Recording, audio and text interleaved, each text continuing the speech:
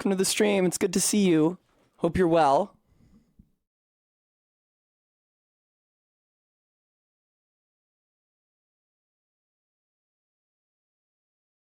I'll just get everything sent out here. Thank you, Stream Elements, my constant companion, a real person who is watching my stream and not just the robot that I have erected to remind me when I'm live. Hello, Arbeat. Hello, Bremy, and welcome. Hi, Bram. I have some exciting news, although I will wait to share it until there are more people in the room. But the first of my pairs of earrings arrived in the mail today, so I'm excited to show them off to you. Unfortunately, I can't show them off while I'm streaming, but I can at least hold them up for you. Are you making an executive decision in the Discord? Is it whether or not to delete the teapot that looks like a penis? Hi, Gist. Hi, Maddox Kent. Bremy, you could probably delete that. Listen, there are times where the somebody posts something objectionable, and that person is not deserving of any sort of like punishment or reprimand, but the post still deserves to be deleted. The poster is not the post. Hello, Strog Bayard. Did they, Bram? What flavor would that be?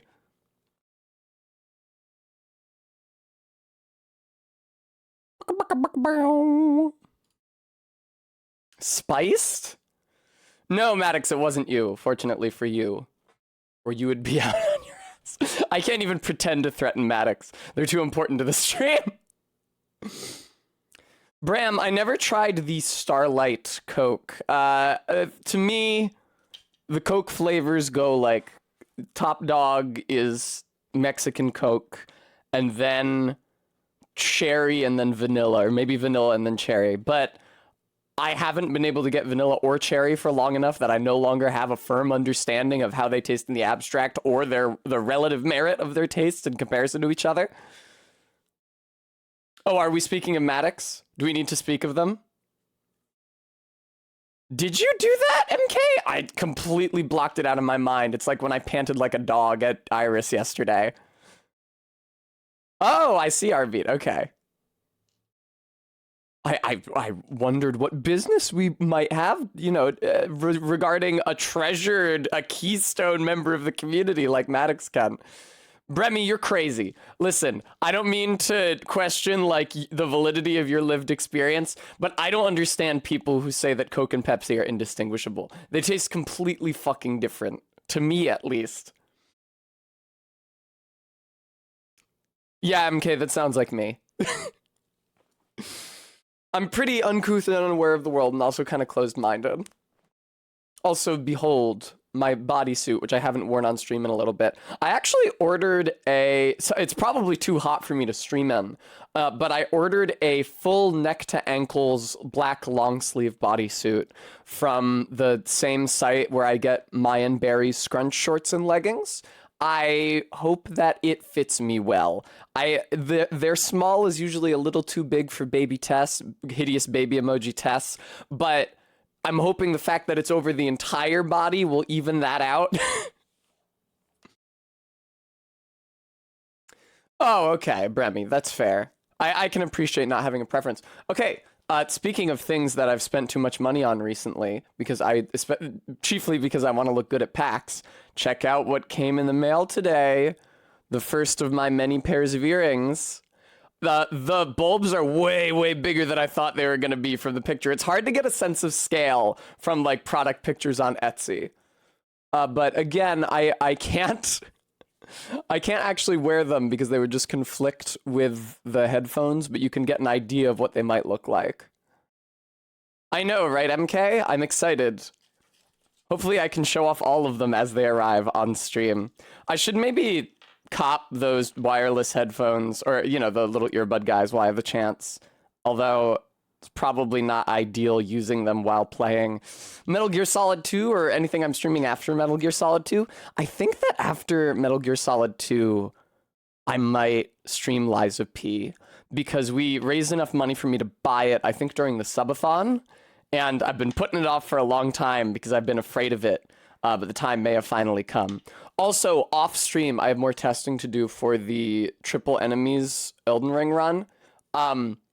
It sucks to play. And I've tried 2 different things now to get that run going, and neither of those have worked. I tried getting souls from Grail, and it just don't work because there's too many fucking dragons over there. And I tried killing the crystal golems in the bottom of that one mine in Liurnia to get the bell bearing that lets you buy smithing stones. You know what? This music is actually loud as fuck. And that didn't work either. So I despaired, but we demonstrated during my summons only run that I can get the ant spur rapier by force, or they call it like rejection is what it's called in Elden Ring, which is hilarious. To kick Malay Murray off of the cliff that he spawns on. And there's going to be 3 Malay Murrays. I don't know if they'll all drop the ant spur rapier. That would really be ideal because I could even dual wield them. I feel like with the ant spur and Morgoth's Shackle, or Margit's Shackle, I forget what the item is called. I can go to the Margit fight. I can use the Shackle item. I bring all 3 of them down. Weapon art on 1, which is like a bunch of jabs, should be enough to proc Rot. And then I just run around. Very good, MK.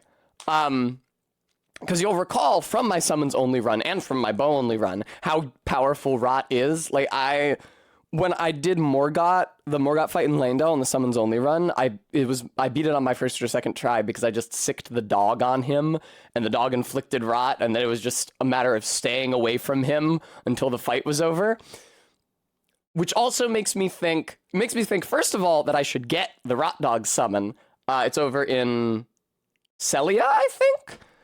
Which would be super helpful if I can upgrade it enough for it to stay alive for any amount of time in a boss fight with 3 bosses. The main problem is just that it's too dangerous to be close to a boss when there's 3 of them. Because even if you are maintaining perfect focus on the boss, Maddox, Adam, Antspur, Kent, thank you so much for the $5 donation. Even if you're maintaining perfect focus on the boss closest to you and dodging all of its attacks perfectly, which is no mean feat with 2 other copies of the boss flipping around beside you, you can just get hit by one of the other copies at a moment when you're safe from being hit by the boss that you're paying attention to. So anything I can do to maximize the distance between myself and the bosses at all times is time well spent. I feel like it might be wise to pursue like a Rot type build, which is not something that I've explored super thoroughly. I used it obviously in my last 2 runs, but in concert with a lot of other techniques, because I didn't really have the ability to apply Rot like concertedly, because I couldn't attack with a Rot weapon or incantation, because those would do damage, and that would be against the rules of the last 2 challenge runs I did. But the only good thing about the triple enemies run is that I get to access every single tool that the developers put in there for the player's use. NPC summons and spirit summons and all direct modes of damage. So it might be worth a shot. Yes, Gooey Xylophone, that's what I was thinking. I hope you guys are looking forward to Phoenix Wright today. I don't think that it's extremely unlikely that we're going to beat the game today, although we may beat it on this coming Friday. I don't exactly know how long this case is, but it's got to be pretty fucking long. But today, specifically, we have a returning fan favorite character who I think MK in particular might be excited to see again. Yeah, MK. Well, listen, it's okay. MK, that's a solved problem. We found the place where it's safe for me to sit down and talk to Melina for 10 years, and it is the first site of grace in Liurnia, just past Godric. Because you take the shortcut around Stormvale Castle, you sit at that grace, overlooking the lakes, you rest to reset all the, 50 wolves you have to run past on the way there, and then you have enough time to just have a friendly little sit-down with Melina and talk about your goals as a Tarnished. But the victory condition right now for the starting victory condition for the triple enemies run is just to beat a shard bearer. And even though it means beating 2 bosses because you have to get through Margit to fight him, I do think that Godric is probably my best bet for that goal. because you can't go to Mogwin Palace until you beat a Shard Bearer, and Mogwin Palace is where the real juicy farming is.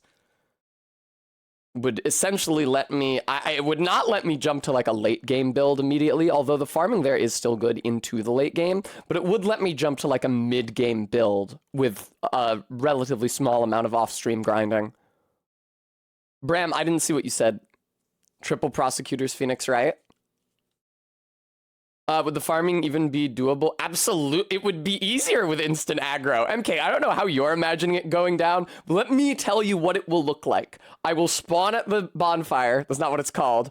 All those red Albinorics are going to come charging at me, get on the horse, jump over their stupid heads, jump to the rock as usual, and they will be even more eager to plummet to their deaths. Because there's so many of them, they'll fucking push each other off, and they're coded to run after me even more aggressively than usual. So they're just going to go pouring over the fucking edge. The crows that you can, like, aggro with a bow shot, and then they charge towards you and fall off the cliff, might even aggro to me without my attacking them, just by virtue of the aggression mod. So yeah, that spot would be real fucking juicy for leveling up at all, which is not a guarantee for that run. But just in general, that run is like a really, really, really, really, really, really scary prospect. I need to iron out like the exactly, Bremy. When is the triple enemy high aggression bow only run? I could probably do high aggression bow only. I mean, as effectively as I did base game bow only, but not triple enemies. Especially, I'm thinking of fucking Fia's fucking champions. Fucking goddamn dog shit piece of garbage fight. I didn't even finish my real bow only run. I got stuck on Radagon. He's really hard. He hits you hard. The Radagon fight specifically requires like a wholly novel retooling of the bow only technique. Like MK suggested bringing in buffing incantations, like that's a very valid potential avenue that could take, but like dodge and shoot, which is normally all I do in a bow only run, which is why I like the bow only runs, fucking doesn't cut it for Radagon. He's too fast, he hits too hard, and he's got too much health. Hi, FA, how's it going?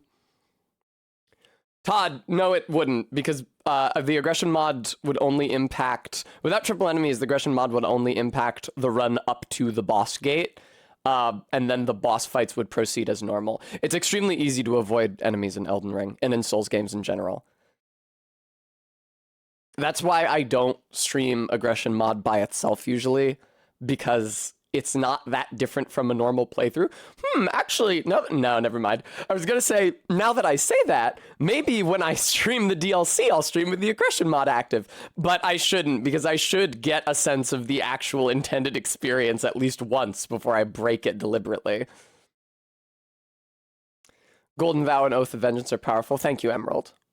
It's entirely possible that I'll be using one or both of them the triple enemies run, because going so heavily into rot means the rot incantations, meaning it's gonna be like a, oh god, Faith Arcane build, and that's scary for me to say out loud, but the thing is that it's actually good, because that means, it's scary when I say it, because that means it's like, oh, you won't deal very much damage in melee, but good, because it's extremely dangerous to be in melee when there's 3 bosses and they don't have friendly fire, so you want to be a ways back.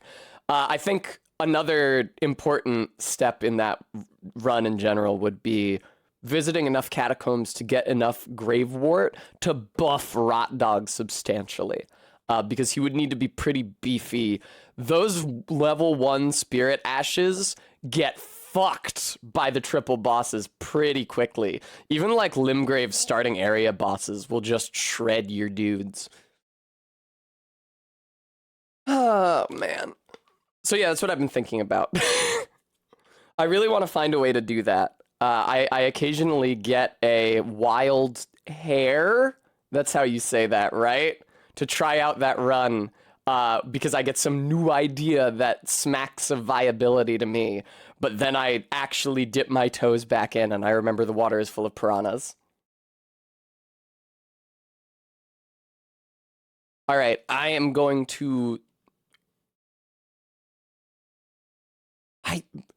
So here's the thing. Like a lot of folksy sayings, I only know wild hair, which I'm pretty sure is the saying, because Mike Ehrmantraut says it in Better Call Saul towards the end of the series. He says to Gus, next time you get a wild hair to play detective, I think, tell me first. I think that's what he says.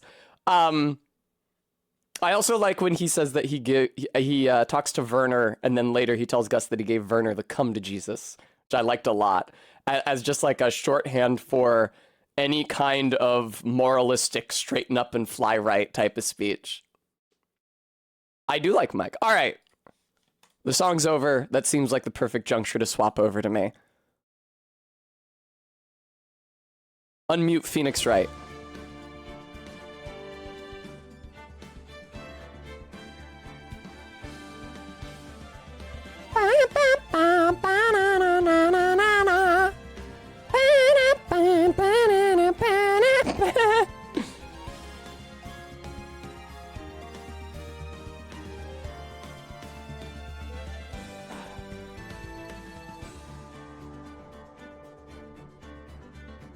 I bonked my headphones on the side of the table, leaning over.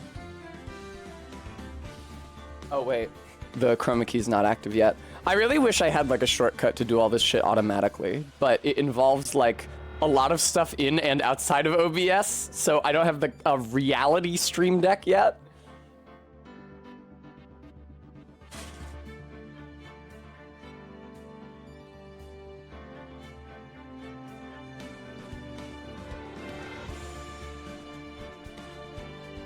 Oh, wow. The light on this side has been fucked up for a minute. That's annoying. That also explains why I've been having so much difficulty lighting the green screen. All right. A shock jock soundboard. Bremy, honestly, that is the chief reason I would want a stream deck. Is not to like switch to like transition scenes in OBS or something. Is literally just to hit a button and have it go like bow, bow, bow, bow, bow, bow.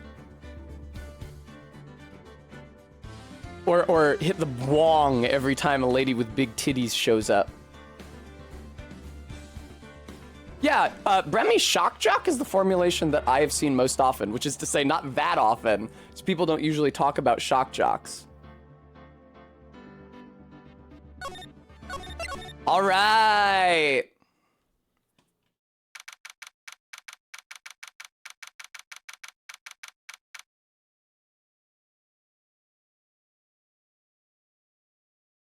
Vertex, as soon as I get my stream deck. February 9th, 9:47 a.m. District Court Defendant Lobby number 1. Oh my, Mr. Larice feels that way about me? We're starting off with Iris today. Apparently, he isn't aware of your real secret at all. Blush. This is no time to be embarrassed. I'm sorry. I'm just hardly accustomed to that sort of thing. Ooh-wah. Worry not, and in any case, whatever it was that he saw on the night of the incident, mark my words, I will drag it out of him. Does that mean Mr. Larice is the witness today? No. I believe that none will be the first to take the stand. Sister Bikini. She claims to have seen the very instant in which you carried out the crime. Ellipsis. So, Iris definitely laid hands on that sword. Here's the obnoxious thing about Phoenix Wright, is that, like, Iris laid hands on the sword, plainly. It's probably something like, Iris was actually pulling the sword out of Elise, and that's what Bikini saw, and she didn't understand, because she just saw, like, Iris holding the sword and it being plunged through Elise's chest. But why doesn't Iris just fucking say that shit to me? Like, I have to figure that out? It seems like a really important point that Edgeworth does not broach at all. He's not like, so, about the witness who saw you stabbing the victim, do you have, like, an explanation for that? Or, no, you know what? I trust you. I trust you. I'm sure you didn't do it. I'll just figure this out. I just want to ask you one last time. It really wasn't you who killed Miss Elise Dunant, correct? That is correct. It wasn't me.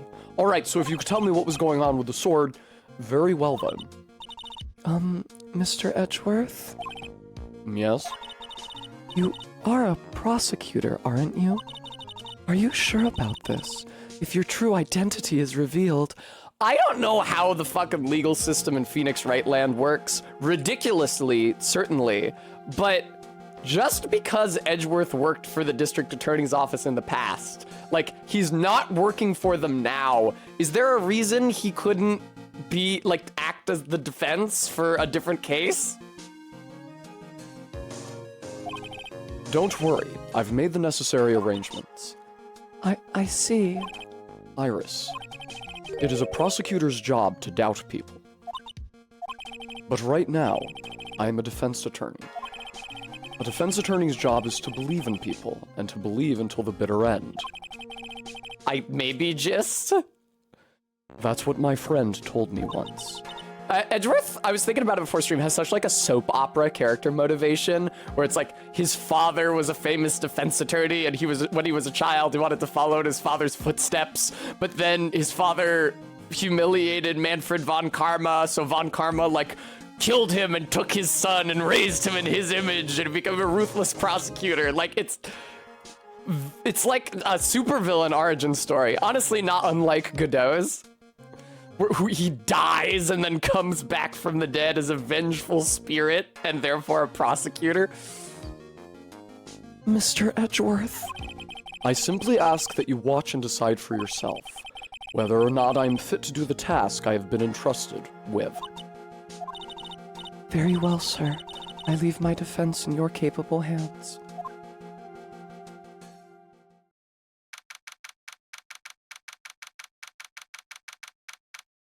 Hi, Karn. February 9th, 10 a.m., District Court, courtroom number 7. There's nobody at the prosecution. Oh, I forgot. Court is now in session for the trial of Sister Iris of Hazakura Temple. The defense is ready, Your Honor. The defense does indeed appear to be ready. However, the same cannot be said for the prosecution in this case. Indeed. MK, Judge Idiot knows Edgeworth's dirty secret that he's actually a prosecutor. So Edgeworth pulled some strings and got this judge to preside over the case instead.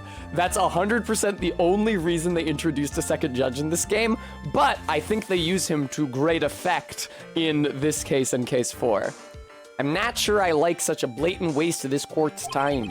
An empty prosecutor's chair can only mean that the prosecutor has no confidence in their ability to prove their case. It would seem this case is already over before it had a chance to begin. This judge is so fucking hasty, dude. He loves his golf. I am ready to announce my verdict at this time. The court finds the defendant... Objection! MK! The prosecution stands ready. And you are? Francisco von Karma, prosecuting prodigy. Von Karma, you say? Perchance you wouldn't be of any relation to the legendary prosecutor Manfred von Karma? I forgot that she also had the... But she's not shot in that shoulder, so I don't know why she's gripping it. Legends are a thing of the past. I am a von Karma, that is all. Upon a special request, I flew in today for the purposes of conducting this case. You did? Then you must be quite a big shot, eh? By the way, Mr. Edgeworth. Yes, Your Honor? I am almost certain that I have seen you somewhere before. Or am I just imagining things? You look very much like a prosecutor I met once. I believe you are imagining things, Your Honor. Ms. Von Karma, do you have anything to say? She's probably not gonna whip Edgeworth as much as she whips Phoenix, unfortunately. There's no such weakling as this man among those of the prosecutor's office. There isn't? But I'm sure once before in this courtroom... Ah! I told you there's no such weakling. What is that? A whip? I'm not sure I care for such a thing in my courtroom. Bailiff, remove that whip. No, actually, I'd like to see where this goes. I have no objection. I have no objection to the whip. The defense has no objection to the whip, Your Honor. You don't? The prosecution can wield a whip or drink 17 cups of coffee. Yeah, these idiots all have their thing, don't they? But there is only one truth. That is what I stand here to prove today. This promises to be interesting, Miles Edgeworth. I had expected to face Phoenix Wright here today. But looking at you now, maybe this is what I have been waiting for all this time. Miles Edgeworth, I will not allow this chance to crush you slip through my fingers. I see you brought your flair for the histrionic. Wow, dude, why don't you just straight up call her hysterical? Allow me to add to the things I'm not sure about. People acting bizarrely in my court. Wah! The stage is set. Now continue with the proceedings, Your Honor. Very well. Ms. Von Karma, please give an outline of this case. With as little whipping as possible.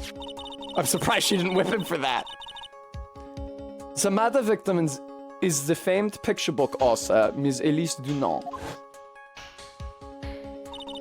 Her body was found in the Hazakura temple courtyard. Wow, saying Hazakura with a fucking German accent is a lot. She had been stabbed through the torso by a ceremonial sword from a golden statue. The sword in this picture is the weapon in question, correct? Very well. The court accept this photo of the crime scene. Crime photo added to the court record. There's no mistake. This was the doing of Sister Iris.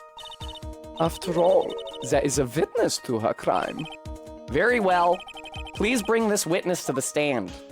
Man, my fucking accent bones are getting a real workout today. And so it begins. My first and last trial as a defense attorney. Don't be too hasty, Edgeworth. You might like it to get a taste of it. Oh, she's too short. Witness, state your name and occupation, please. Hold on here. I'm not sure about being not sure if I care for this at all. At all. Witness, please stand up nice and straight.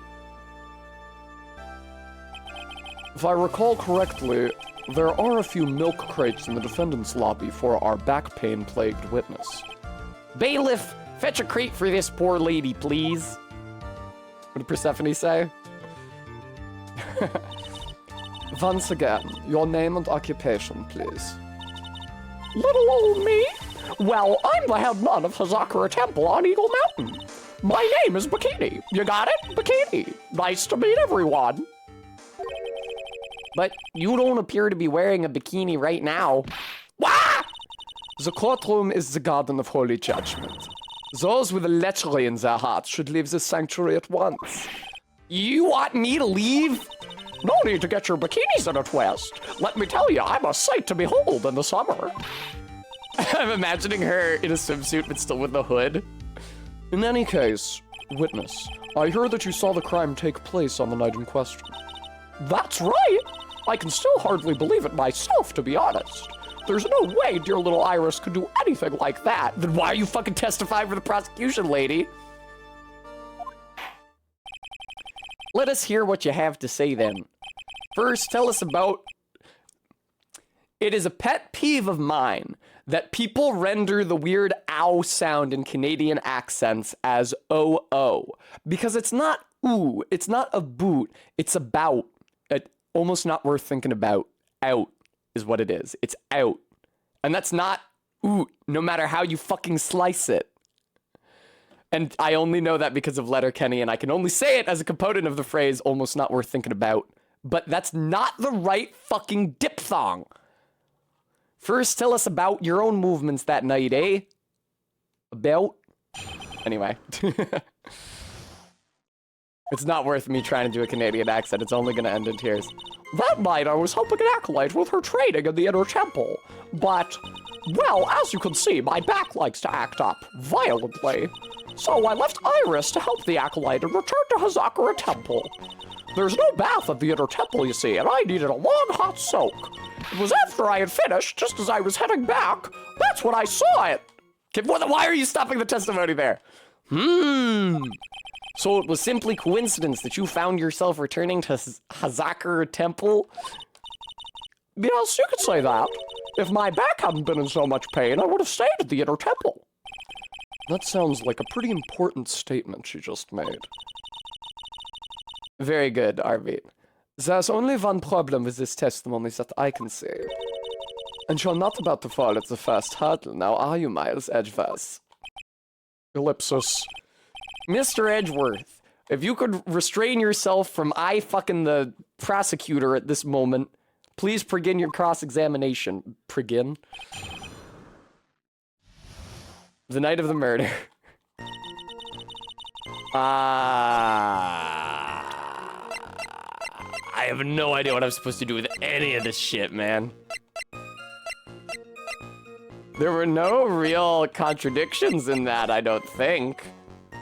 Ugh.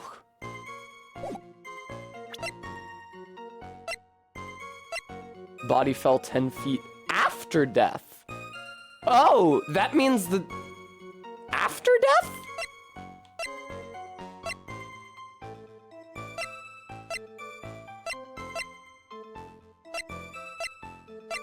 Francisca is how Edgeworth learned that he didn't like girls. It's like a Shinji Asuka situation.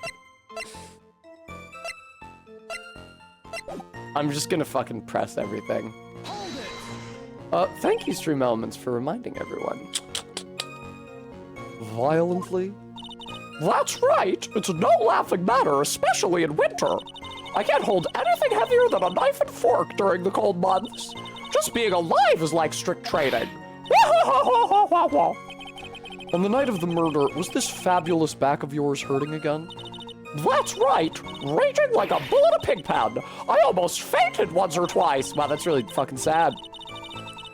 I just knew that unless I warmed it up, it was gonna finally finish me off!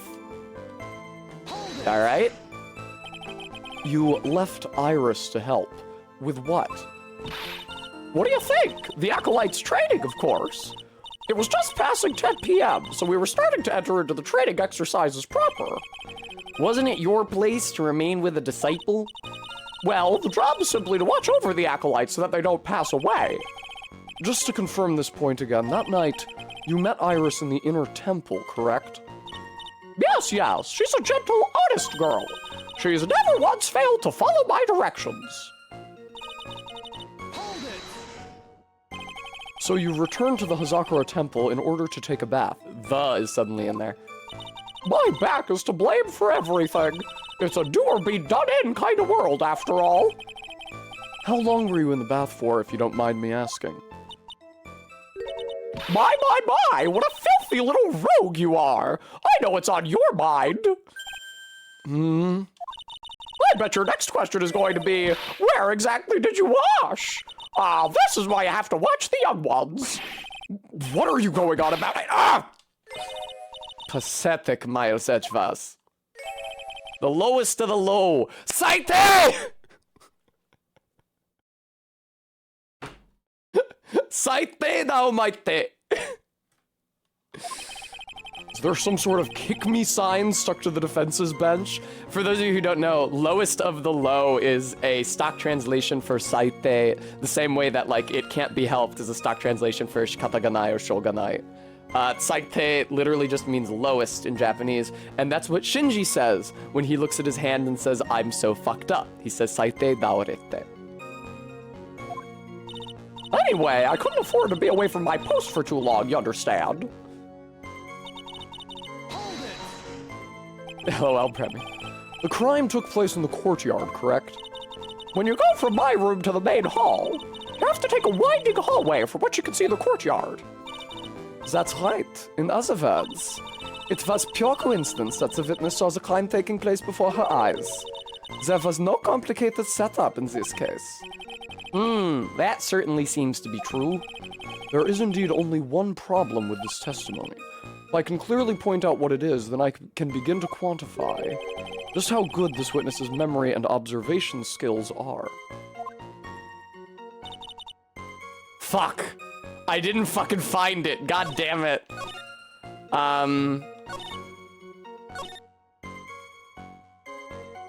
Really? I pressed this?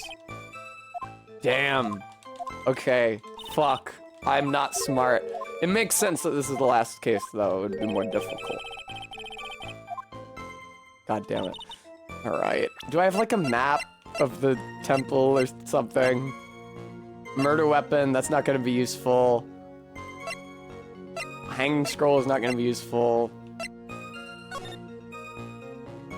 This doesn't show the temple in any detail. Weather data.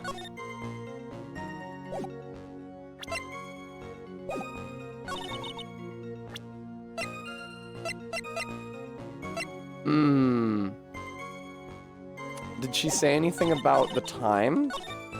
No.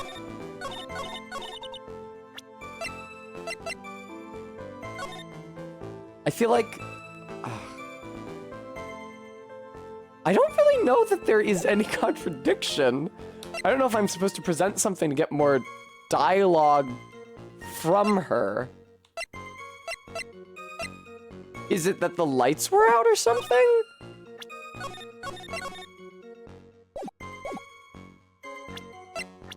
I feel really stupid. No. I might be about to fail at the first hurdle, Francisca. You maybe shouldn't have had so much confidence in me. No, it's not about the fall either.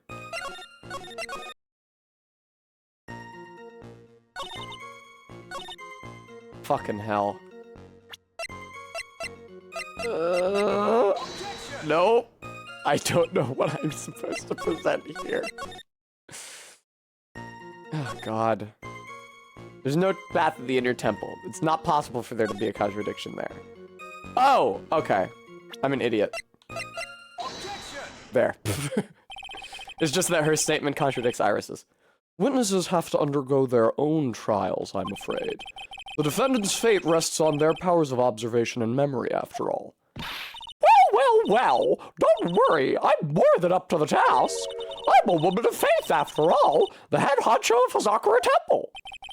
In that case, Ms. Honcho, I'd like you to explain something for me. The discrepancy between your testimony and that of the defendant, Iris. She claims that after ringing the lights out bell, she went back and stayed in her room.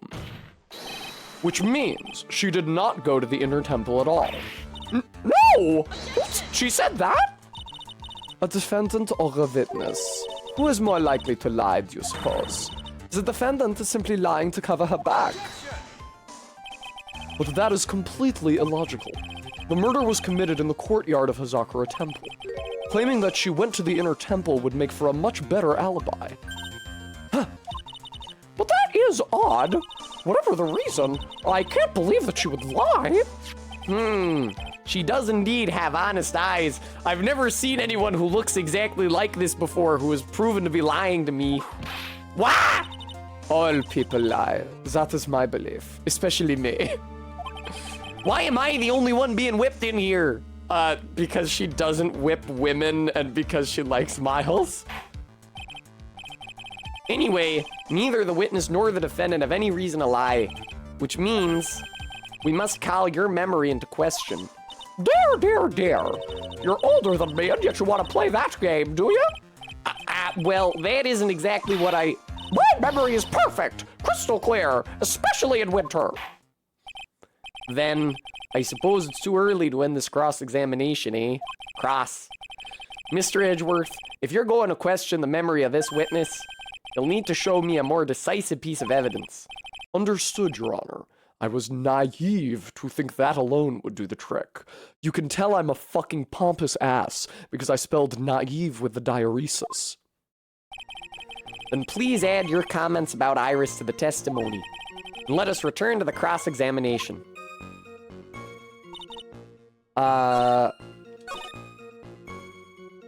Iris came to the inner temple. She was dressed exactly like she had been at dinner. No, she fucking wasn't, because we have her hood. Bada bing, bada boom. Witness, let's get one thing straight. The defendant, whom you claim to have met, she was wearing this demon-warding hood, correct? Of course! That is a very important piece of clothing, I'll have you know. Wait a minute. Hold it right there. Why do you have that? That's the question of the day now, isn't it, Ms. Von Karma? I'll have you know that this hood... Didn't he call her a filly in the last game? I'll have you know that this hood was given to someone as a gift that night, before the lights out bell was rung. What? You know where I'm going with this, don't you? If the witness had seen the defendant as she claims, then the iris she saw should have been missing this very hood. Well! It's not a bad feeling at all, exposing contradictions like this. Now I understand that happy look on Wright's face every time he does it. Order! Order in the court! Mr. Edgeworth, wah! Sister. This hood. You have spare ones around the temple, don't you? Spares? Well, I do tend to make too many of them. I see. A stockpile. A surplus of hoods, eh? Each nun is only given one hood. This should be the only hood that Iris owned. Then this is quite strange. Wah! If that was a surplus of hoods, then she could have worn one of those. There is no contradiction here. I'm sorry to break this to you, Ms. Von Karma, but you won't get away that easily. Discrepancies such as this will sow seeds in any human heart. See, Edgeworth, you're a great defense attorney. The seeds of doubt. Witness? Well, I don't wish to call your testimony into doubt. You must give every detail with precision. I'm not sure I'm comfortable going along with this. Exactly, okay. Sister, you shall continue with your testimony. Tell us what you saw after finishing your bath on your way back to the inner temple. Those seeds of doubt are sprouting in the judge's heart. They just need a little more stimulation to bear fruit. Your Honor, allow me to stimulate your fruit. Contradictory stimulation. Shut up, Edgeworth! Witness testimony after my bath. I finished my bath around 11, and I thought I should return to the inner temple. And as I was walking back, I heard a noise from the courtyard. I took a look, and Iris was, oh, Mystic Elise! And with that sword of all things! Mystic Elise was staying in the corner room, which faces out onto the courtyard. The stabbing I saw must have occurred after she was pushed out of her window. I already know what to object to, dude. We're cleaning up today. You saw a truly terrible sight, didn't you? If I was in your place, then it would be much like Ms. Von Karma whipping Mr. Edgeworth in two in court, and me seeing it all from this very chair. Well, something like that. This judge, his imagination is about as vivid and creative as Detective Gumshoe. I would look the fool if I commented on such foolishness. Yeah, I hope you say fool less often in this game, Von Karma, because I hated that shit when you did it in the last game. Anyways, this case is mine, Miles Edgeworth. Calling everyone by their full name, can't you do something about that habit of yours? Is that like a German diction stereotype in Japanese or something? After my bath. Yep. Up.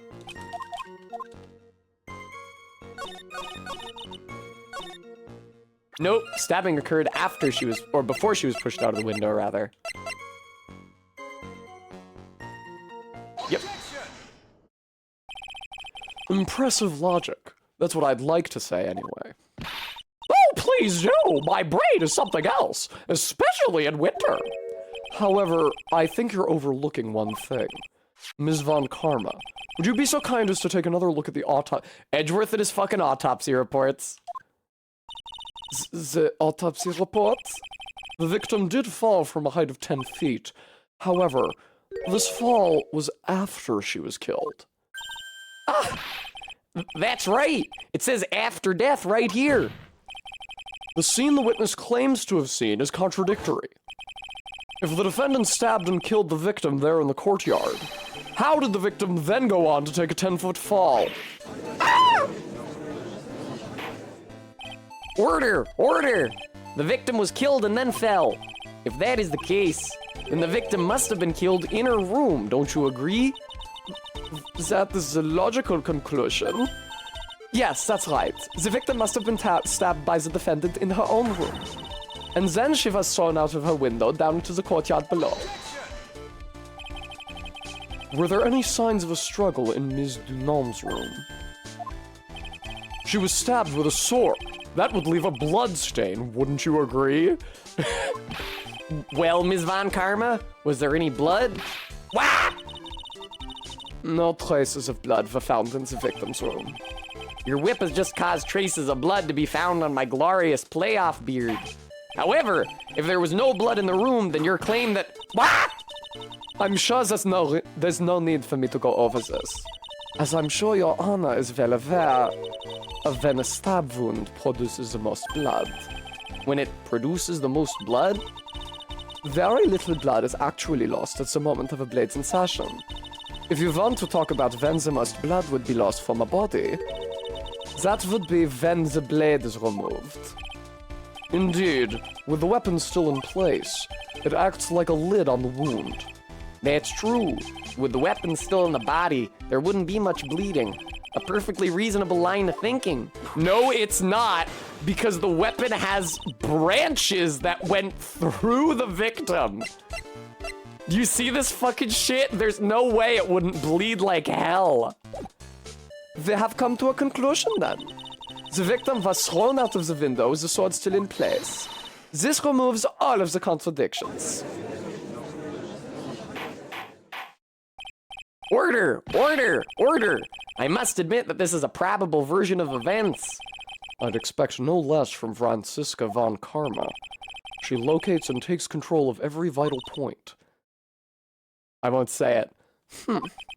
It seems that we need a clearer testimony from the witness. Remove all supposition on your part and tell us only the facts, please. Witness, please, remain standing on the crate. Don't go selling me short now! Get it? The weight of winter snow has bent me out of shape, especially my back and my mood. Sister, please give us your testimony. I will give you a vigorous massage once we are finished here. Fuck off, Franziska. With the whip? Oh boy! All right. Further details. When I looked across at the scene, the sword was already in place. I have not had my point redeem window open for a while. I might have missed some redeems earlier. Nope. Okay, no redeems yet this stream. Poggies. Thinking about it now, I didn't actually see her stab Mystical Ease. I've never seen so much blood before. That's when I fainted. You can't blame me, can you? When I awoke, Mystic Ami was stabbing Mystical Ease through the back. All right. Thank you. Fortunately, I think we have just enough treats for Tess to see us through the end of the stream. Oh, yeah, no, Practical Aviation Cat. I was talking about that yesterday. It's lewd as fuck. Bram, Mystic Ami is the statue.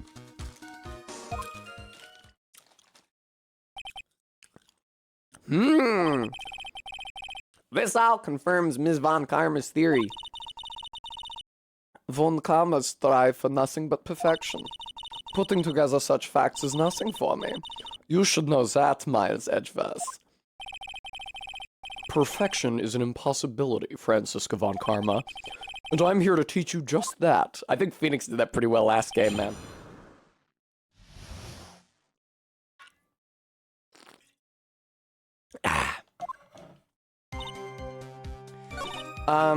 Sword was already in place. Let me review victim's blood and the suspect's fingerprints.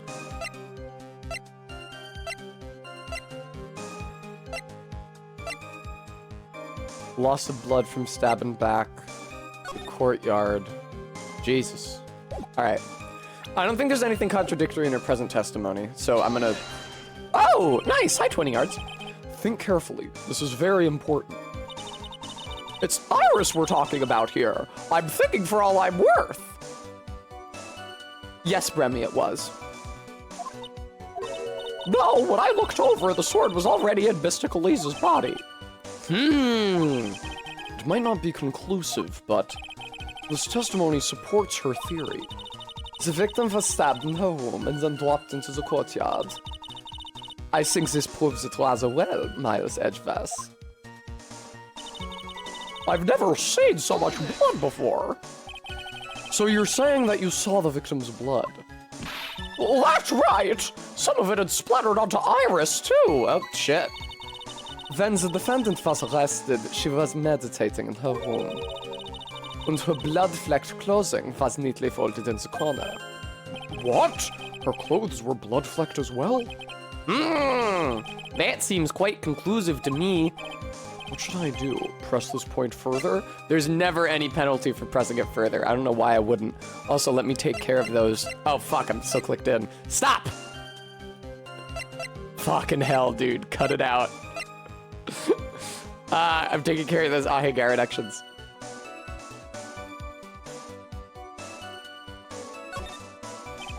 Going back to your previous statement, you said you saw little bleeding when the victim was stabbed, but now you say you saw the victim bleeding. Well, I say that what I saw is what I saw. What did you see? Maybe I didn't see the poor woman get stabbed, but I saw the girl pull the sword out of her plain as day. Pulling the sword out? Well, it wasn't exactly pulling. It was more like it came out. Witness, you will add this statement to your testimony. That gavel hit primed me to start doing the usual judge's voice. Oh, was that important? More important than you can imagine. It plunged in up to the hilt. It was not plunged in up to the hilt. Sister Bikini, you are a reliable witness. At least, I'd like to think so. But there are too many contradictions here. What do you mean? You make it sound as though I'm a liar. But you're a handsome young man, so I'll forgive you. What contradictions are you talking about? In the scene that the witness claims to have seen, the weapon was thrust up to its hilt in the victim. Furthermore, the killer withdrew the weapon smoothly from the body. There's no way you can pull that thing out of someone smoothly. Unless there was like a fucking hole through their body the size of a coffee can. However, both of these are complete impossibilities. What do you mean? Please explain explain yourself. To start with, do you think it would be possible to stab someone up to the hilt with this? No matter how I look at the defendant, she doesn't appear strong enough for that. Exactly, MK. Doesn't appear? What meaningless trouble. I too may appear to be weak and frail. But I can crush men under my heel and make them weep, should I so choose. The objection stands. I wept a little back there, I must admit. That isn't the only issue here. Hi, Faith. She's a... Never mind. I was gonna quote UHF again. If this sword was truly stabbed into the body up to the hilt, well, just look at all the branches on it. It certainly wouldn't come out smoothly. We also have the problem with the amount of bleeding. I looked it up. Yes, MK. We know you love her. I looked it up off stream, and the Shichishitou in real life is a specific artifact from somewhere in Japan, and might ultimately be Korean in make. But this game imagines a world where Shichishitou is like a genre of sword. We also have the problem of the amount of bleeding. It's true that when a blade is left in a body, it acts as a plug of sorts. Yeah, you know about that, Edgeworth. However, when the weapon is shaped like this, it's an entirely different story. That's what I was saying. The wound would be too large for the blade to completely stop the bleeding. That's nothing more than conjecture. In reality, the victim was stabbed. Oh no. Mitsu Shichishitou.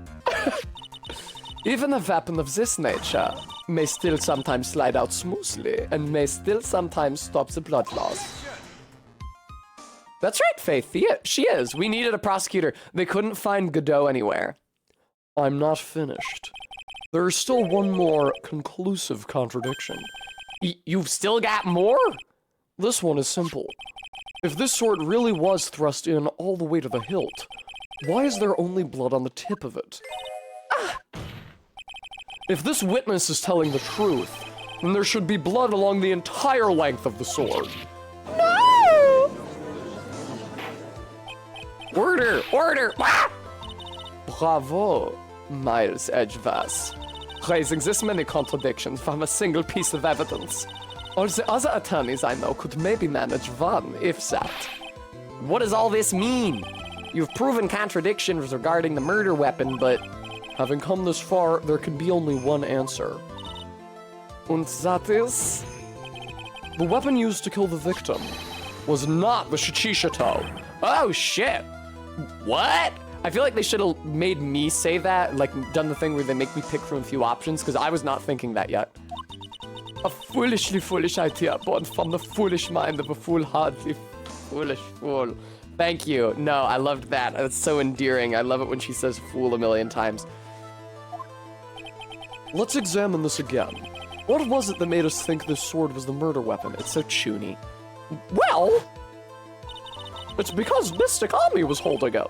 Exactly. However, if you reflect on this, that is the only basis we have to assume such a thing. The impression left by the scene was just too strong. That is what influenced us. It influenced us to believe that the Shichishato was the murder weapon. Order! Order! Order! Wah! So maybe Oh man, it's hard to say Shichishato in a German accent. Fuck me. So maybe the Shichishato was not the murder weapon. Even if that is the case, it changes nothing, Miles Edgeworth. The sister here saw everything. She saw the defendant stab the victim with a sword-like object. That's true. Your response, Mr. Edgeworth? It's really... The German accent has so many weird sound correspondences, I often fuck them up. If that is so, I would like the prosecution to answer the obvious question it raises. The obvious question? Yes, namely, where did the real murder weapon disappear to? It goes without saying that the police searched the main hall and the surrounding area. Perhaps the prosecution can enlighten us as to if a sword-like object was found. That's... Answer the question, Ms. Von Karma. No evidence of that kind was found. Another mystery to throw onto the pile. A trial without a murder weapon is a tricky beast. Excuse me, could I say something? I just remembered something, actually. What is it, sister? I was just thinking, it's possible that just maybe what actually happened was, it was just over there. What exactly are you going on about here? The murder weapon, I mean. Maybe, I think I might know where the sword was disposed of. You what? Well then, I think we need to hear testimony from you one more time, sister. Impossible! What else? What else could this old woman have seen? She's not that old. She's 48. She looks really good for 48. I saw the murder at around 11 p.m. Yeah. You make it sound like we're fucking ancient. And after asking that it be reported, I went out to the main gate. And there, I saw tracks. Tracks that indicated the snowmobile had been used. It takes 15 minutes to walk to Dusky Bridge, but less than 5 using one of those. Maybe they threw the weapon into Eagle River and came back while I was knocked out. Iris could have done that. She can't drive a snowmobile after all. Witness, please tell us everything you know right away next time. Well, I'm not in the best of shape. What with my back and my age, you know. Quite. There were indeed snowmobile tracks in front of the main gate. Here's a photograph. A snowmobile, eh? I see. Well, it certainly is an interesting theory. The tracks begin in front of Hazakura Temple and run all the way to Dusky Bridge. But why are we only hearing about this shit now? Tracks photo added to the fucking court record. That solves your pesky little problem, yes? The Eagle River's current is quite swift, meaning that it doesn't freeze over in winter, making it the perfect place to dispose of the murder weapon. Did she really go to the river to dispose of the murder weapon? Mr. Edgeworth, your cross-examination, please. Location of the weapon. Let me look at the court record.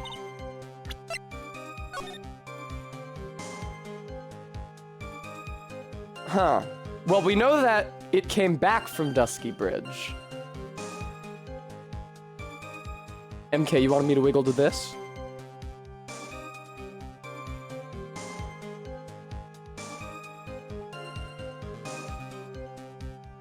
It is kind of a jam. All the songs in Phoenix Wright are jams.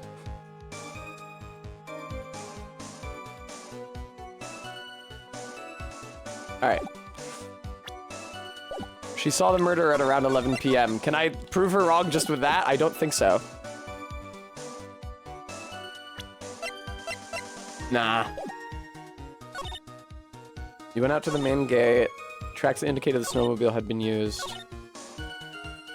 Maybe they threw the weapon into Eagle River and came back while I was knocked out. I think I'm gonna have to press everything here. I don't see anything obvious yet. The last time I did that, it turned out that I was just supposed to present. Are you sure about the time? Yes, I was worried about it after all. Why was that? Because I have a strong sense of responsibility, especially at this time of year. Thank you, Stream Elements, for reminding everyone. Folks, if you enjoy the stream, I hope you'll consider donating to help support it, and also help me make rent for the coming month of March. That would really be very special to me, if you could do that. The acolyte was being doused in freezing water at the time, Jesus Christ. I couldn't very well take it easy in the bath all night now, could I? So at 11, I decided to leave Hazakura Temple. Her estimation of the time seems reliable, at least. Yes, MK, she is. Please continue, sister. Because she's trapped on the other side of that bridge in the ice house.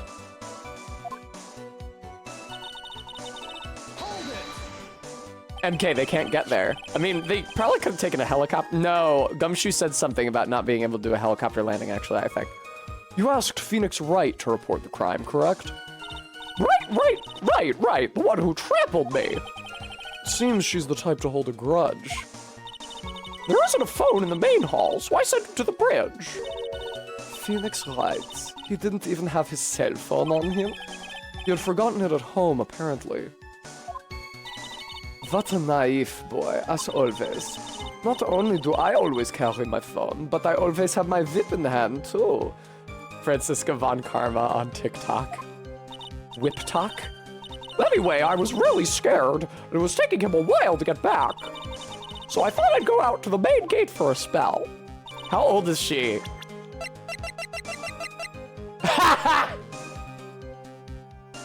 I forgot. She's so fucking young. Oh my god.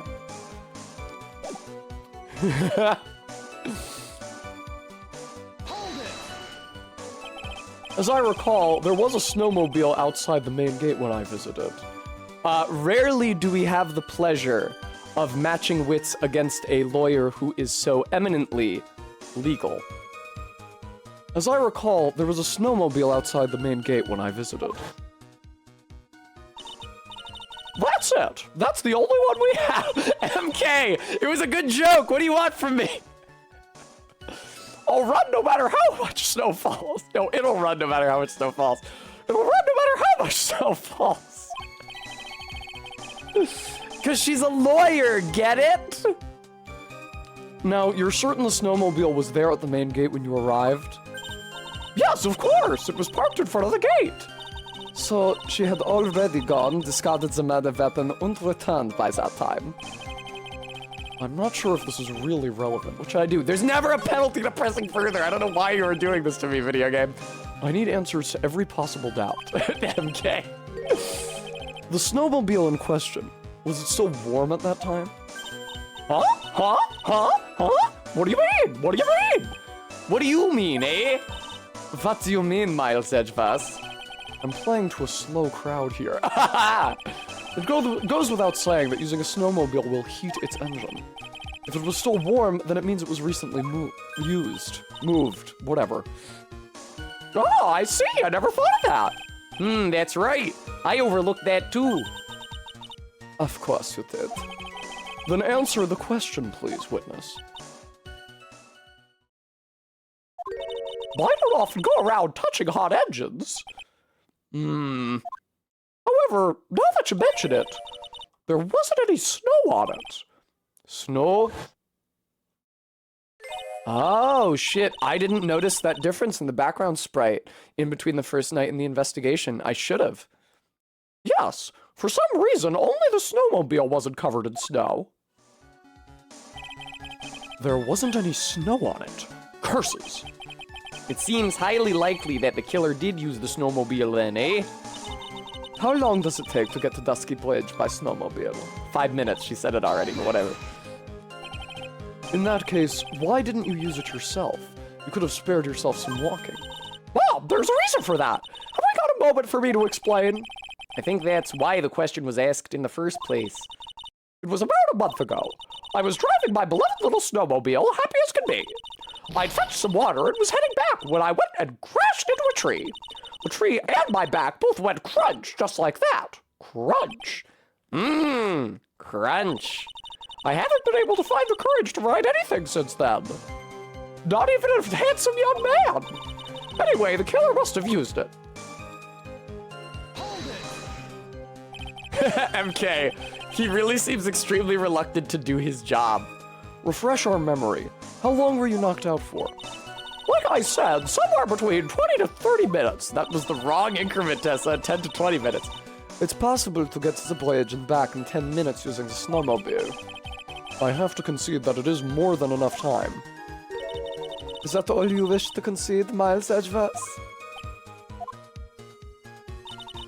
Iris could have done that. Oh no, man. Did we go through this whole thing without getting any more testimony again? While it would have been possible time-wise, one element remains out of place here.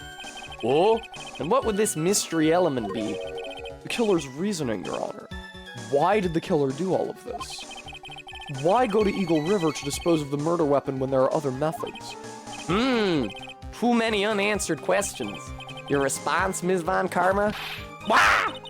Turning to me for help over the slightest thing. Why don't you think for yourself once in a while? Your Honor. What? She's as over the top as always. Anyway, whatever the reason, the fact remains that the defendant could have done this. The murder weapon was disposed of in the river. Another point to me, Miles Edgeworth. Another mystery to feed the fire. Was there any reason to go and throw away the murder weapon? Luckily, there is surely a problem with this testimony. Now all I have to do is start poking holes in this flawed account. Alright. I'll do my fucking best, man. They're really not pitching softballs to me here.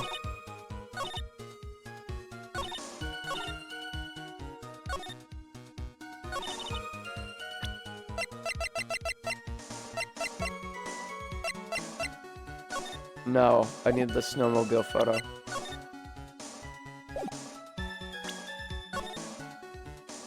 There are tracks leading out, but when were those made?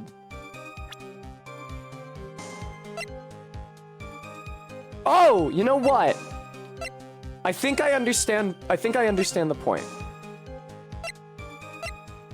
So it was snowing from 7 to 10:50.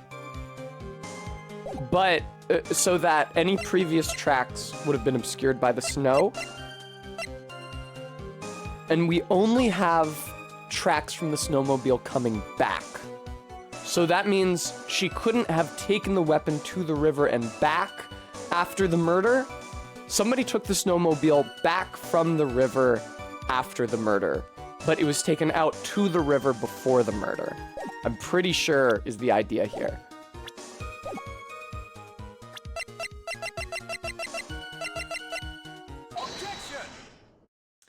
Folks, it hurts to be this couth. It hurts to be this fucking couth. I admit this photograph proves something. It proves that the snowmobile was used on the night of the murder. You finally accepted the inevitable, it seems, Miles Edgeworth. However, if what the witness says is true, then why is there only one set of tracks? What do you mean? Iris left Hazakura Temple, threw the weapon into the river, and then returned. If this was the case, then naturally there should be two sets of tracks in the snow. Those from heading out to the bridge, and those from coming back. You're right! You are forgetting one thing, Miles Edgeworth. On the night of the murder, it was snowing. The tracks leading to the bridge were erased by the snowfall. This removes your precious contradiction now, doesn't it? I see. While she was at the river, the snow stopped, leaving just the return tracks in the snow. Very good, MK. What do you have to say now, Miles Edgeworth? Is there a flaw in her theory? The idea that the snowfall covered one set of tracks? There is a contradiction. The tracks to the river were covered by snow. What a nice theory. However, Ms. Von Karma, that is impossible. Would you care to explain? Why there's a rude index finger currently pointed in my general direction? No need. The evidence will do all of the talking for me. Edgeworth is pretty slick, man. Phoenix Wright is so nervous every time he's in court. It's nice to play as somebody, both Edgeworth and Mia, who know what the fuck they're doing. On the night of the murder, the killer went to and returned from Dusky Bridge in order to dispose of the murder weapon. The outgoing tracks were erased by snow, or so claims Ms. Von Karma. Mr. Edgeworth, present your evidence to the contrary, eh? Evidence that the outgoing tracks were not covered by snow. Weather report, my favorite Yu-Gi-Oh card. Witness, please tell us again what time it was when you witnessed the crime. Like I said, it was around 11. Of course, this means that the weapon was thrown away after that time, correct? On that note, please take a look at this data. It is the weather report for Eagle Mountain on the night of the murder. The weather report? Snow started to fall at 7 p.m., but it stopped at around 10:50. Therefore, when the sister witnessed the crime at 11 p.m., the snow had already stopped falling. It is impossible for any tracks made after that time to have been covered up. Order! Order! Very well then. It looks like Ms. Von Karma's claim has been snowed in. Wah! It's too soon to be closing this trial due to snow. Miles Edgeworth, how pathetic of you to rely on the weather of all things. Answer me this then. When is a weather report ever correct? When it's retrospective. Right, it's not a fucking prediction. No. You've got it all wrong. This isn't a forecast. This is actual data. Yeah! Forecast data, all weather reports have some inaccuracies. It may have still been snowing in the vicinity well past 11 p.m. It's true. They cannot be totally sure, eh? What? How did she pull that off? It had stopped snowing at Hazakura Temple when the murder took place. You need to provide conclusive evidence of this. Easily fucking done, dude. Boom. There's no snow on Elise. I've come this far. There's no turning back now. Very well. I too cannot allow any doubt to remain concerning this testimony. Huh. You can't back down, can you? Such a perfectionist, Miles Edgeworth. They have a cute relationship. Very well then, Mr. Edgeworth. Where is your evidence that it had already stopped snowing when the victim was killed?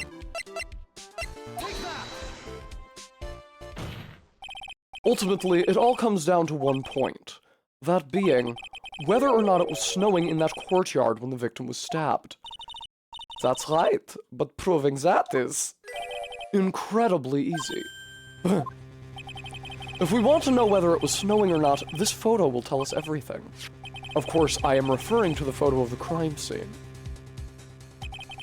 As you can see, everything is covered with snow, with just one exception. And that is the victim herself, Ms. Elise Dunant. Boom. Why is there no snow on top of her? The answer is simple. It had stopped snowing when she was killed, that's why. In other words, if the killer really did go to the Eagle River to dispose of the murder weapon,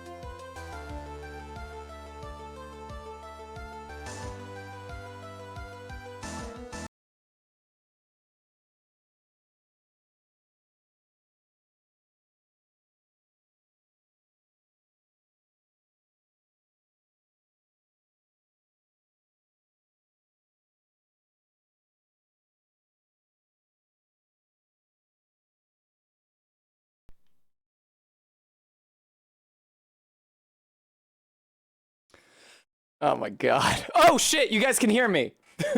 Okay, you guys can hear me. There is no game music now, but you guys can hear me. All right. That's okay. It's the most important thing is that I can talk to you. I'll figure out the game audio now. The most important thing is that you guys can hear me. MK, so here's the thing. I did switch the audio output, but for some reason, it's still not working.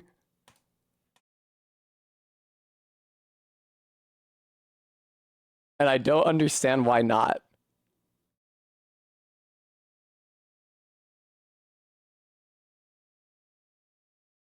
Oh, God. Remove and re-add the source. Yeah, but I can't hear it either. And you guys can't hear it. The source is correct and you guys still can't hear it. Fuck. All right. I'll try re-adding it for you guys, but I'm pretty sure it's a deeper problem than that. Well, I know that you won't leave me, precious viewer.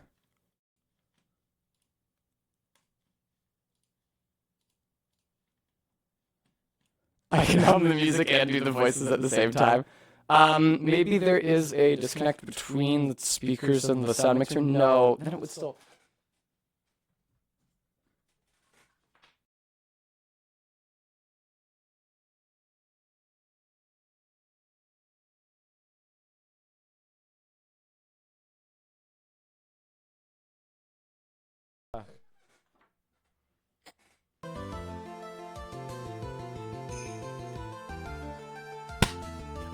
Okay, fucking finally. KSBP-TV, I could tell I was muted. That's why you might have seen me scream, for fuck's sake, why?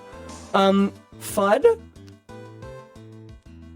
I have to tell you that your first time in chat laughing at my tech problems does not endear me to you.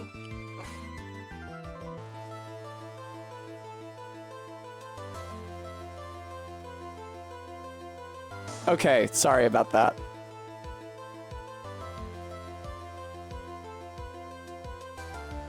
Okay, I accept your apology. Thank you, Fudd.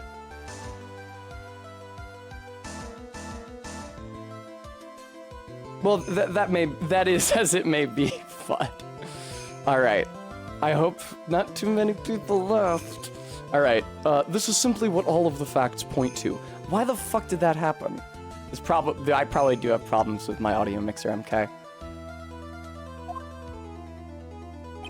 That night, someone used the snowmobile to leave Hazakura Temple. From the tracks left, it can be understood that they were heading for Dusky Bridge. At that time, it was still snowing. Of course it was, because those tracks were erased by the snow. Then, when this person returned to Hazakura Temple, the snow had stopped. Thus, the return tracks remained.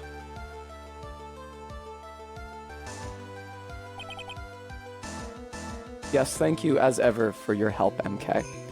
Especially thank you for telling me that I was being picked up on 2 mics because no one else said that. That was the second input that I had added to try to get the mics to work. Anyway. Can I say something? This all sounds a bit fishy to me. What does, sister? There's only one key for the snowmobile. Furthermore, on the night in question, we know that the defendant had it. The key was found in her room after the murder. Yeah, I know, MK, don't worry. Which can only mean that night. Iris used the snowmobile to go to the inner temple. Also, don't worry, MK, I was only listening to you. But Iris said that she never went there. I should probably press on this point some more when I get the chance. The snowmobile can't cross the suspension bridge, so she must have left it on the Hazakura side of the bridge and crossed on foot. That sounds right. But what's odd is when I left Iris and returned to Hazakura Temple. W for witness, I guess. I didn't see anything near Dusky Bridge. You must have just failed to see it, sister.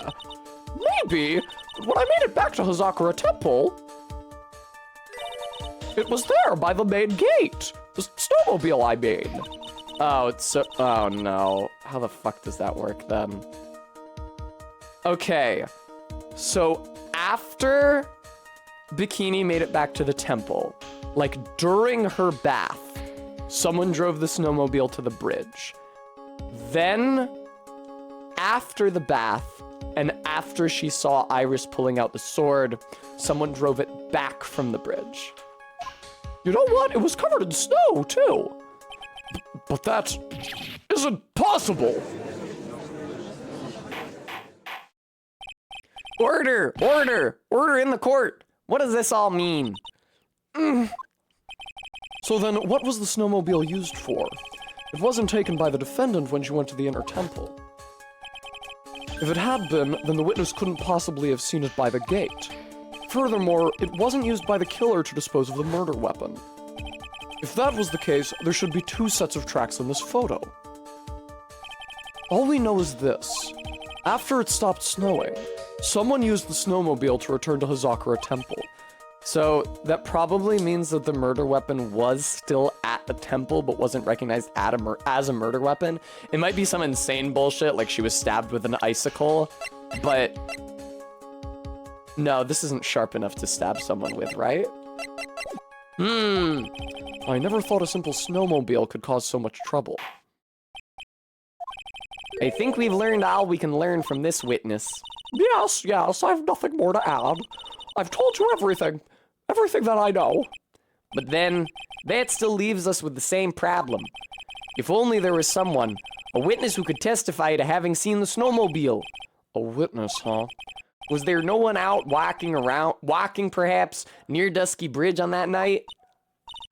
I don't think that's likely. It was cold enough to freeze your ears off. Only an idiot would go out wandering in that. Unless they had something really important to do. That's a shame. Hold on. Something is coming to me. That's right, MK. You read it correctly. An idiot may well have gone wandering around in that subarctic night. Your Honor. Actually, there just might be one individual who may be of help to us. Really? You know of someone who might have seen the snowmobile on the night of the murder? I don't know for sure if he saw it or not. But there are 2 things about him that do come to mind. Do you guys know where the word Arctic comes from?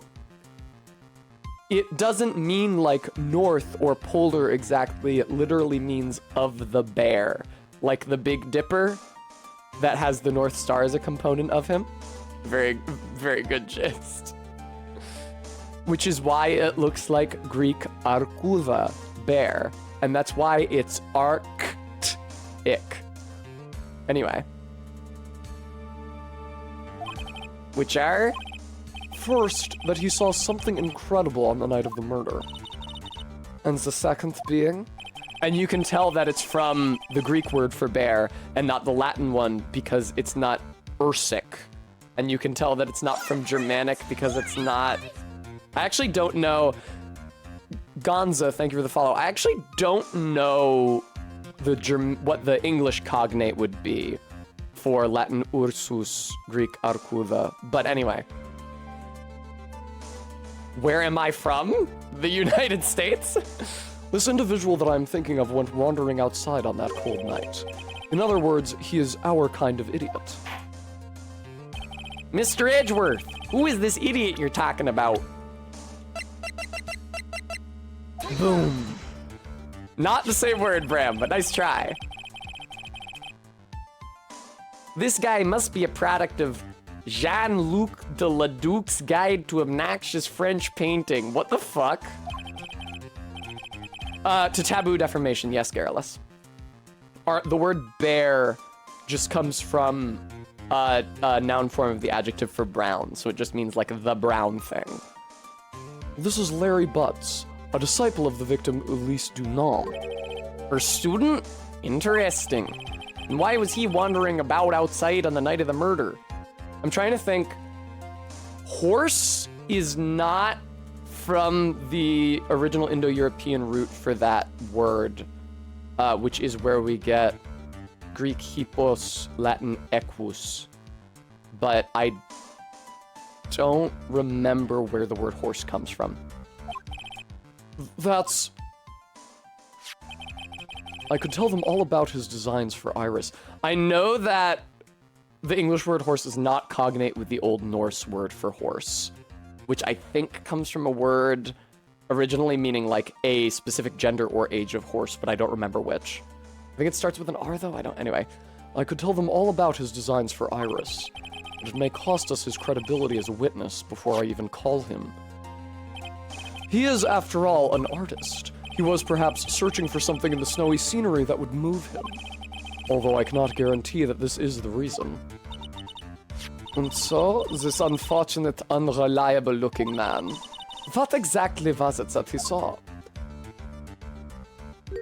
I intend to extract that from him right here in this courtroom.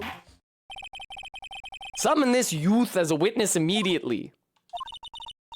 I have no choice, do I? I believe he is in the gallery for this trial. It will not take long to summon him. Very well. Larry, you may have escaped me yesterday, but today I'm going to get everything out of you. I'm sure that didn't sound gay at all. It's a good thing nobody can hear my internal monologue. The court will now adjourn for a 20-minute break. Ms. Von Karma, please see to preparing the next witness. Understood, Your Honor. Good. Well then, court is now in recess. To be continued. Ba-ba-ba. Truth is stored in the balls. Thank you, Maddox. I would love a treat. And water, also. I remembered to put... I'm actually out of lime juice, but I put lemon juice in my water for today. To help soothe... To help soothe my sore throat.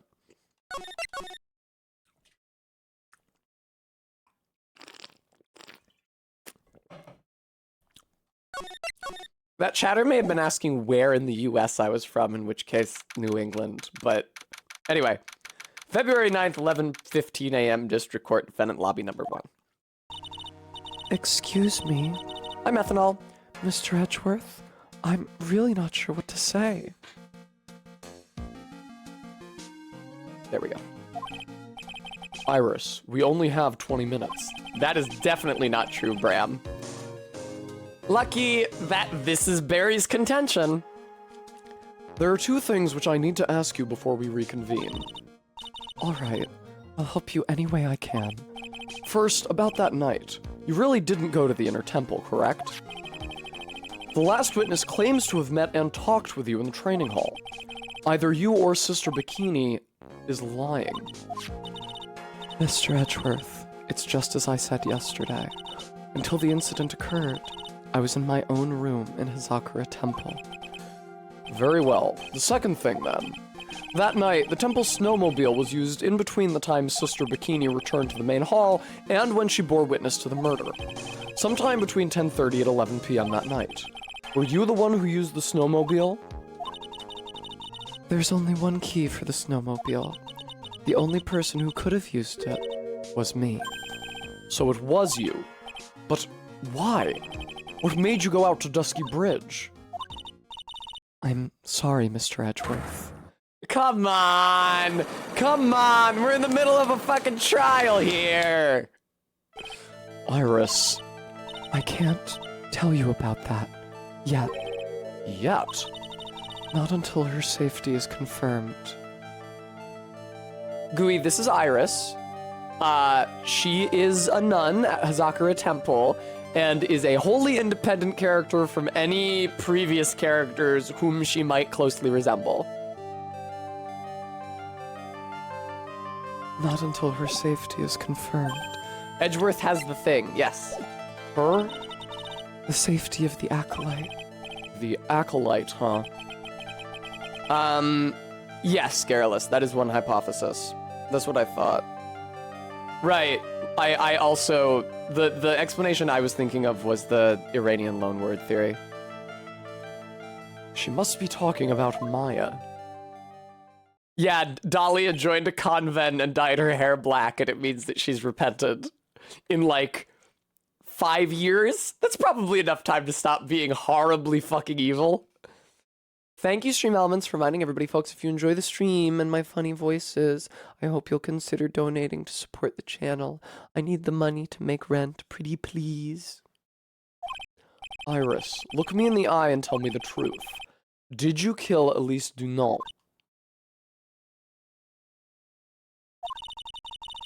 Methanol, you mean come on, like I do? No matter who or what may come, I could never take a life.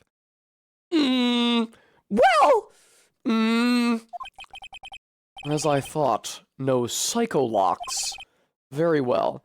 ZJ Mac, thank you very much for the $20 donation. That's very kind of you. It is my job to get to the truth. You'll discover this for yourself soon enough.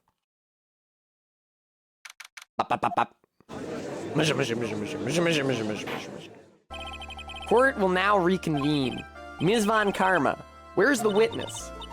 During the break, a man was detained for suspicious behavior in the gallery. Suspicious behavior? He was sketching something very intensely. Dare I ask what the witness was sketching when he was detained? Methanol, thank you so much for the gift sub. Enjoy, Theoretical Chloe. And hello, ZJ.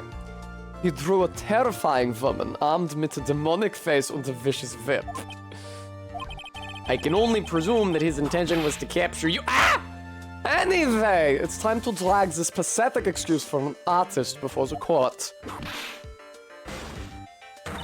Doris Dunant, I hope you're ready. Get in here. It would seem that whip is going to see plenty more use today. Oh yeah, Larry is exactly the type of dude who is gonna get whipped by Von Karma. Your sketch is in contempt of this court. Hey! I was just artistically rendering... You tried to run away from the bailiff who was trying to hand you your subpoena, correct? Look, I'm nothing but a fledgling artist, training out in the mountains. I'm only down here in the city because I ran out of green paint. Well, to use the technical term for the color, viridian. Oh man, that makes me miss when I was in college and was oil painting. And I would get like ultramarine from the art supply store. The thing that you don't hear a lot about oil paint is that in addition to there obviously being a range of colors, there's also a range of textures. Some of the colors are more matte and some of the colors are more glossy. And I played around a lot with reflectivity when I was still painting. And so even though it wasn't the darkest or deepest blue that I could find, I used a lot of ultramarine because it was highly reflective and so would look darker, especially against the matte black that I would usually gesso my canvases. Larry, this isn't an art store now, is it? I know! I graduated junior high, okay? Look, art is all about working in the fields, isn't it? Working in the fields? I presume he wanted to say field work. I hope. That's it! Thanks, buddy! It's kind of sad that I was able to understand his mangled train wreck of a sentence. That's me and my sister. I just happened to stop in here and found a wonderful new model. So see, I've got nothing to do with this trial at all. I expect all your faces to be red when you realize this mistake. Bright red, or to use the technical term, vermilion. Ah, you said Crimson Lake. Fuck. Ouch! Ouch! Ouch! Ouch! Stop your pathetic blabbering and testify like a man. Refrain from whipping me, Viz Von Karma. Cross-whipping is as bad as cross-checking. Witness, that was all your fault. Testify now. What? This is too much for me. What I Saw by Maurice Dunam. I was at that lodge out in the mountains looking up at the stars that night. I walked to the bridge a number of times, but I didn't see a snowmobile. I didn't see anyone at the bridge that night either. The girl I was waiting for didn't show up. My teacher died on me. I'm all alone now. Aren't I edgy? Witness, please refrain from talking directly to the lawyers during your testimony. I'm just a nobody, nothing but a small, worthless man, aren't I? And why wasn't I asked for my name and occupation, or anything else? Mr. Edgeworth, this man seems to have quite a severe inferiority complex. He's recently been the cause of numerous incidents. I think he's finally realized for himself just how much of a nuisance he's been to other people. Yeah, that's right! I'm behind everything! Every case! Watch out, okay? Just touching me will make you eternally unhappy. Well then, let us proceed with the cross-examination. With no touching, thank you. We can delve into other details at a later time. I'm just gonna press everything. I didn't see anything obvious there. I probably need to press it where he said he didn't see a snowmobile because he fucking stuttered when he said it. Actually, here. Larry, you really didn't see it? Hey! No need to hit your desk! I can hear you! I didn't see it! I didn't see a snowmobile! Larry, say snowmobile for me, please. Snowmobile? If you truly have nothing to hide, then why are you stammering like you just flew over a cuckoo? What the fuck does that mean? Is that an ableist joke, Edgeworth? Shut up! What is this? I don't know! Don't ask me! It seems that I'll need to start from a more obvious contradiction. I'm going to strike the blow that will finally get him to spill the beans. I mean, is it not in reference to One Flew Over the Cuckoo's Nest? Is there like a stammering character in that? I kind of stammered when I said stammering. I forgot what I pressed on, but Edgeworth seems nonplussed. Whatever is the matter, Mr. Edgeworth? This one single statement is so full of contradictions. For a moment there, I thought I was going to collapse.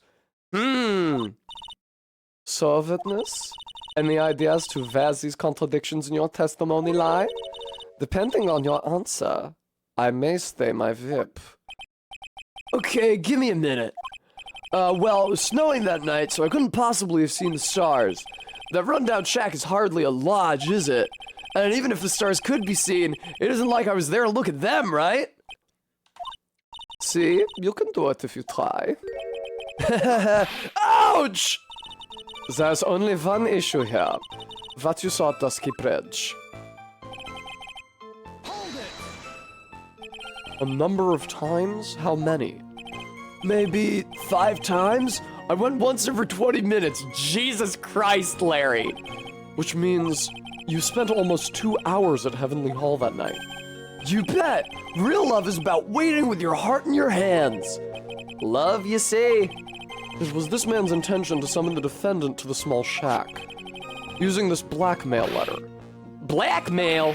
No, that was simply a product of my overflowing love. Ah! You huffy-puffy, loosey-goosey excuse for a whimpering, whining wuss of a witness. So, what did you see? I hope for your sake you saw a snowmobile. You huffy-puffy, loosey-goosey excuse for a whimpering, whining wuss of a witness, eh? It's wuss. I don't usually say wuss. Well, you see... Being called those names doesn't seem to bother him at all. Alright, I already pressed this. Didn't see anyone at the bridge that night either. You didn't meet anyone? I don't think I have any, like, evidence entry for Larry's earlier testimony to me when I was talking to him outside of court.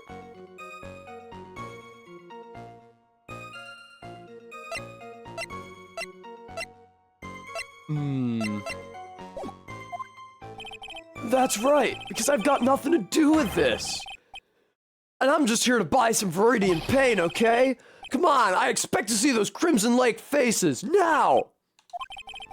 It would appear that simply pressing him isn't going to be enough, Mr. Edgeworth. Indeed. Seems that he's going to claim to have nothing to do with this to the end. I don't want this guy to cost us any more time. I need to slice through his obvious contradictions and keep things moving along.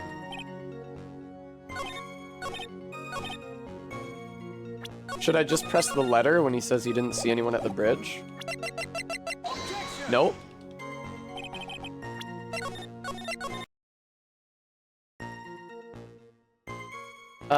Fuck.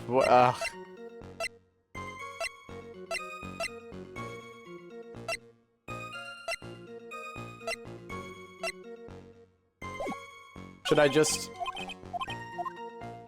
present the snowmobile tracks when he said he didn't see a snowmobile then? No? Maybe when he said he didn't see anyone? I've been really, really bad at this shit today. I might just be supposed to present the profile of the person I think he saw.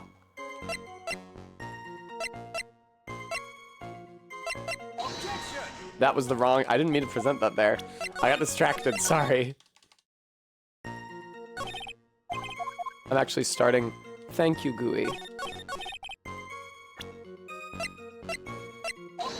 No, it's not that. Yeah, clavichord, I figured. I just wanted to try all the evidence before I started presenting profiles.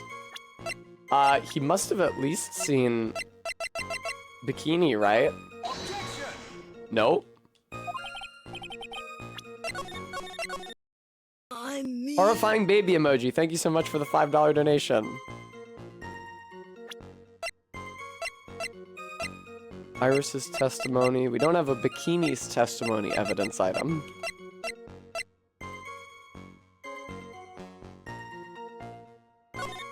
I mean, it was snowing, but...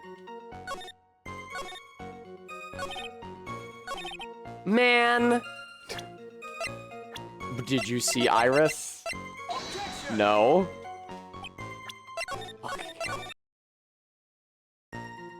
I'm not sure what they want from me here.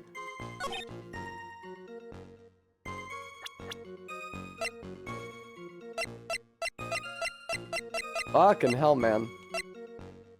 These are all the profiles I have, fortunately. If anybody knows what I should be doing, feel free to let me know.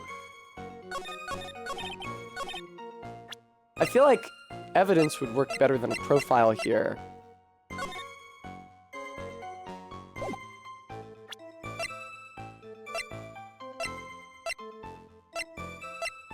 Yeah, Bram, I tried presenting the photo of the snowmobile tracks. Remember the night of...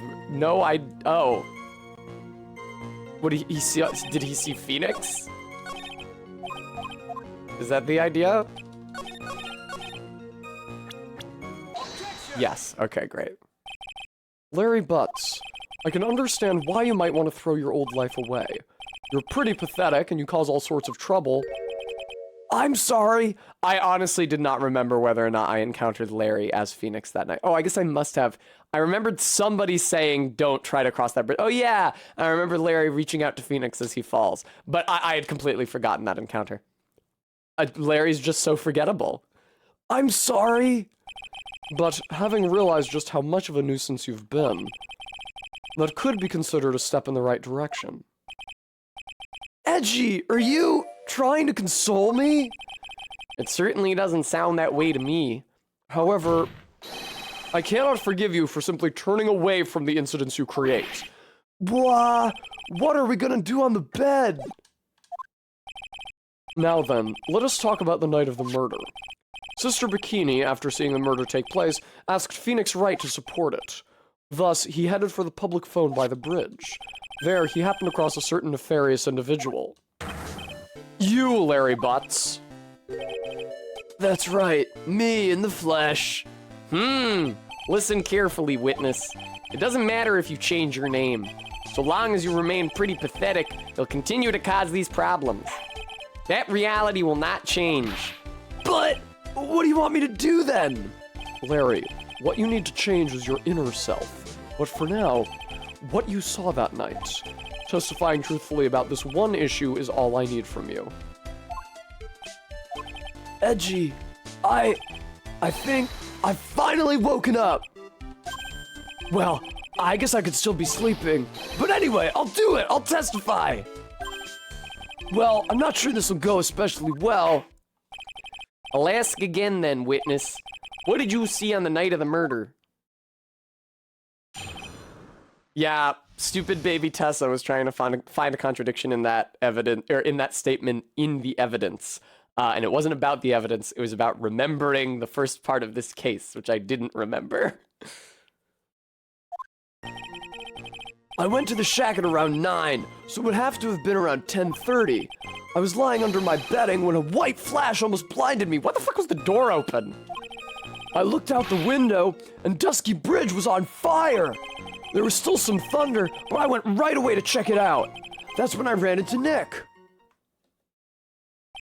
You certainly saw quite a lot, didn't you? So, what happened to the bridge after it caught on fire? It was like me after a 3-day stint chasing a girl. It totally burnt out. Like, almost totally gone. It makes it sound like he's literally chasing after her, like fucking Aragorn, Gimli, and Legolas going after the Uruk-hai. I mean, trying to cross the burning remains was what caused Nick to fall. What did you say? Oh, don't worry. It's nothing life-threatening. He just caught a cold. It's definitely not poison. No, exactly, Gist. That's what I was imagining. I never know what... Oh, I never know with that man if he should be called lucky or unlucky. Now, Mr. Edgeworth, please commence your cross-examination. All right.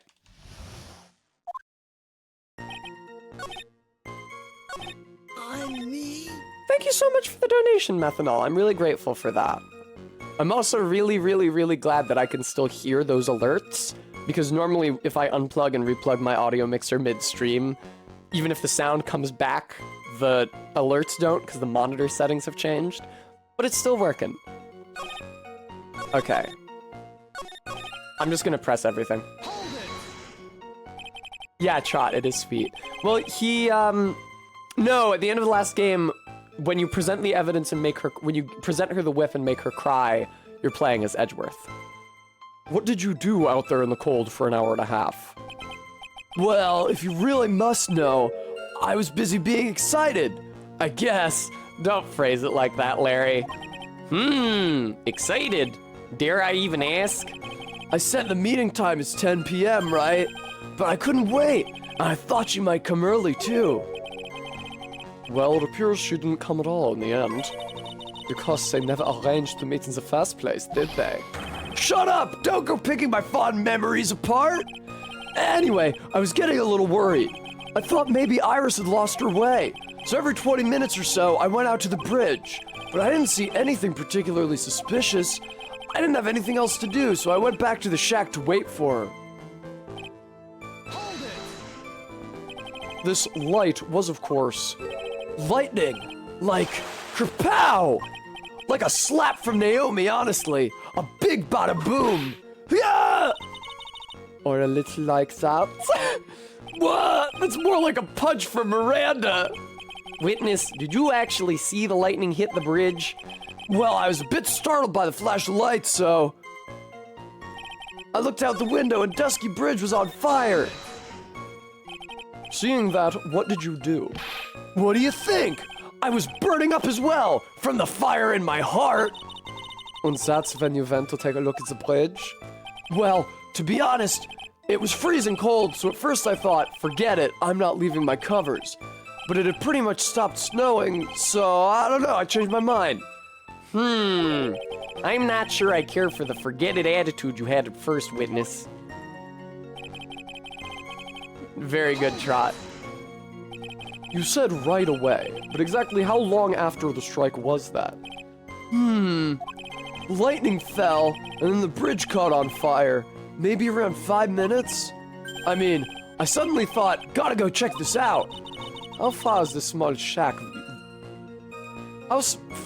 How far is the small shack you are in from the bridge? Hold on. Well, it had pretty much stopped snowing. I guess about a 5-minute walk? And how did Dusky Bridge look when you got there? Like I had recovered a piece of my childhood. I mean, not even the bonfires kids make during school camping trips can compare. Well, should I press him for a little more info?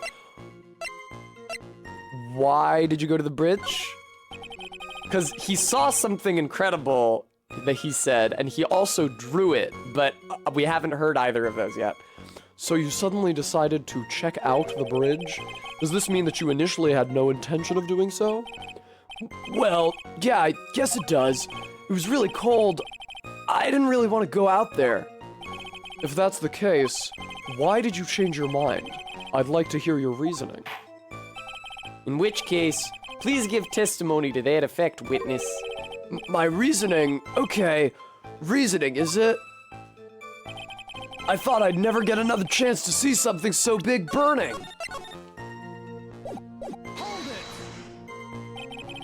So you decided to go and see what was happening? That's right! We're talking about a massive suspension bridge burning to high heaven! That's not something you see every day. A real Exactly, just. like, really special?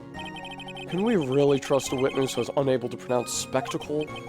Life seems to love hitting this poor witness below the belt. Well, my motto is hit life back as hard as I can! Ah! I'll give you a few hits too if you'd like. With my whip. You told me about the burning bridge yesterday. There's still something that doesn't quite fit. It looks like, despite his change of heart, Larry still isn't telling us the whole truth. Alright, well...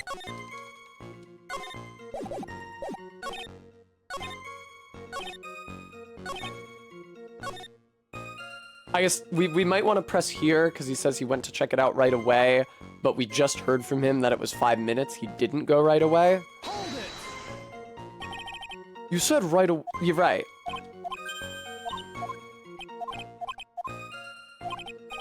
Okay, this is the dialogue that I literally just did. But why didn't you call anyone, maybe? Because we haven't done that yet? Larry, let me ask you one thing. What is it, Edgy? What's with the serious face? I'm a fucking lawyer. Why didn't you call anyone? Yes, Todd. It certainly does, doesn't it? Huh? What do you mean?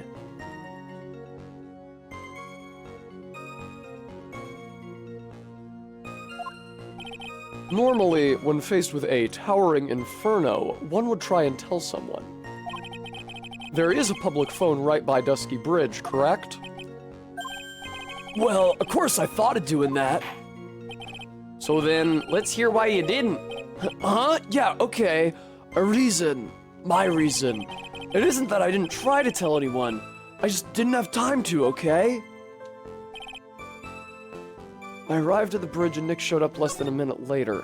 Okay, so the two different last testimony segments I can get from him are, I thought I'd never get another chance to see something so big burning, and I arrived at the bridge and Nick showed up less than a minute later.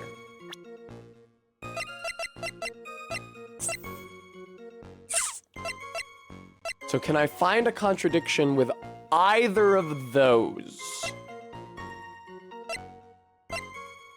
Fucking hell. The weather report tells you the time of the lightning strike. Huh. 10:45 is substantially before the murder. The murder was like at 11. Or at least, regardless of when Elise died, Bikini saw Iris pulling the blade out at 11. So, let's save the game.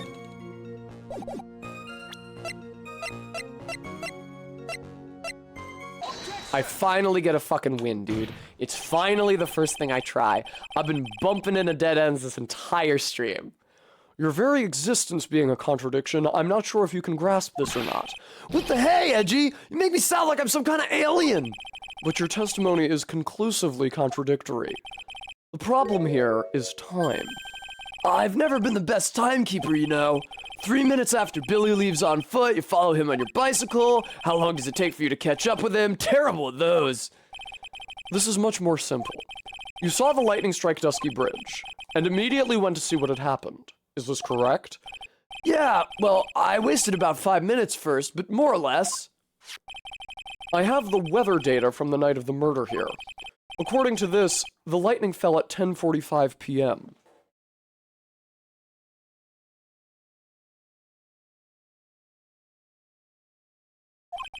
You say it takes less than 5 minutes from the shack to Dusky Bridge, meaning you probably got there at around 11 p.m. That all sounds about right, I guess. And then Nick showed up and did his falling act. Wow, Larry. That is impossible. What do you mean?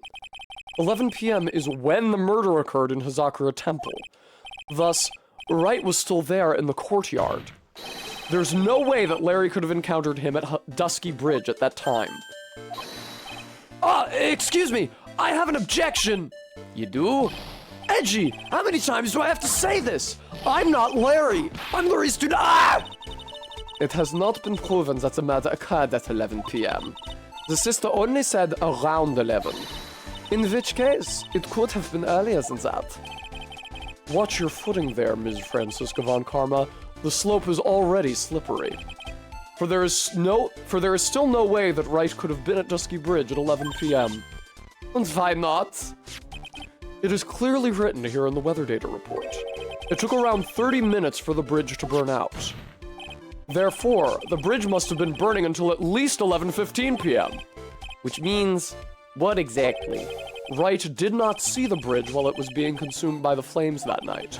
In fact, he did not see it until after the flames had died down. Larry, you arrived at the bridge at 11 p.m., but Wright didn't make it there until at least 11:15. I suggest you to stop hiding things and just tell us the whole truth. Now then, what happened during these missing 15 minutes? I feel like I just got brutally woken up by toilet splashback. Gross. I guess I was still sleeping after all. Pinch me. Order! Aye! So there was a missing 15 minutes prior to meeting Phoenix Wright. I hardly see that as much of a problem. Yeah, not much of a problem at all. Really? The bridge is burning before your eyes and there's a phone right next to it. Why then did you not report the accident? Yes, witness. Why didn't you? Were you there simply to watch the bridge burn? And therein lies the problem. For even after the bridge had burnt out, he was still there. Staring into space, this witness didn't even attempt to fulfill his civic duty. Not calling the cops isn't a crime, Edgeworth. That's what it sounds like. Ah, but this is Larry we're talking about, and even he is incapable of being so stupid. Which means there has to be a reason for his inaction. Edgy, I think it's about time I got serious with you, dude. Just as I thought, you've been playing with us this whole time. Listen, I'm gonna tell you everything. Are you sure you want to hear it all? Yes? I may really say it this time. Then say it. Very well. I have a terribly bad feeling about this. However, let's have the witness finally give us the whole truth. Now, for this 15-minute gap, what were you doing, witness? Bum bum bum. I'm a dunam. I'm an artist. What do you think I was doing? Sketching in front of the bridge. I was whipped up into a frenzy of art. The shock and awe that I was feeling, I transferred it all directly onto the page. Before I realized it, the flames had gone out and then he came running up. I suppose artists can be strange folk. That's right. I'm willing to sacrifice everything in order to draw the perfect sketch. Including the truth from the sound of it. Mr. Edgeworth, has this removed the last of your doubts? Not at all, Your Honor. One very large doubt still remains. And what would that be? This is a surprisingly believable story, especially considering the source. So why did he think he needed to hide it from us until now? I intend to drag the reason out of him. You'll regret this, Edgy. I'm gonna fucking kill you, dog. Tell us, Larry. My name is Larice, get it right! Mistakes like that are what keep you from being popular with the ladies like I am. No, I think there's probably another matter keeping that from happening, Edgeworth, or Larry, but just who exactly are you? I'm Larice Dunam, apprentice extraordinaire. That's what he calls himself in any case. Then you are an artist? Of course, I'm an artist, the real thing. Yet again, that's what he calls himself. Names mean nothing. There's only one issue I care to discuss. What were you doing?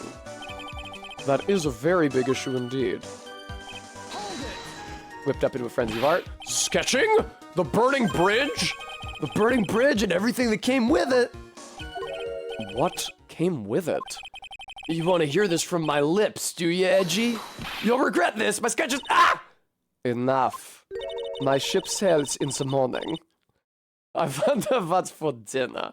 Just take that ridiculous sketch of yours out already, witness. What are you talking about? I don't know what you mean. Thank you, Stream Elements. I am trying to raise money to cover my rent for the coming month. So if you're able to, I hope you'll consider donating, viewer.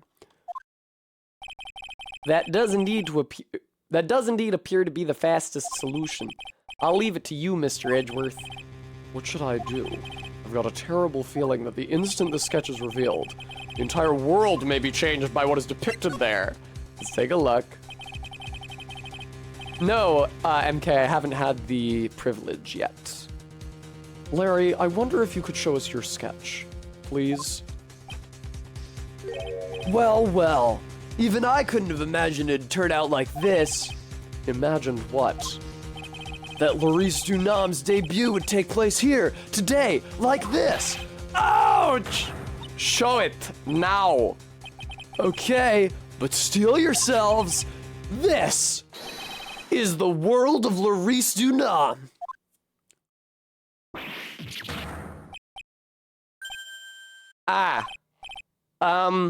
Well, so this is Dusky Bridge, correct? Quite a large bridge, isn't it? Your response, Miss Von Karma? Yes, well, it's a better drawing than I expected. Isn't it? Isn't it? I struggled to reproduce those flames. I really did. Yes, I'm sure you did. This is going to get ugly. No one has the courage to bring it up, it seems.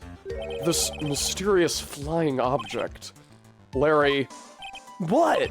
the burning bridge is fine, but what is that unfortunate-looking figure? Oh, you spotted that? I thought you might. However much I might want to ignore it, I can't. It's Iris, of course. Iris! I wish she'd take better care of herself. We have to plan for her future, you know. What would have happened to her if she'd injured herself flying like that? Larry, please, answer this next question honestly. Okay. Are you really claiming to have seen this? Are you claiming to have seen the silhouette of the defendant flying over a bridge that was engulfed in flames? Yup, that's what I saw. That's why I drew it. I'm an artist, a real artist. Art, show, hi. The girl, she's really high up in this picture. Wow, sneak a little drug reference into the game there. His drawing is pretty decent, I agree. Wow! What was that for? This is all a bad dream. I was hitting you on the cheek to test that theory. Please whip your own cheek from now on if you wish to test your wild theories. Anyway, no court of law will ever acknowledge that people can fly. Actually, there is some precedent for this. Who, Max Galactica? She was flying pretty high, my sweet Iris. She was about 30 feet above the bridge at least. It was really something to see. Yes, MK, it is insane. This has to be some kind of mistake. Mr. Edgeworth, please bring the witness back down to Earth. What? Me? This witness is your friend, is he not? Accessory to foolishness. Miles Edgeworth. Let us get back to the cross-examination, by force if necessary. Mr. Edgeworth, I expect you to expose the obvious contradiction here.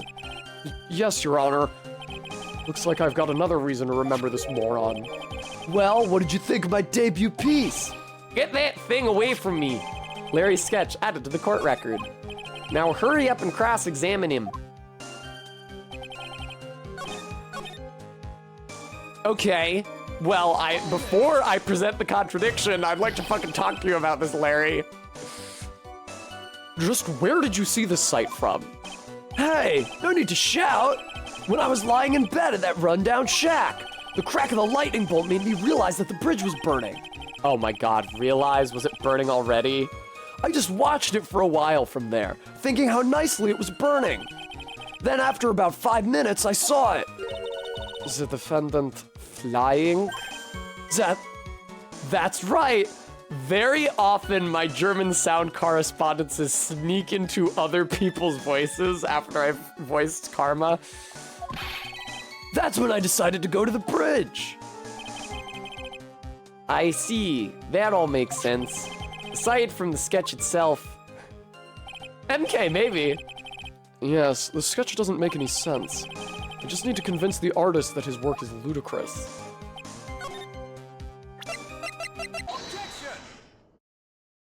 It's a great piece of audio signaling that they make the music cut out when you make the right objection. It's so nice. It would be so annoying to have to go through dialogue to figure out whether or not you were right. Larry, what did you really see that night?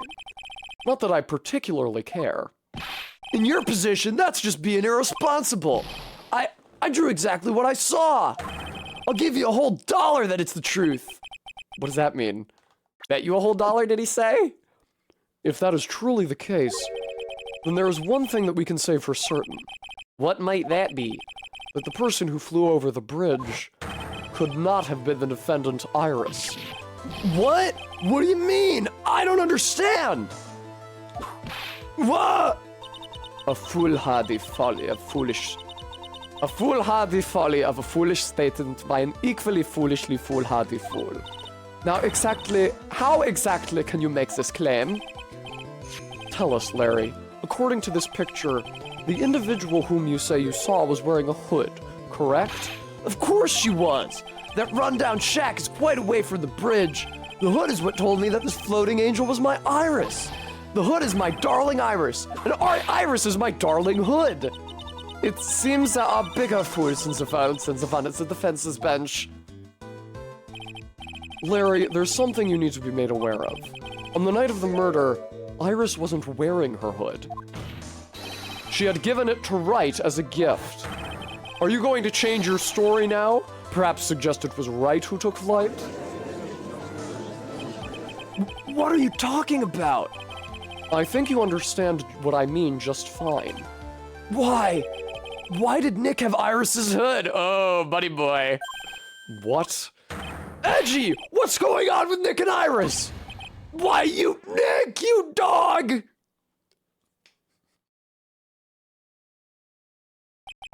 I do believe that this unbelievably mysterious sketch is destined to disappear, discredited, and discarded straight into the garbage. Ha! Ha ha ha ha ha! What is it now, witness? It feels like I've been waiting 25 years for this very day to come. Edgy, today's the day I get to completely stupefy you. What? What is the meaning of your outburst, witness? I hate to have to do this, but I have some definitive evidence. Definitive evidence? Iris did indeed come flying over the burning bridge, and I, Laurice Dunam, shall prove it. Despite a lot of mudges so far this game, I don't think any of the identical faceless hentai dudes in the stands have actually had any dialogue. I didn't expect to ask this again. We shall be needing your testimony once again. Tell us anything you know concerning the defendant as depicted in this sketch, and show us your evidence that this nightmare was actually a reality. Okay, I hope you're ready, Edgy, because I'm gonna feed you a whopping serving of pain. You've been serving us a whopping serving of pain this whole time, trust me. Are the law perverts? Gooey, were you here for the previous case? Where Edgeworth was calling Mia a bimbo, and Mia was calling Edgeworth cute, and Diego Armando was calling Mia and the witness kitten, and the judge was trying to fuck the witness? When I reached Dusky Bridge, she was already gone. Oh, I see, Gooey. I was so worried, so I frantically searched all over for her. That led to me finding a beautiful crystal sphere. Oh my fucking god. Half buried in the snow. I'm sure that Iris was simply wearing a spare hood. After all, no one else could have lost a crystal sphere that night. A crystal sphere? This one. Pretty, isn't it? But finders keepers. That sphere, where did you find it? Let me see. Around here somewhere? Looks about right. That's right, a queer oddity. And it was half buried in the snow? It had pretty much stopped snowing by then, but there was still some falling as I walked to the bridge. The court accept this crystal sphere. That's mine, okay? I want it back afterwards. There's something on it. Oh my, it's blood! What? Blood? Crystal sphere added to the court record. You ready, Edgy? By tomorrow morning, you'll be calling me Master Larry. Yeah, I like the sound of that. No one's gonna push me around anymore. I thought your name was Larice. Didn't you want to be called Larice Dunam only a few minutes ago? Just same brain. We are all Edgeworth today. Sorry to skip Larry dialogue rather, but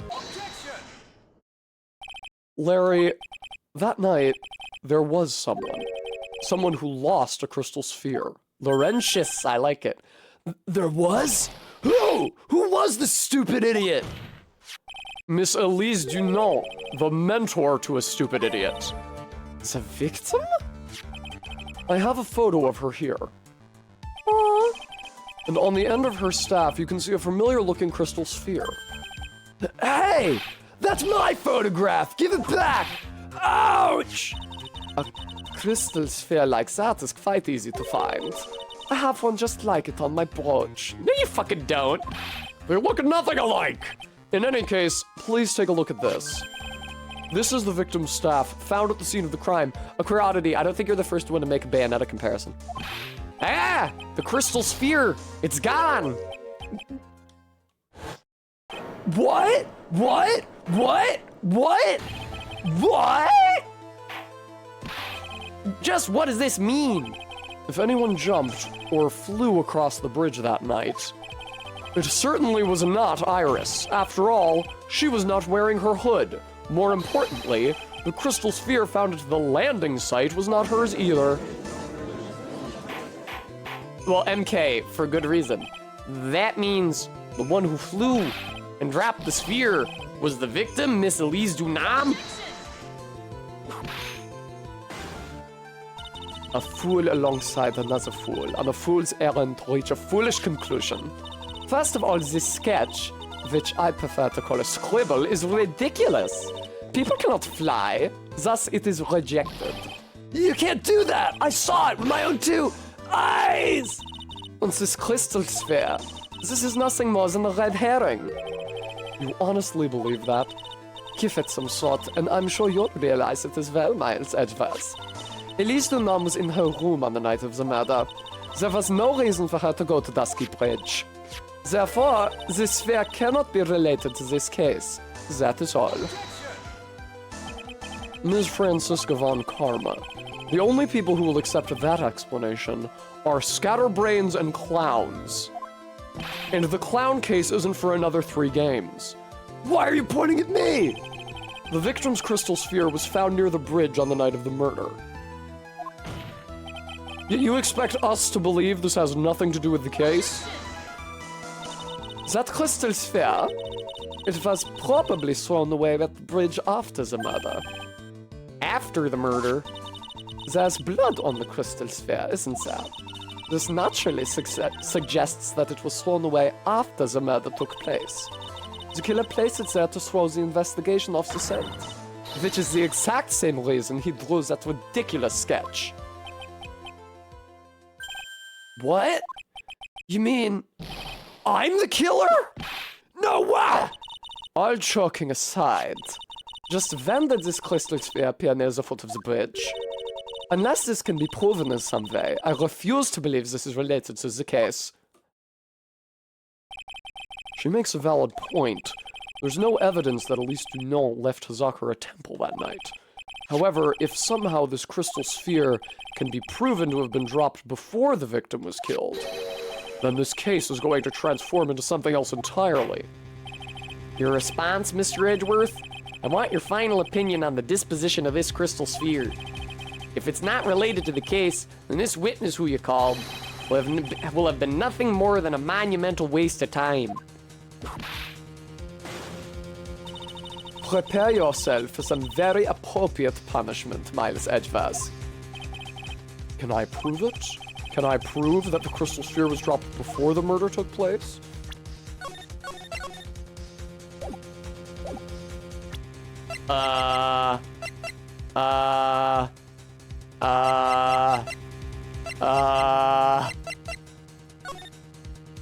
Fuck! The staff isn't in the photo.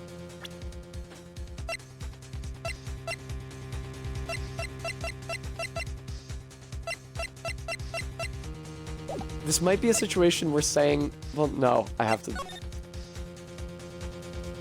Can I prove it? That isn't the issue. To simply prove it. That's the only... Right, that's what I was thinking. So we just got dialogue about how this testimony is inadmissible unless I can prove it. That's what he'd do. The lawyer that I deeply admire, completely platonically, and can't stop thinking about, completely platonically, and have a deep promise to not avenge, what's the word, to fulfill, completely platonically. That's the way Phoenix Wright would do this. Your Honor, allow me to prove something to you. I will prove that this crystal sphere is a vital link to solving this case. You'll do what? That look in your eyes. You remind me of Phoenix Wright when he is cornered.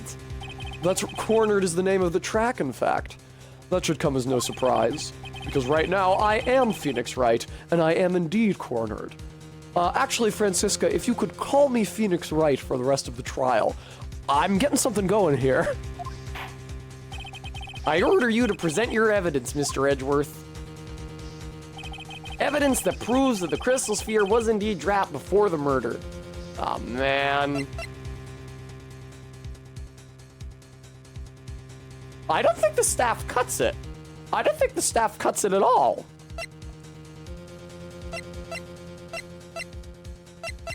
But let's try it.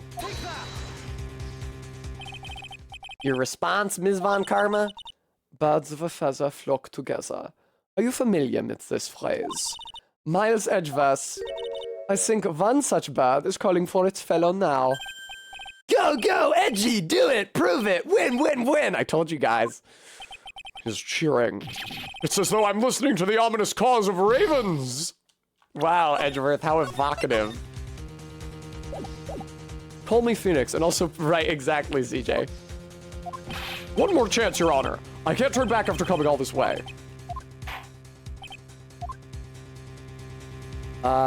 Yeah, what does prove that the crystal sphere was dropped before the murder? It's gotta be evidence relating to the murder scene. So it could be the Shichishato, or it could be... I feel like it might be the crime photo? Hang on, let me look at the crime photo, because they showed it to me, and there's probably a reason they showed it to me.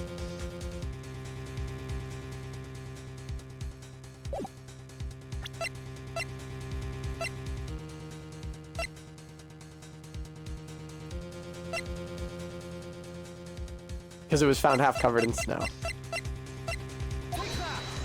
They showed it to me because they wanted to remind me that the body wasn't covered in snow. I think. No! Come on! You bitch! How is that not it? Should I just try presenting the orb?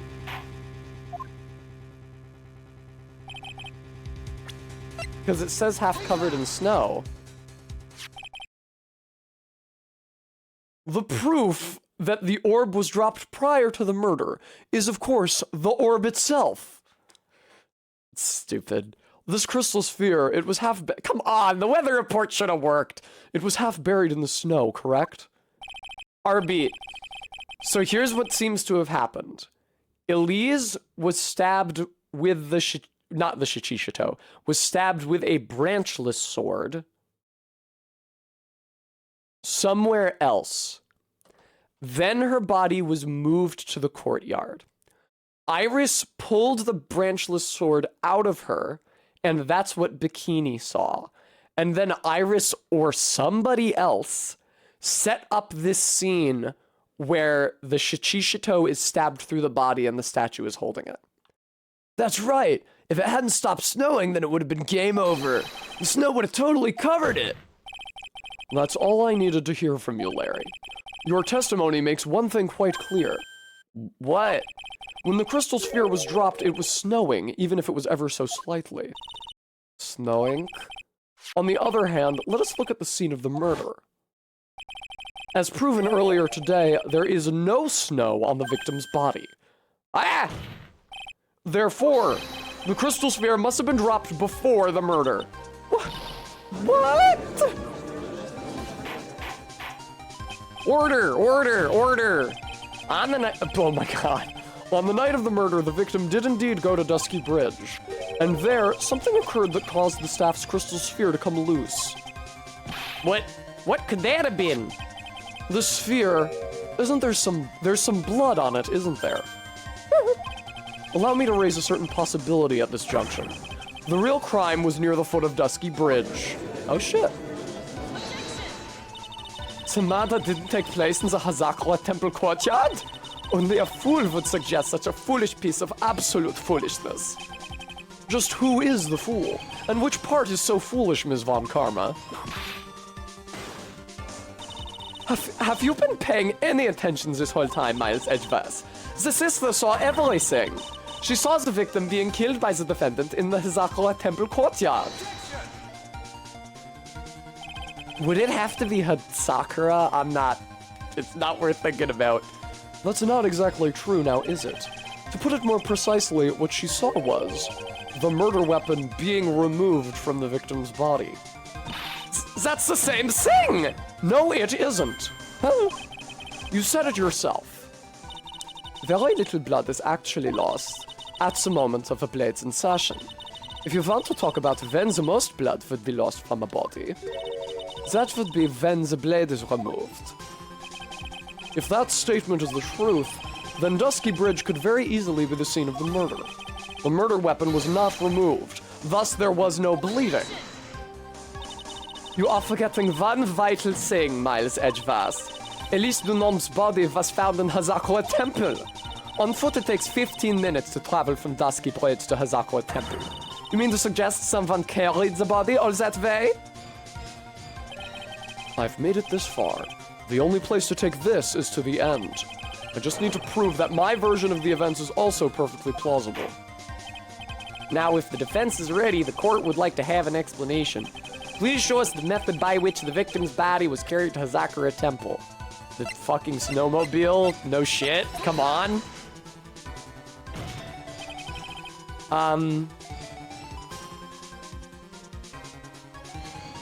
I'm trying... Garrulous. I'm pretty sure in German, Z is pronounced like a TS, at least in some cases. As in Zweihanda. Zwei. Z-W-E-I.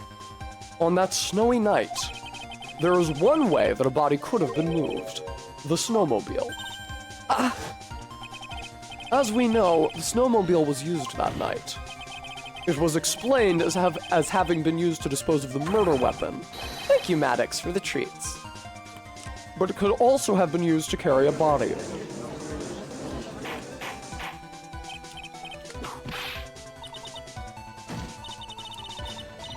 Order, or ah! This is completely unacceptable, Miles Edgeworth.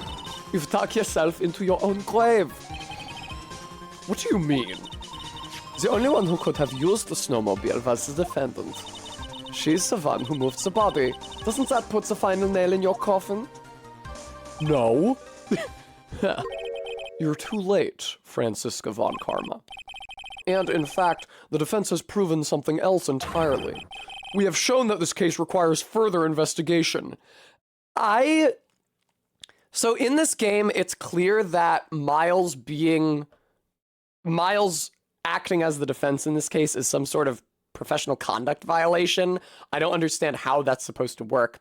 I think it would be funnier if all of this artifice was just to safeguard his reputation, so the people at the DA's office didn't, like, make fun of him for being on the defense. We have shown that this case requires further investigation. What? Where was the victim, Elise Dunant, really killed? If her body was moved, whatever for? And finally, just what does this image mean? Do you even need to think about that? Such a creature could never see the truth, let alone describe it. This witness certainly sits on one of the lowest possible branches of humanity. However, he would never utter a lie that could hurt a girl with whom he is enamored. He drew this, so it is something that actually happened. Thank you, Garrulus. The defense stands firm on this point. Edgy, thank you! I see just. That settles it then. I cannot give a verdict under these circumstances. Right. I seem to have fulfilled my part in this. It is just as I thought. Franziska von Karma, you make a wonderful partner. You make a wonderful beard. But I'm afraid the time has come for me to come out. Excuse me? There was one reason and one alone for my being here. To expose the darkness lurking in this case, and then pass it on to Wright. Bunny, thank you for the follow. Really? That's what this was all about? You could have just told me that from the very beginning. Then I wouldn't have had Franzi whip it. Ouch! Miles Edgevas, I don't care about what you are here to do. This was my chance to finally grind you under my heel. Yeah, sorry, I don't bottom for women. A shame that your chance seems to have slipped you by. Hi, Bunny. What a shame, Franzi! This is all your fault. Such a terrible witness. You are an affront to all the legal system stands for. Whoa! I demand satisfaction.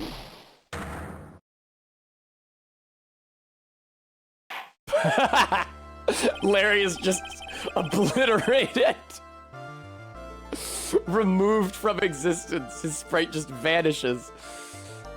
I cannot believe that the witness's testimony relates to an actual event. However, there has to be some sort of an answer for the questions it raises. Have his words here today been the truth or lies?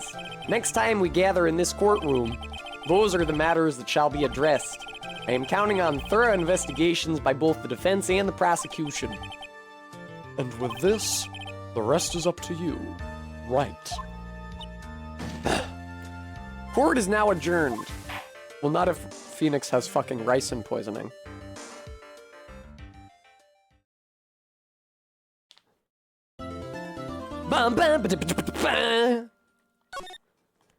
I love that fucking save jingle.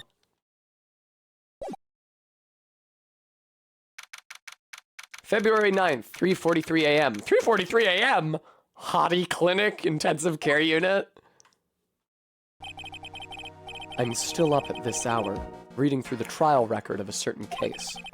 It's the first case my mentor, Mia Fey, had ever handled in a court of law. The horrifying truth that I refuse to accept is holding me hostage here within its pages. Dahlia Hawthorne. What I have read, I don't want to believe. Oh shit, this might be where they reveal it. What is written here? This isn't the Dahlia I knew. After falling into Eagle River, I was somehow miraculously saved.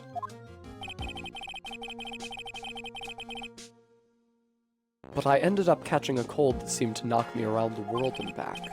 I feel dizzy, my ears are ringing, my throat burns, and my head is on fire. But I will recover. I have to recover by this afternoon. I have to meet with the most ill-tempered witness imaginable. But I know that he will be able to help me with him. Somehow. Why is the art suddenly HBO presents Phoenix, right? February 9th, 2:43 p.m., Dusky Bridge. We're playing as Phoenix. It's my all-important badge. It shows that I am a defense attorney. An old friend, said to be #1 at the DA's office, studies foreign judicial systems now. I can't believe she's fucking 19, dude. She is on TikTok. Right, are you sure you're well enough to be doing this? You still look a little green in the face. Or maybe Viridian in artist speak. Actually, my fever's gone down quite a bit. How's your temperature now? Only 102.2 degrees. Nothing to worry about. It's really hard not to do my Edgeworth voice for Phoenix right now because he's the player character. Phoenix fucking coughs up blood and collapses. Anyway, I read today's trial record.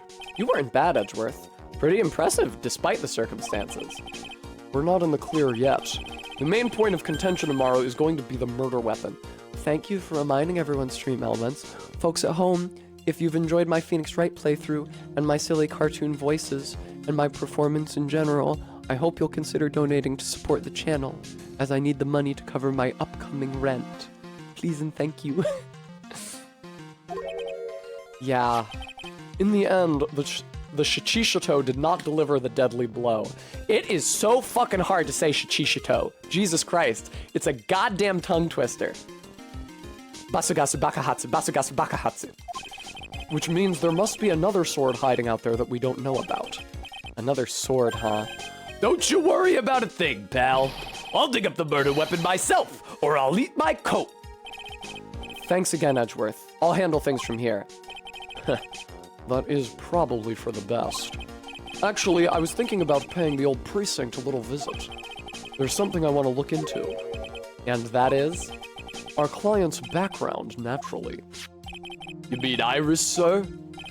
I have the feeling that we've met before. Kyogi, thank you so much for the $5 donation. Thank you, Kyogi.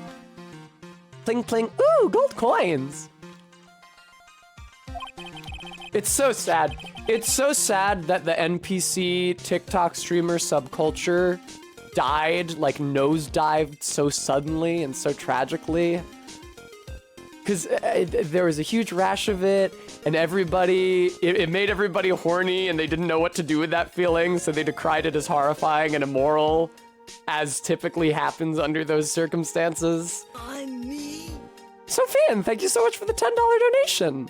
But my first impression upon seeing that mode of streaming was borne out, which is that it looked completely and utterly exhausting. And yeah, that's why it's fallen off extremely hard. Jenny Bonnie, thanks so much for the $20 donation. You guys are being so nice to me. Thank you. I really appreciate it. Thank you, guys. All I want is confirmation one way or the other. And since I probably won't be getting that from you, I'm sorry, Edgeworth. I bid you adieu, Wright. Take care. Phoenix, what the fuck reason do you have to protect Dahlia? What? Oh my god.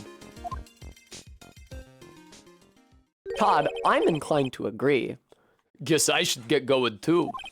Why? Do you need to be somewhere? Yeah, I've got to get to work on this bridge, pal. RB, thank you for the $5 donation. Thank you, thank you, thank you, thank you, thank you. Did you want me to do the gold coins bit again? I'm rigging something up so we can get across to the other side. Ah, that's right. Maya's still stuck over at the inner temple. But don't you worry, pal. Plink, plink. As soon as it's all set, you'll be the first to know. Exactly, Jenny Body. Yeah, Jimbo is evidence. Thank you, Gumshoe. No problem, pal. Just try not to give me that cough of yours, okay? Ah, crisp ale. Ah, crisp ale. All right, I'm off. Hang in there, Maya. We'll get you out, I promise. But in the meantime, I've got to continue collecting evidence. Practical, thank you so much for the $5 donation. Pling, pling. That thing looks like it's ready to collapse. At least more than it did before. According to Bikini, Eagle Mountain is very prone to earthquakes. Which reminds me, if my memory serves me correctly, Edgeworth isn't exactly a fan of earthquakes. It's not really relevant to anything, Phoenix. It's just you reminiscing about your boyfriend. There's a narrow path going off in a different direction than that of the main hall. Looks like someone's taken the effort to write to Heavenly Hall on the signpost. Oh, from Mario 64, RB? It looks like it's about 20 yards to that cliff over there. Do you guys remember when I was streaming Mario 64 during the subathon and I actually successfully cloned money bags for the first time in my life? In Snowman's Land? Wasn't that so great, you guys? It looks like it's about 20 yards to that cliff over there. Oh, the Etsy one. I should try to find that. Well, no. I've spent too much fucking money on Etsy lately, and the little frog wallet, while extremely cute, isn't something I can really incorporate into an outfit. It just has to go into a bag. As opposed to these beautiful cherry earrings. I don't know exactly what outfit I would wear these with. I've been thinking about my different outfits and cosplays that I'll be wearing at East and figuring out which earrings will go best with which, because I ordered like 5 pairs of earrings, I think? I don't have a good place for these yet, but I'm sure I'll figure it out. But I can't see the inner temple from here. I really hope Maya's okay. Bremy, fortunately, I can attest that every single pair of earrings I've bought is actually made by the person I bought them from. Now it really is more of a dusty bridge than a dusky bridge. Ashy. That kidnapping incident happened here 11 years ago, so maybe it's cursed too. Now you knew that, Phoenix. Edgeworth, for some reason, didn't know that, even though he was the fucking prosecutor in that case. Hazakura Temple doesn't have a single private phone line. And there aren't any houses in the area, so I guess Bikini's the only one who uses this. I really wish I had brought my cell phone with me. Yeah, I was unfortunately unable to get the Kim Wexler earrings for reasons that I can say privately off stream. But I got every other pair that I was looking for. Let's go to Heavenly Hall. I haven't been down here as Phoenix yet. Looks like no one's here.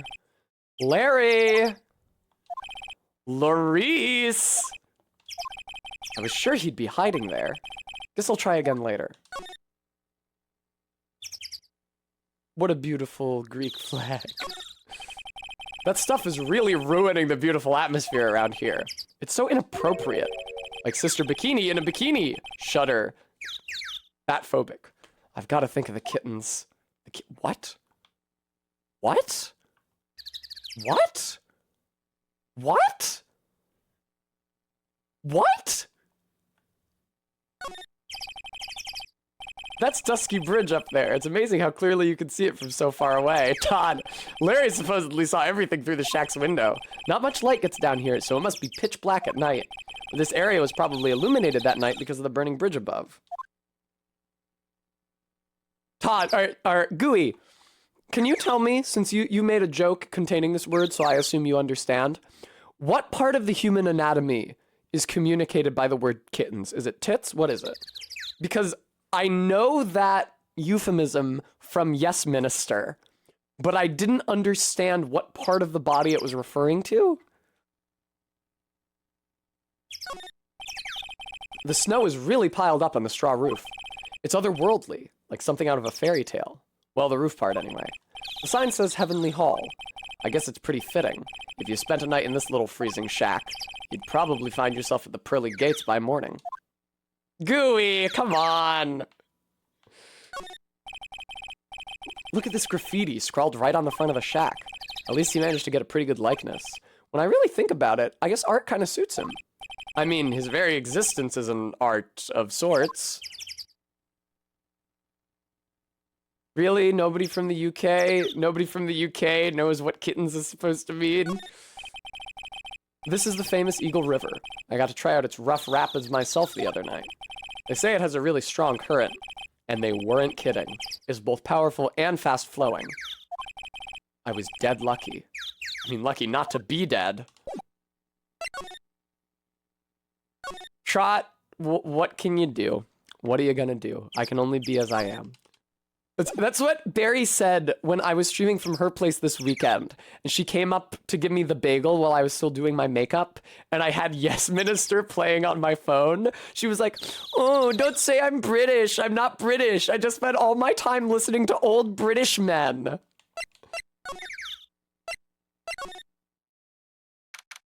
February 9th, Sakura Temple, main gate.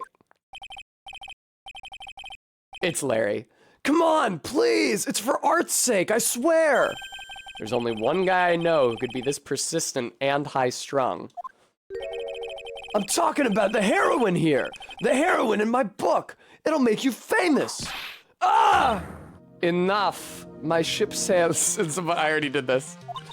A fool's fool, fools who foolishly accepts the foolishness of a fool's fool. Stop! Von Karma, please! I hate this bit. Wouldn't you agree? Phoenix writes. Huh? Me? Wait a second. I know you. I'm sorry, Phoenix, you didn't recognize her immediately? Your reflexes and mind need to shape up. My brain's frying like a sunny side up, and you want to grill me over a name?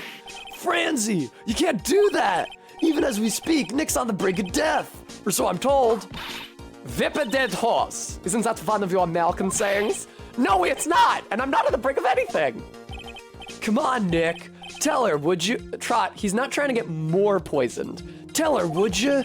Tell her she needs to model for my new picture book, Franzi's Whippity Whip Trip. Before you ask me to model, learn to give at least semi-coherent testimony. And before that, you'll have to learn how to live a semi-coherent life, Larry. I don't care what anyone says. I'm telling the truth. I saw what I saw. That's right, Trot. Assuming it is a cold. She flew, I'm telling you. Whoosh. Just like that dude with the red underwear whose name we legally can't say. Don't think I'm gonna forgive you guys when you come crawling back to apologize. Ugh, off he goes. It's amazing how little has changed with you in the past year, Phoenix Wright. You can, oh man, speaking of Superman, it is a Superman villain, I think. You guys know that Superman guy? He's kind of like Q from Star Trek. He's some sort of otherworldly imp. His name is like all consonants, but if you say it backwards, it banishes him, or you trick him into saying it backwards. It's like Mr. I saw someone when I was still in Rhode Island. I reconnected with an old friend in Providence who pronounced that name fucking flawlessly.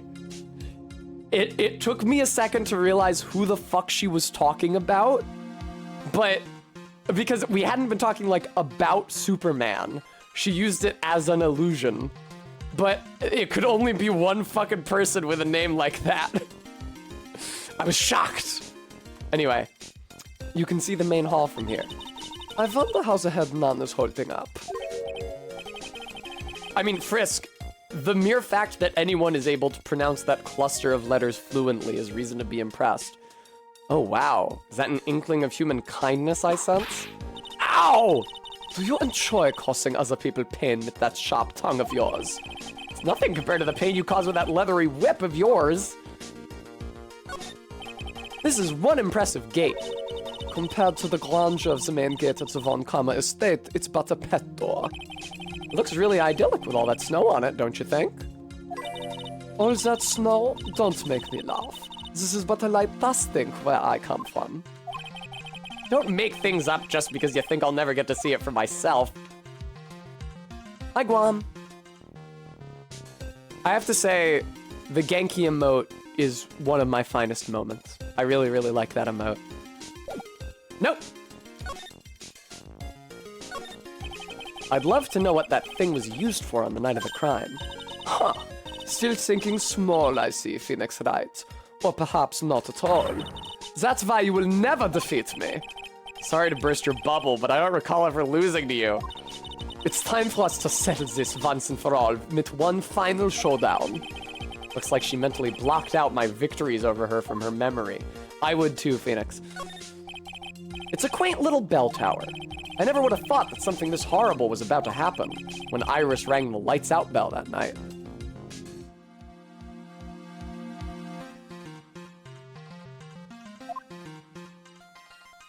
I think we're good.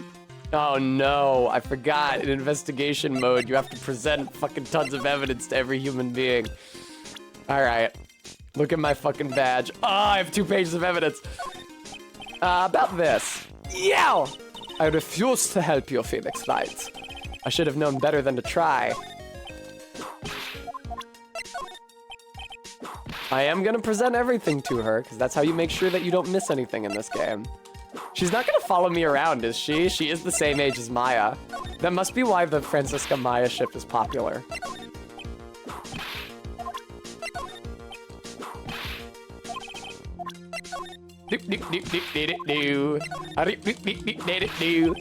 How's you guys' nights going, by the way? I don't think it's that late yet. Oh no, it's 5:50. Okay, it's like evening. Ah!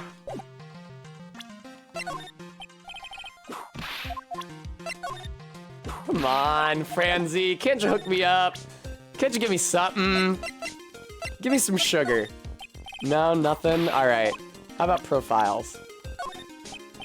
Really? You don't want to talk shit about Edgeworth? Are you sure? Damn! Franzi is straight up shutting me down, dude. Have you been in Germany all this time? That's right. Extending my perfect win record, naturally. Oh, joy. Sounds like she hasn't changed a bit. Has it really been a year since we first met?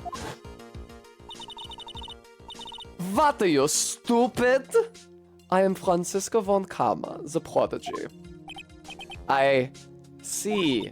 I gave up a promising career in Germany and came to this country for one sole reason.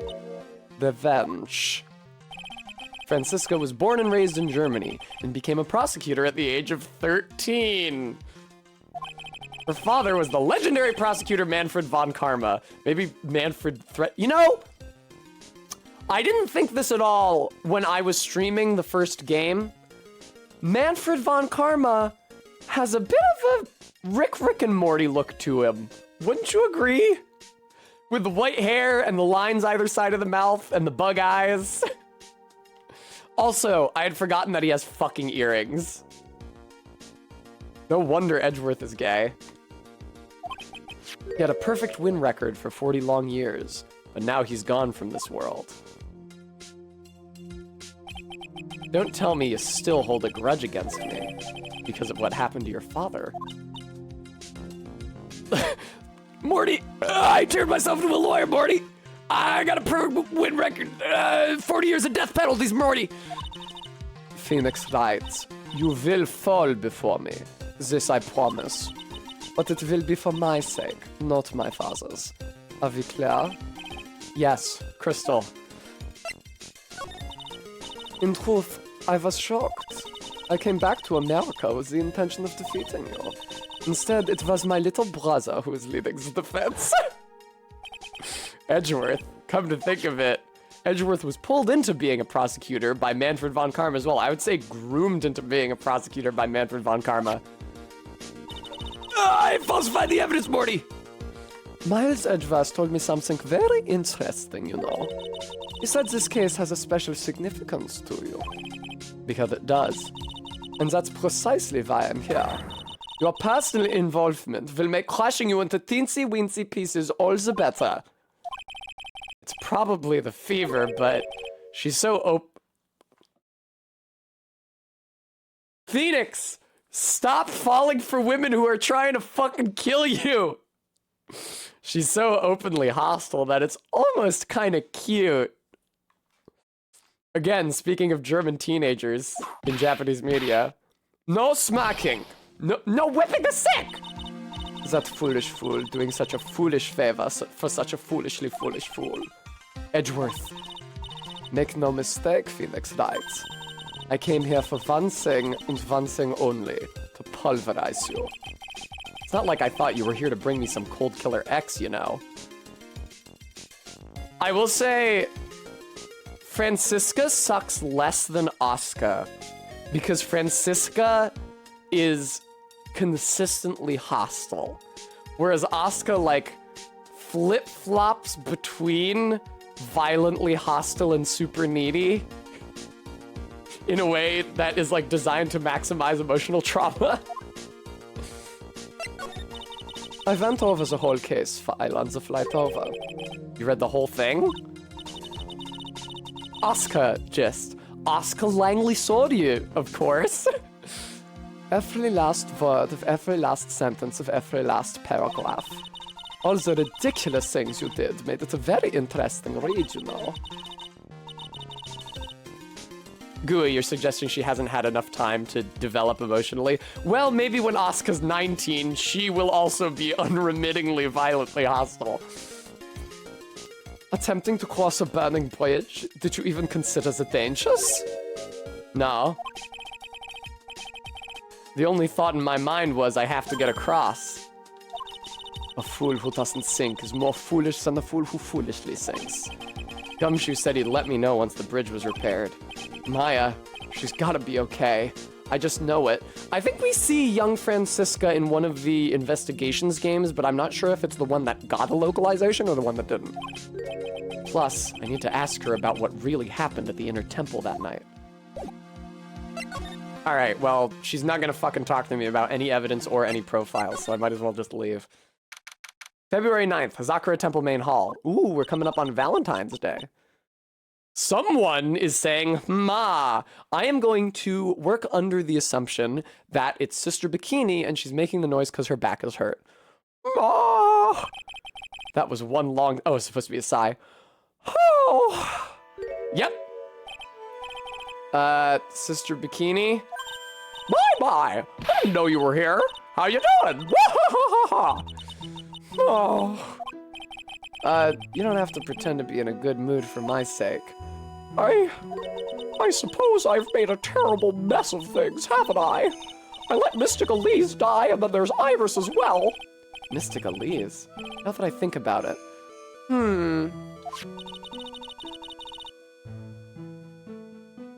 Garrulus, I have no idea what you're talking about or which investigations game that is. If that's in the English investigations game, I've completely forgotten that exists. There's an acolyte stuck at the Inner Temple, and that poor little girl has gone missing too. That little girl? You don't mean Pearls, do you? Phoenix, you're like her guardian. Why haven't you tried to figure out where she is? Yes, I'm afraid I do. She hasn't been seen since the morning after the incident. Apparently not, Todd. Pearls? She's missing? Why didn't anyone tell me about this? Oh, nobody told him. There's a laughably large Magatama on the altar. If I can see Psyche Locks with a tiny Magatama I've got, I can only imagine what kind of power this bad boy has under his hood. It's an altar. It looks a bit old, but someone does a good job taking care of it. Speaking of altars, I remember seeing one like this in Kurine Village last year. So they really do have something to do with spiritual power after all. I've only seen a layout like this when I saw this really old Japanese... Oh, we already did this dialogue. All right.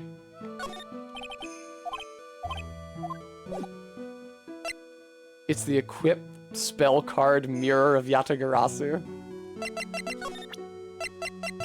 Oh boy. Oh boy, there's a lot of fucking evidence. I was wondering about this. Let me see. Well, as you may know, in order to oh no, it's the same fucking immaterial girl dialogue from before? That old thing. I always turned those reporter types away in the past, but Iris was so insistent this time. Iris? Oh yes, Iris loves to be the center of attention, you know. Really? I find that kind of hard to believe. Maybe she's not authentic with you, Phoenix.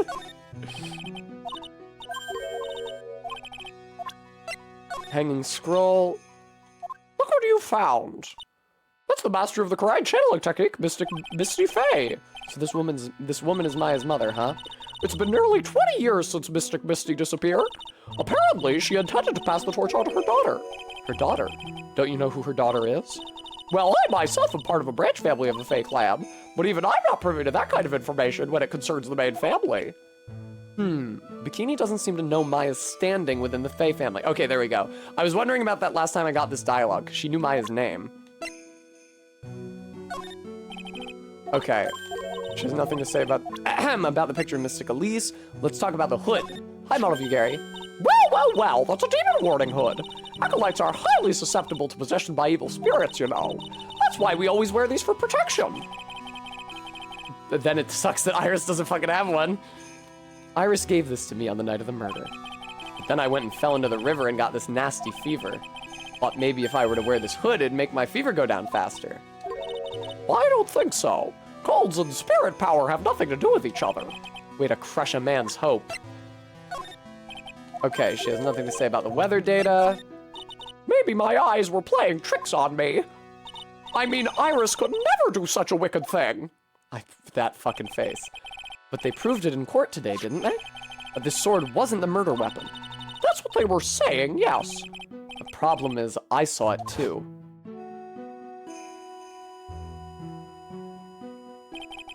I'm sure that what I saw was this blade stabbed into Ms. Dunam's body. it's Mystic Elisa's staff. The crystal sphere really is missing from it. But the sphere was found near Dusky Bridge, right? Yes, even though I'm sure Mystic Elise was in Hazakura Temple that entire evening. Okay, nothing to say about the autopsy report. Nothing to say about whatever the fuck that was. It was Iris's testimony. About this photograph. Oh yes, those are our snowmobile's tracks, all right. I'd know them anywhere. There's only one set, which means the rider went out while it was still moving, came back after it had stopped. Also, gist. You pointed out earlier how much Asuka sounds like Oscar. That's why my display name on Twitter used to be Asuka Wild. And I was very fucking proud of that. That's really the only logical explanation, I suppose. I was wondering about this. Honestly, it's like the end of the world. It's not a good thing, that's for sure. To think people have the gall to call this kind of scribbling by the name of art. Huh? If that's the sort of standard you need for the arts these days, I could be a pop diva. Sure. Quoid, apt. But what about the contents of the picture? What do you make of that?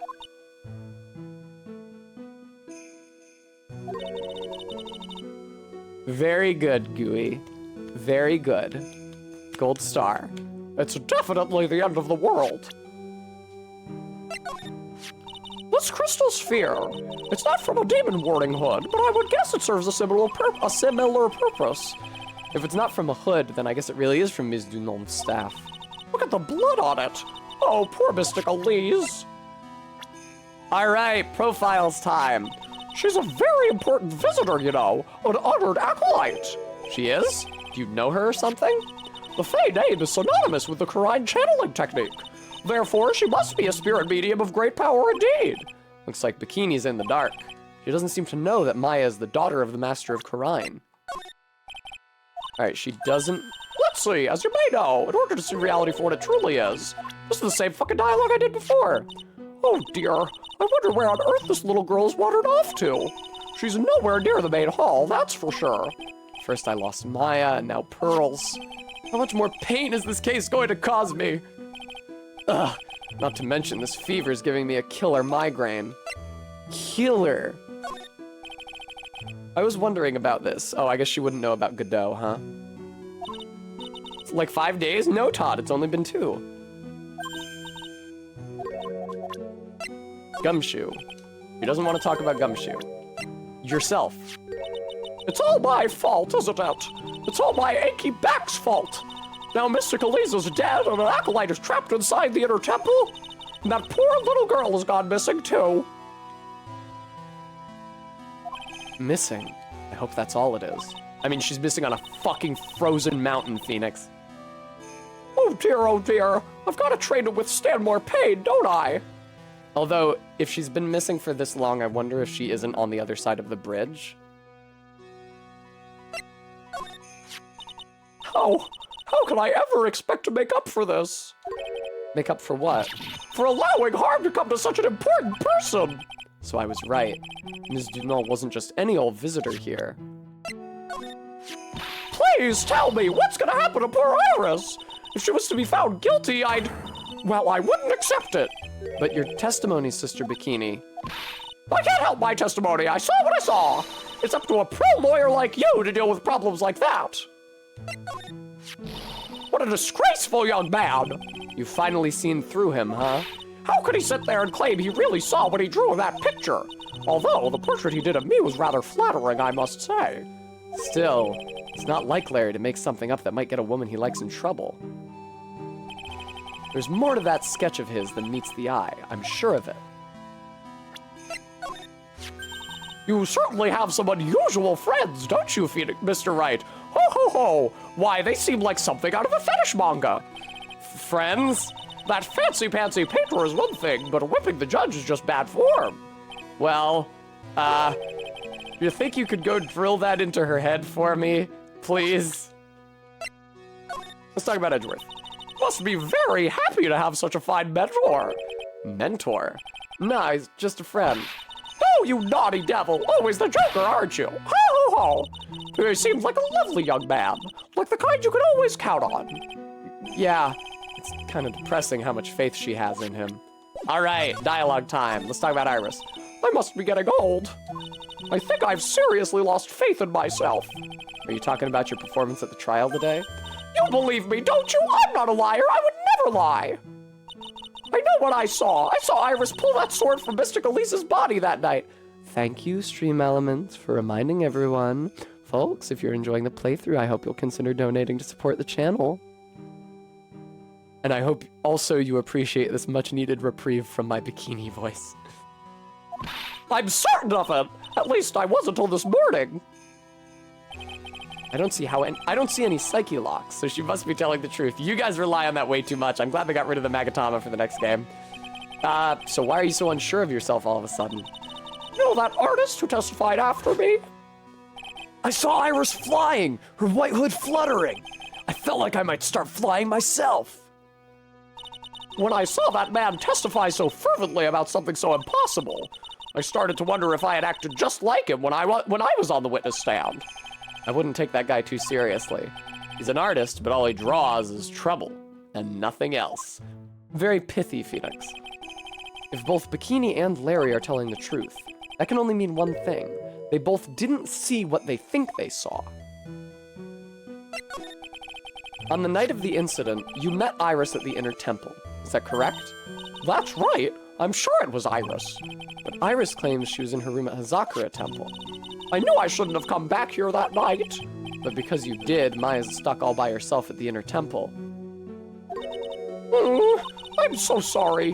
The drafts in that place are nothing to shake a stick at. Winter is especially bad. Fish, Bikini is her channeler name?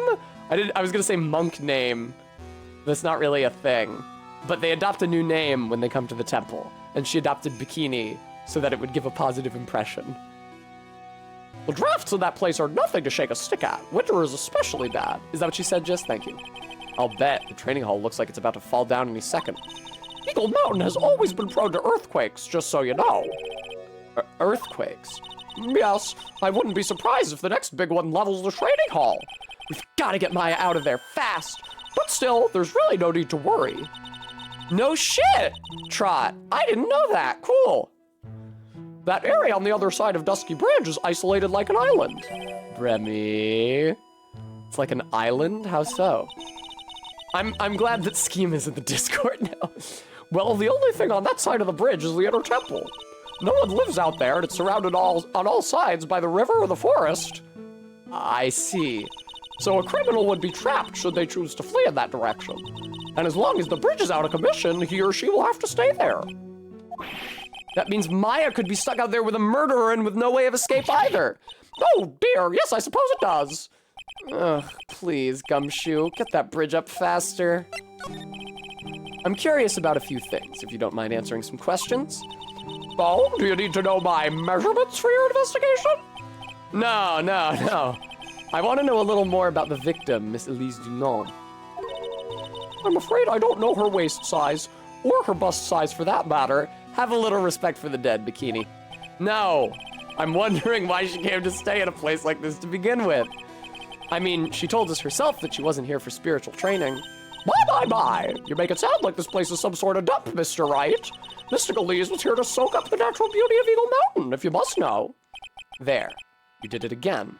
Sister Bikini, I noticed you always refer to Ms. Dunant as Mystic Elise. I was wondering about this as well. Oh? Yes. Now, why is that? After all, she's not here as an acolyte. We address all our visitors as mystic. It makes their experience feel authentic. And anyway, she's older than me. You must respect your elders, you know. How do you know that? How can you say for sure that she's older than you? Jugga. Jesus. Come on, man. I have never seen so many 5-lock psyche locks in my entire life. It seems Miss Elise Dunant was no ordinary visitor after all. And there's Pearls. She was with Ms. Dunant on the evening of the murder, and now she's vanished. It's all gotta be connected somehow. Just so. Just. Jugga. Well said, Gooey. I couldn't stop myself. Why did pearls have to get mixed up in this mess? Please, Mr. Wright, I know you're worried, but try to keep it together. Oh, man. My head's throbbing so bad it's killing me. Pearls. She was with Miss Dunant on the night of the murder, remember? Yes, but I have a temple to run, you know. I was busy preparing for the training. I didn't see the little darling even once after we'd finished eating dinner. The murder didn't take place right in front of her innocent eyes, did it? Oh, God. According to the detective, she hasn't turned up at her home either. Come on, keep calm. There's one place left where Pearls could be. She just has to be there. Come on, Gumshoe. Tell me you'll be done with your repairs soon.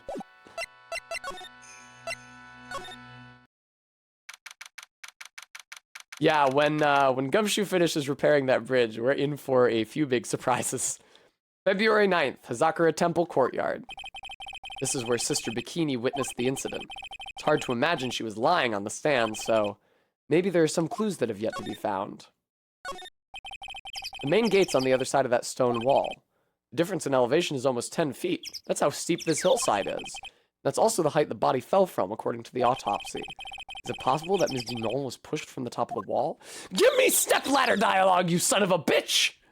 Why would you tease me like this by putting a stepladder against the wall and making it impossible to interact with? That building up there is the main hall. It was where we were staying. It sits kind of funny because it was built on a very steep slope. If you enter from the main gate side, these rooms above me are on the ground floor. Help, stepladder, I'm stuck. Apparently, Ms. Dunant was staying in the corner room.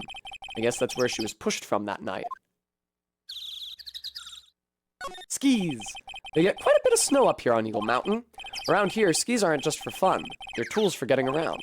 But the sled, now that's gotta be for Bikini's own personal enjoyment.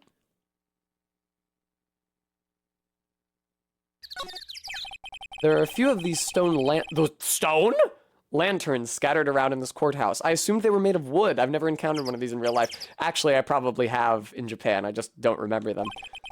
Without the city glare to compete with, I imagine they would seem a lot brighter. I guess Sister Bikini must light them now, since Iris can't be here.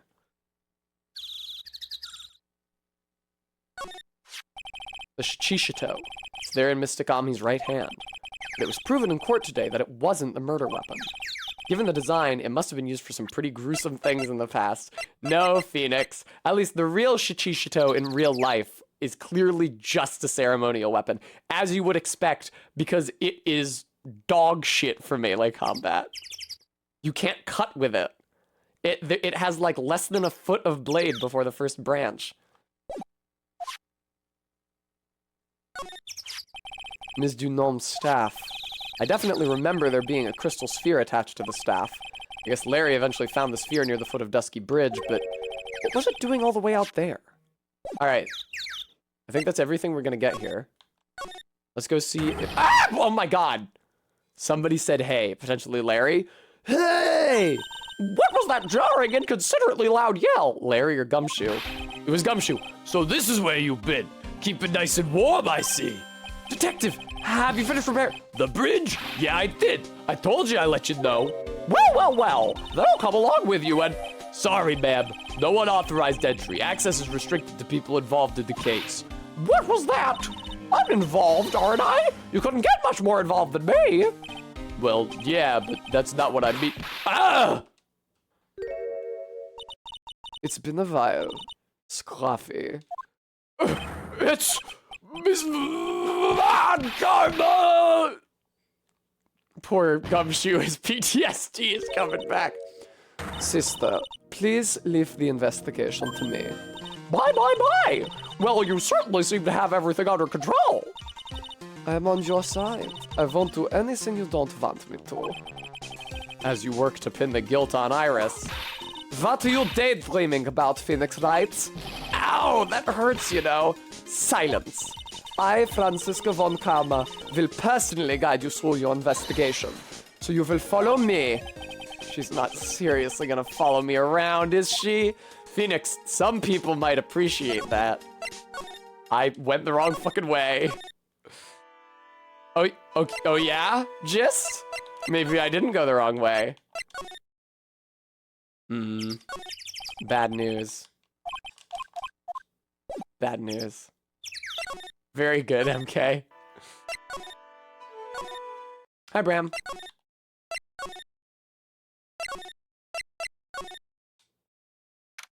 February 9th, Inner Temple Gate. Things have certainly become a lot more hectic than before.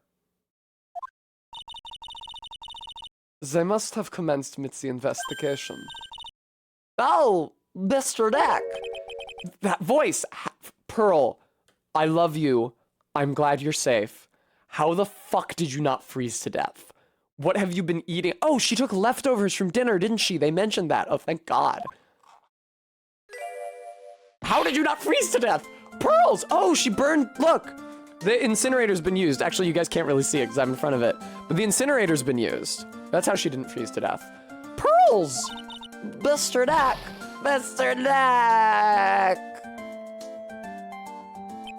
So you were here ever since that night. I was so lonely, I thought I was gonna die.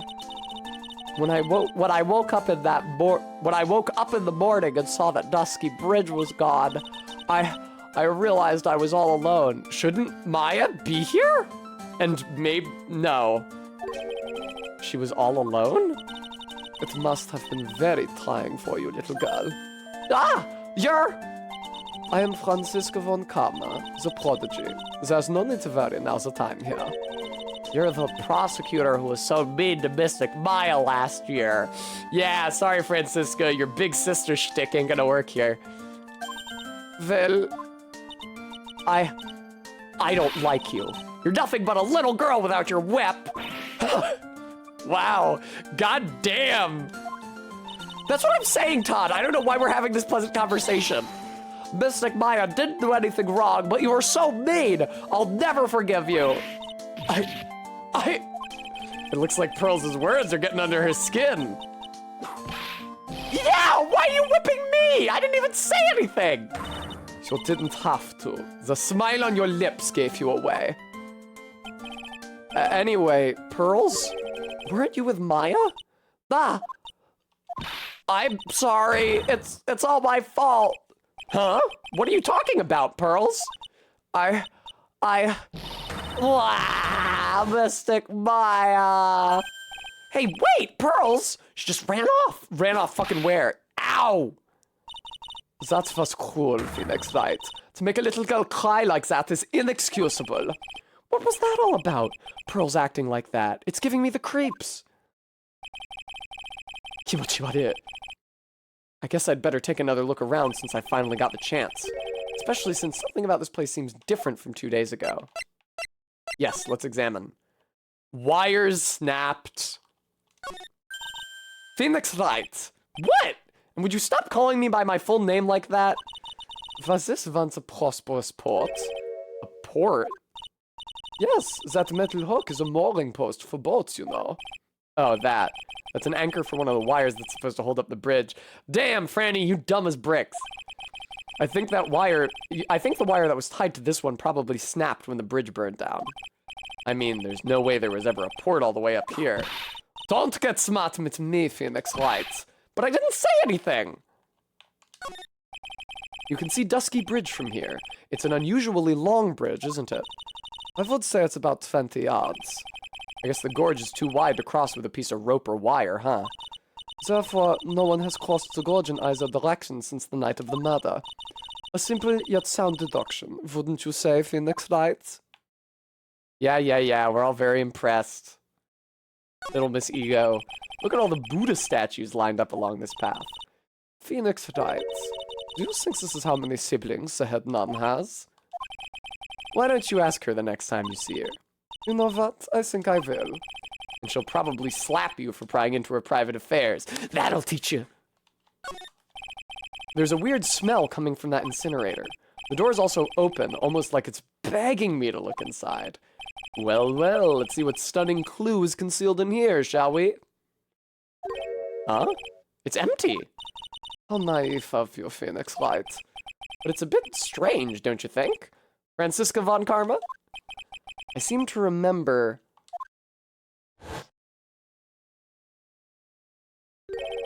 There was snow on this incinerator the first time I saw it. Bram, don't fucking say that. In other words, someone's been using it to burn something recently. Although this is the last game in the Phoenix Wright trilogy and Maya doesn't appear in Apollo Justice. Listen, Phoenix Wright. It's impertinent to call people by their full name. I was only copying you.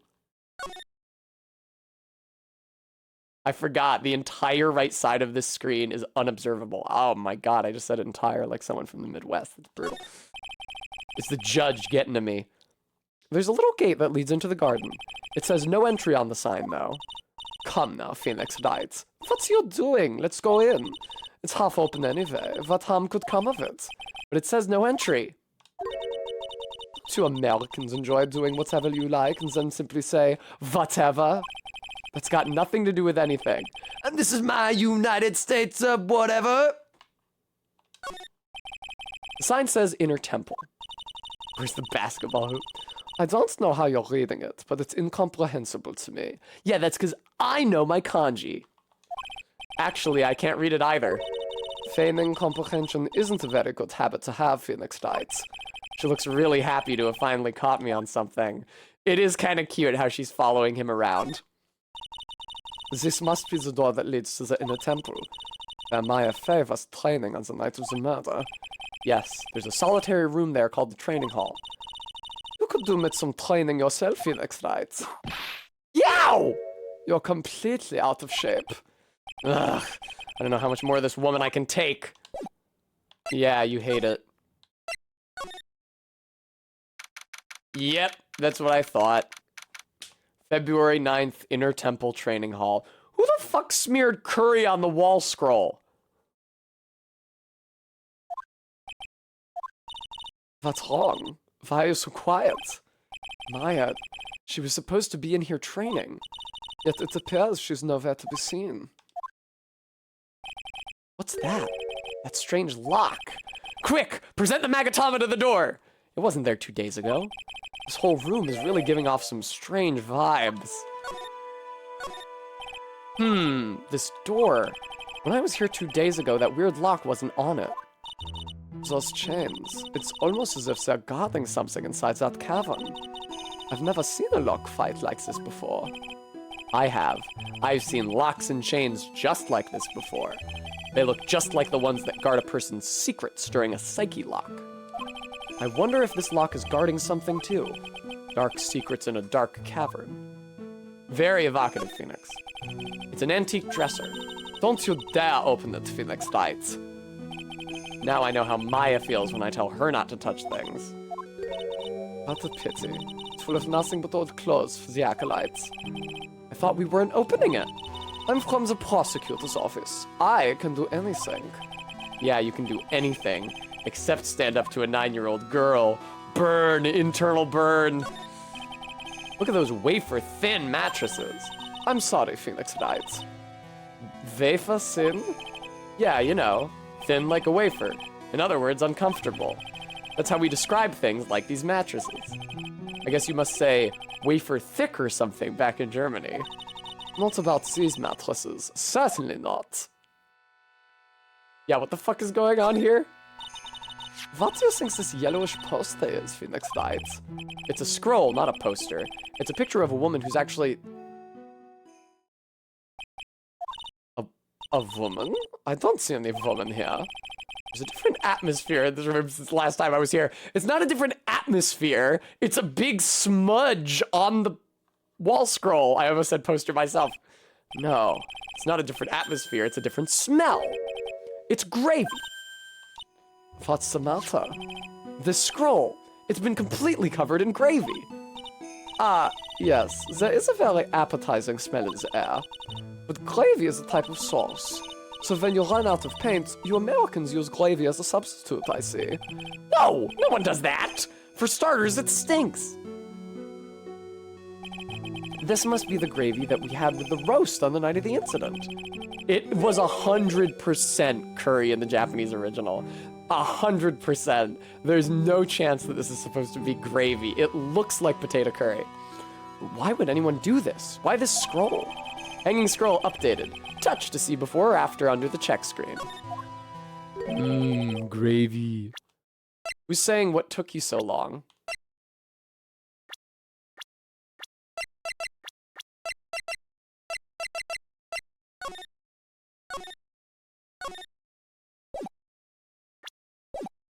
What took you so long?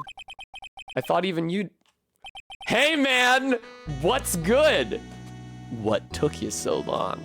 I thought even you'd manage to get here faster than this, Mr. Trite. Godot, you got here after me. Prosecutor Godot! I didn't know you were here. Prosecutor? How come you didn't show up at the trial today? I could ask you the exact same question. Huh? But I had a cold, so...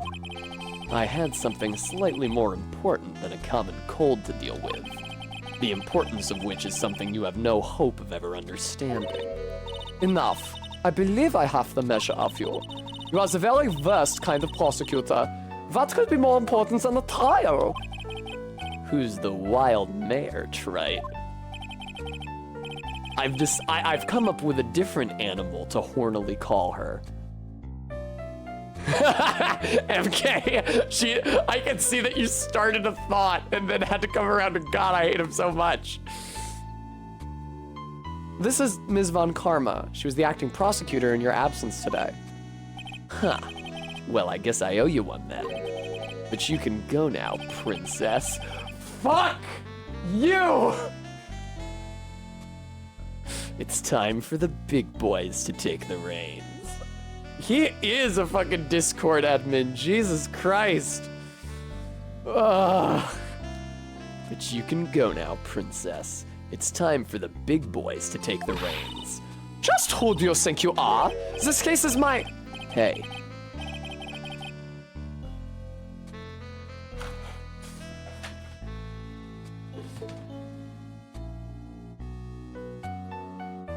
Woo! Woo! Woo-hoo-hoo-hoo-hoo! Oh boy! Oh man! Oh boy!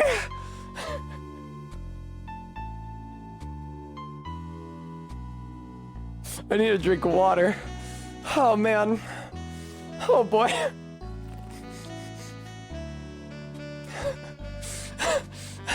Maddox, I have one of those in here somewhere. Oh God. Jesus Christ. Fuck. Hey, Philly, know your role and shut your mouth. I can't stand women like you. Did I ever tell you that there are 3 things that I particularly hate? Children, animals, and women with attitudes. Oh boy. I gotta screenshot that. How did I not screenshot that already? Man. Ooh, know your role and shut your mouth. Fuck off, Godot. Whoo boy. I'm only gonna say this once, Lady Von Whippingberg. That sucks. That's a terrible nickname. Fuck you, Godot. You can't be that horny and then that ill-spoken in the same breath. Go home. Phoenix Knight! What are you hitting me for? You deserve more cracks of the whip than that, Trite. What? You still don't get it, do you? You don't realize that you've set something in motion that you'll never be able to undo. There's something different about Godot today. I'm getting such a strong sense of something from behind that mask of his. Is it anger? Or is it sorrow?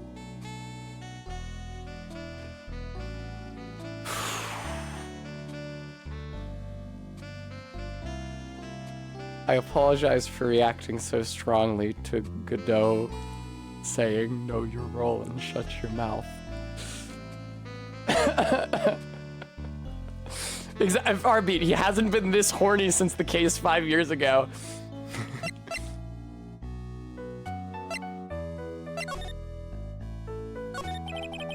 You had some important business and that's why you weren't in court, huh? So what was it?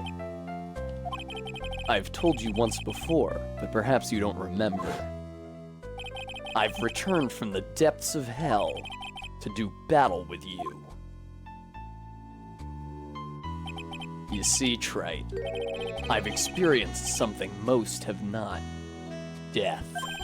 You died? Of course, being extradited from hell is a tedious affair. The meticulous regeneration and adjustment of all your internal organs is, well, let's just say modern medicine allows us all to live a ripe old age. Did he like Dr. Manhattan himself back into existence?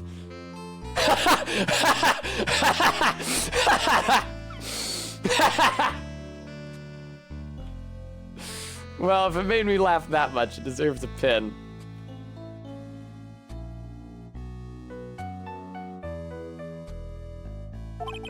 Even someone like me. So, you mean that mask you wear is... This ugly device? I promise it's not a fashion statement, my unenlightened friend. Without this, I can't see your frequently dumbfounded face. I didn't know. My eyesight is pretty messed up. Even with these huge goggles on my head, I still can't see everything. Still, I keep this worn-out piece of junk of a body going with regular servicing. I'm sorry, but you say you experienced death? How's that possible? What happened? Francisca, you cannot make it this obvious that you care this much.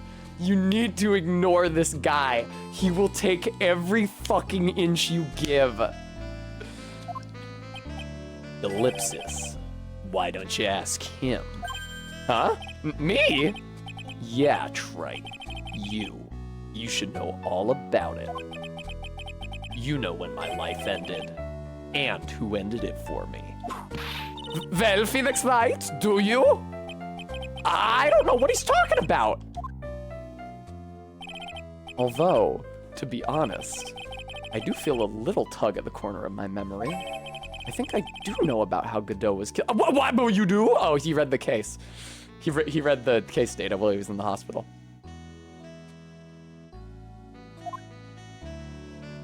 Godot is one of those guys who hates the idea of going to the doctor for checkups, so he makes it into some melodramatic thing to save his pride. Correct a queer oddity. Everything with him is melodramatic, plainly. Goddamn, Godot. It will all become clear in due time. Isn't that right, Trite? Earlier, you said I've done something I can never undo. What did you mean by that exactly? The inner temple here on this side of Dusky Bridge is an isolated island. That's what Sister Bikini said too. And I wonder, Trite, do you know what the police are doing here today? What do you mean? They're searching. Searching for any trace of an acolyte who went missing. Missing? As leader of the search party, I can tell you this with absolute certainty. Maya Fey is not on this side of Dusky Bridge. Huh? But that's impossible! She came here that night and... I won't say it again. The chances of her being here are nil. Excluding, of course, one very unique place. One? Where's that? The Sacred Cavern, the entrance of which we are standing at right now. This is the only place that the search party has yet to explore. So they haven't searched the cavern yet, huh?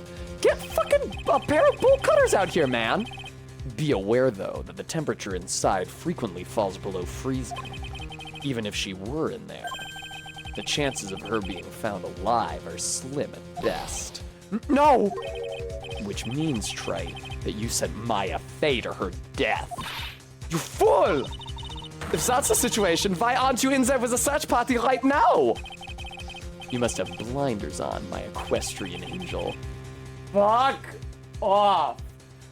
I keep calling you a horse because you have a fat ass. Don't you see the big lock and chains? It's a trick lock. I'm making preparations to open it as we speak.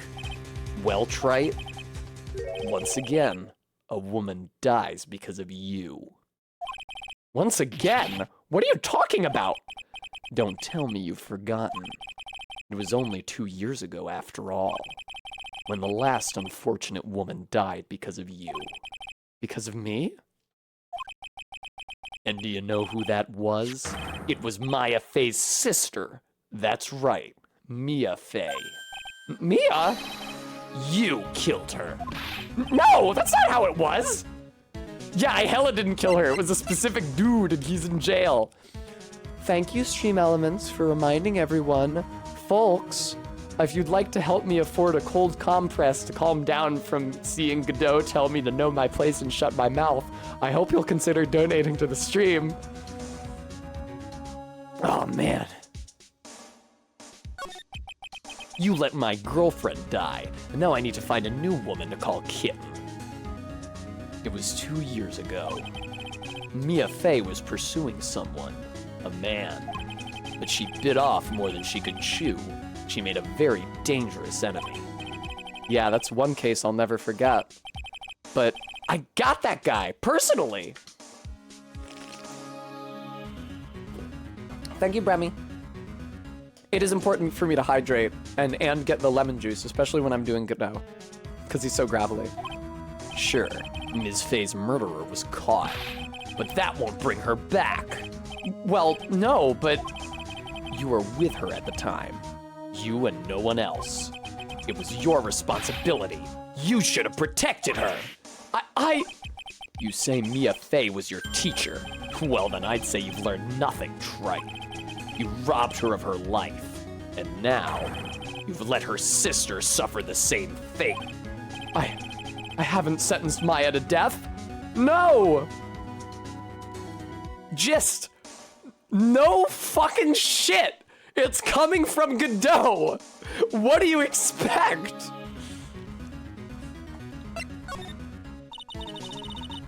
I imagine for a second Godot is the woman he killed and he came back as a man looking for revenge. What is this peculiar looking lock? Why don't we just break it open? It would be a simple matter of... I'm afraid we can't do that. This area has always been prone to earthquakes. The repeated tremors have weakened the foundations of the training hall. Any excessive force used to break the lock open would... Well, let's just say the inner temple and the sacred cavern would be a thing of the past. Maybe if you used explosives, but you could use a pair of fucking bolt cutters. Right, Todd. Very well. Then there I suggest the obvious solution of opening it with the key. Huh. Sure. Just show me where the keyhole is on this trick lock. There's no keyhole? That's right. An interesting puzzle, huh? The person who set this lock is the only one who can open it. Then who was it? Simple. The accused. What? Iris? When an acolyte undergoes training inside the sacred cavern, the attending sister is responsible for locking the entrance. Obviously, the night of the murder was no exception. Maya Fey was to train in there. Sister Bikini did mention it a number of times now that I think about it. She said that Iris was left in charge of supervising the early stages of the training. So Iris, the accused, is the only one who can open this lock. I've arranged for her to be brought here now. Iris is the only person who can open this lock? I hope she gets here soon. Hang on in there, Maya. We'll get you out. So, I should be getting back to work. Wait, Godot! How sure about Maya are you? There's no doubt in my mind. She's in the sacred cavern somewhere. It's the only place she could be. You'd better start praying. You'd better pray that friend of yours brings the accused back here soon. Edgeworth? Listen up, Trite.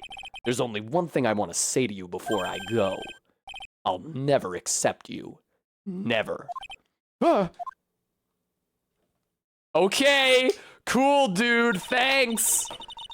You should choose your friends more carefully, Phoenix Knight. That's what everyone says. Looks like I don't have much of a choice.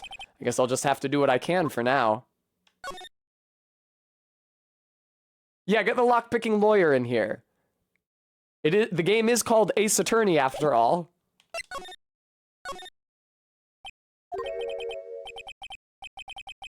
Is this Godot saying this? I don't know. Not Godot. Gumshoe? I don't know. Should I or shouldn't I? Sounds like someone's talking to himself, but where's that coming from? Oh, it might be Larry. It was Gumshoe. Yeah, I guess I better wash that off. That's what I'll do. No, but I can't do that. I'm a detective. Oh, my brain. This is driving me nuts. Ah! Is something troubling you, Scruffy? Please don't whip me like that all of a sudden, sir. It was merely a simple greeting. A friendly tap on the shoulder. With my whip. So, what's up, Gumshoe? Is something on your mind? How did you know, pal? Perhaps you were trying to decide if you wanted to wash that off or not? How did you know, sir? Oh, yeah, I nearly forgot. You can't go through that little gate there, okay? Oh, he's debating whether or not to wash off no entry. You mean the one that says no entry on it? I, kinda already snuck in there. Is he trying to be clever or something?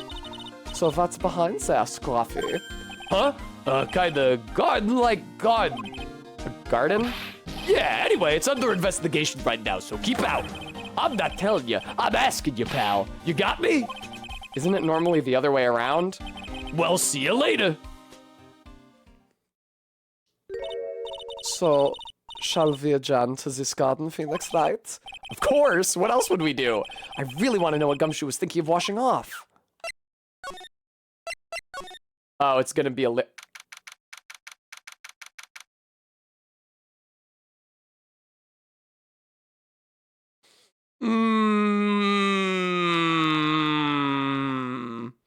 February 9th, Inner Temple Garden. Gumshoe, why would you wash that off? There's a strange feeling in the air. I wonder what it is. Strange feeling. Forget about that. What's that strange writing on the stone lantern? Ah! What are you doing here, sir? I thought I said you can't come in here. Don't you know, Scruffy, a Von Karma will always show up wherever there is a clue. And there are plenty of clues to be found here. But...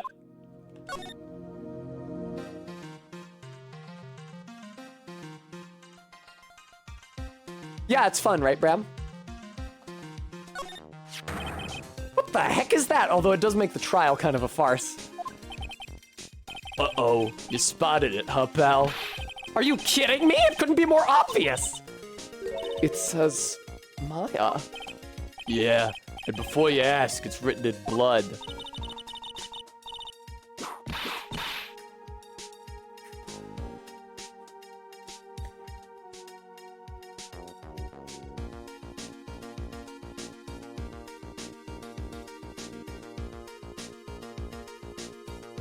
Thank you for the wiggle, Persephone.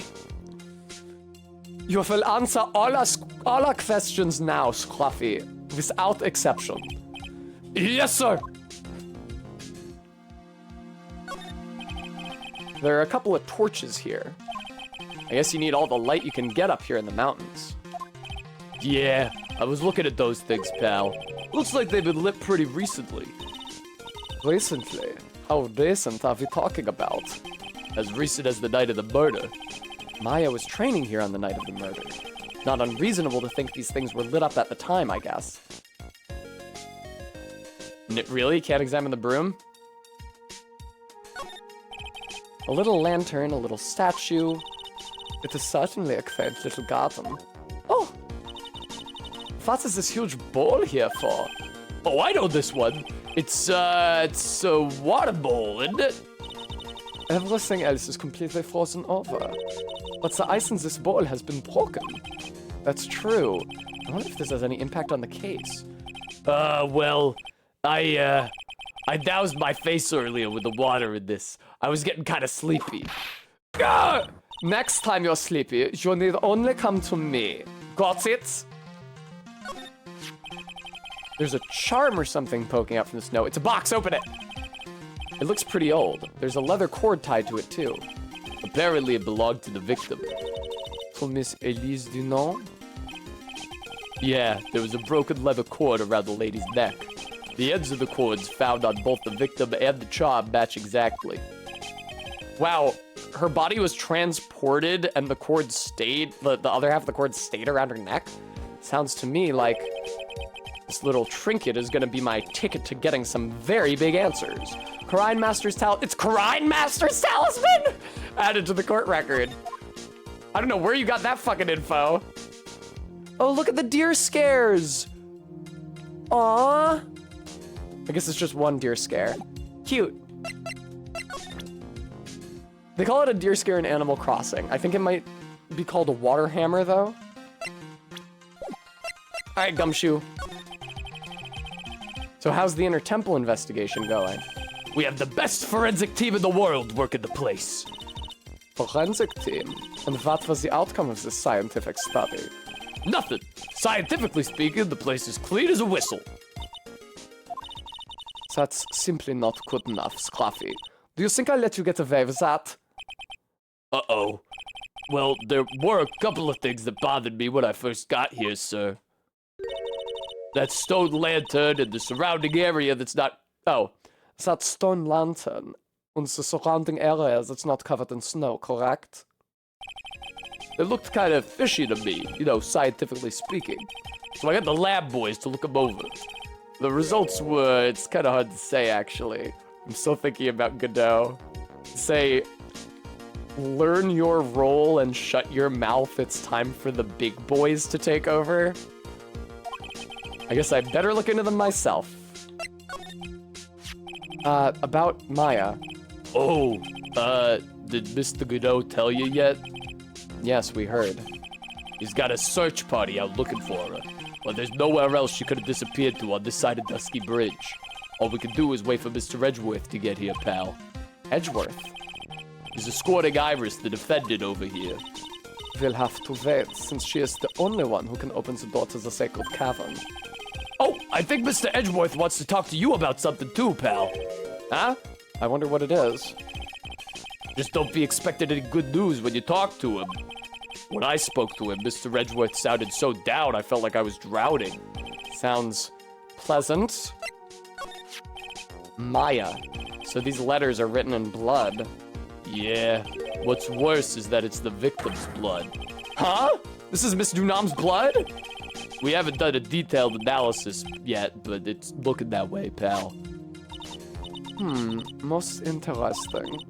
Phoenix Wright, I presume you know, don't you? Why Maya's name is written upside down? You know what? That was really bothering me too. But I just came up with the answer. The result of my own special gumshoe investigation. Really? Do tell. Well, on the night of the murder, that stone lantern was upside down. Ahem. Anyway, there's really only one logical explanation to this mystery. Miss Elise Dunant wrote these letters herself in her own blood. You must be joking! That's impossible. From the writing in the victim's blood and the other clues left behind, it seems pretty likely that this garden was the scene of Miss Elise Dunant's murder. At least that's our current theory on how the events took place, pal. What? Where the fuck is the sword here? So Ms. Dunam was killed here? However you want to look at it, that's what people are saying now. Then what Sister Bikini saw in the courtyard at the main temple was... Well, what was it? If that wasn't the scene of the crime, what did she see? What do you think, Ms. Von Karma? Surely a special gumshoe investigation would reveal the answer now? But wait a sec. The bloody writing and all the other clues here. Someone could have easily set that all up after the murder, right? Sorry, but that's not an option, pal. Why not? How quickly you forget, Phoenix Wright. Ever since the incident occurred, this place has been completely inaccessible. Because Dusky Bridge was completely burnt out. I was overseeing repairs to the bridge the whole time. No one came over here before me and my men. Which means no one could have planted all this stuff here, pal. I can't think of a counter-argument to that. I knew it. They should have washed the blood off the lantern as soon as I got here. If this really was the scene of the crime, then I need to figure out exactly what it was that Bikini actually saw. Alright, I don't think there's anything else to examine. I was looking for a sword or a knife that the victim could have been stabbed with.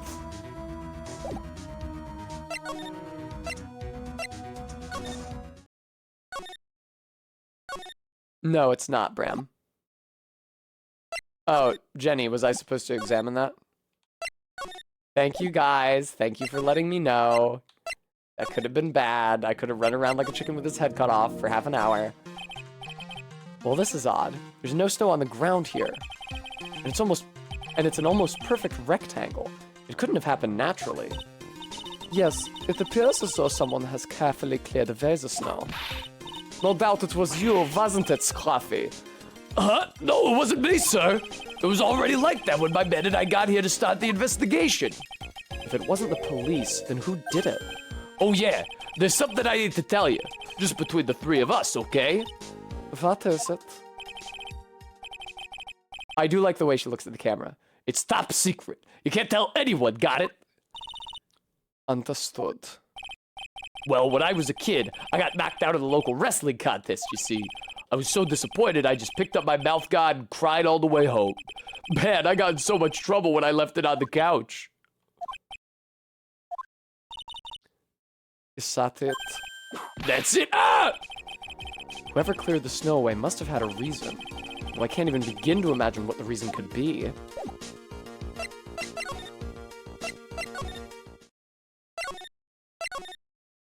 Nothing new in the training hall. Also, no person to talk to. I didn't remember the garden screen at all. I assumed that you just could never go into the garden because I didn't remember that background sprite. Really? Still nothing here?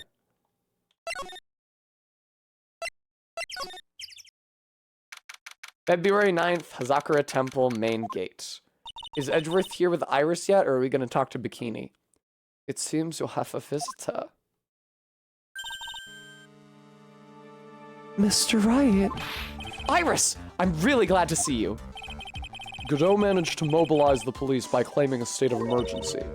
Not him again. Never mind him. We've got to hurry and unlock the sacred cavern. I'm sorry, Mr. Wright. It's my fault someone so important to you is locked up in there. Mr. Edgeworth, can we finish our conversation later? All right. Let's hurry to the inner temple then. I'll see you later, Wright. Wait, Edgeworth! I'm coming with you guys! Sorry, Wright. I can't allow you to come with us. What? I hate to be the one to break it to you, but Maya Fey is in a rather delicate position. Are we leaving her alone with people? Who her and who people? Bram, Nick gave Edgeworth the Magatama for a short time, but then Edgeworth gave it back to Nick. Bremmy, you are not unlike Gumshoe in this. What do you mean by a delicate position? This isn't simply a rescue operation, Wright.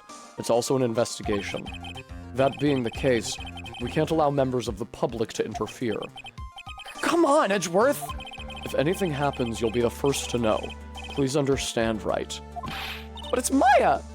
Mr. Wright, all that matters is that Mystic Maya is rescued, correct? Listen to the voice of reason for a change, Phoenix Wright.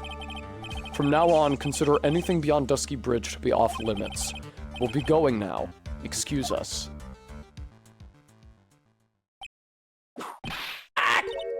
This is no time to be standing around, Phoenix Wright. Aren't there other things that demand your attention? She's right. Thanks for reminding me. Let's move. Damn, I can't even go back to the bridge. Did you guys see that? February 9th, Hazakura Temple Main Hall. There she is. Sister Bikini looks like she's shrunk some since I last saw her. Don't be so rude, Phoenix Wright. What's wrong, Sister Bikini? Bye. Hello, you two. How are you doing? From the sound of that sigh, I guess she's still pretty down. Iris was just here, you know. She was accompanied by that handsome crimson-clad prince. I'd say he's more magenta-plaid. She talking about Edgeworth?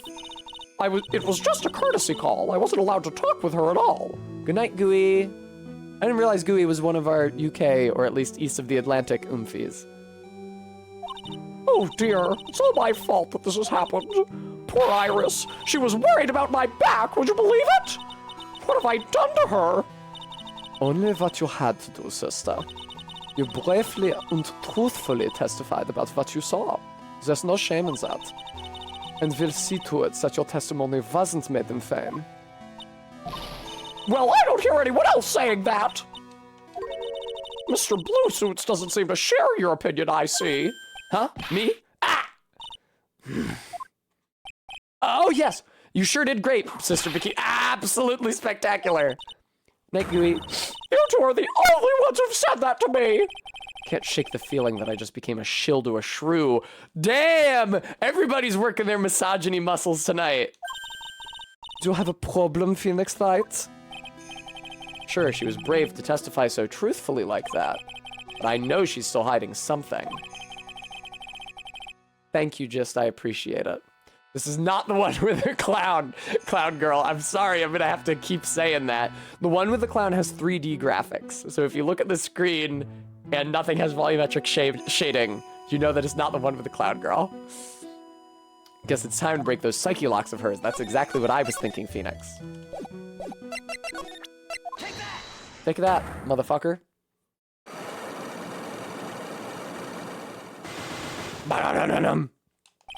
Elise Dunant. Sister Bikini, the truth is becoming increasingly clear to me. I'm convinced that Ms. Elise Dunant had a special significance to this temple. As to why she had a special significance, I believe it has to do with her true identity. What on earth are you talking about? She was... Mystic Elise was an author. Just an author. Of picture books. To be honest, I had my suspicions almost immediately after I met her. Suspicions? Yes, but I didn't have any evidence to support my theory, though. But now I do. This piece of evidence proves Ms. Dunant's true identity. Ms. Dunant had this charm with her at all times. Oh, where did you... This isn't some cheap good luck charm, either. Then, what do you think it is, Mr. Wright? What could a talisman like that possibly mean? It's a talisman, is it? Interesting. Oops. This thing speaks volumes about who Ms. Dunant really was. This talisman and one other item unequivocally prove Ms. Dunant's true identity. What, the fucking scroll with the shit smeared on it? The painting is obscured by this gravy stain at the moment.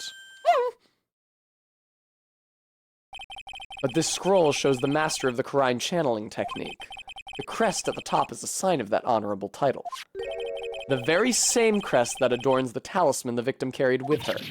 Wow! This crest is reserved for the master of Quran. Who on earth told you that nonsense? I've got no idea what you're talking about. The new master, Maya Fey, told me. What? You mean that acolyte is Misty Fey's daughter? Yes. Are you sure? Yes. In fact, since her eldest daughter passed away, Maya is Misty Fey's sole successor. Mystic Misty!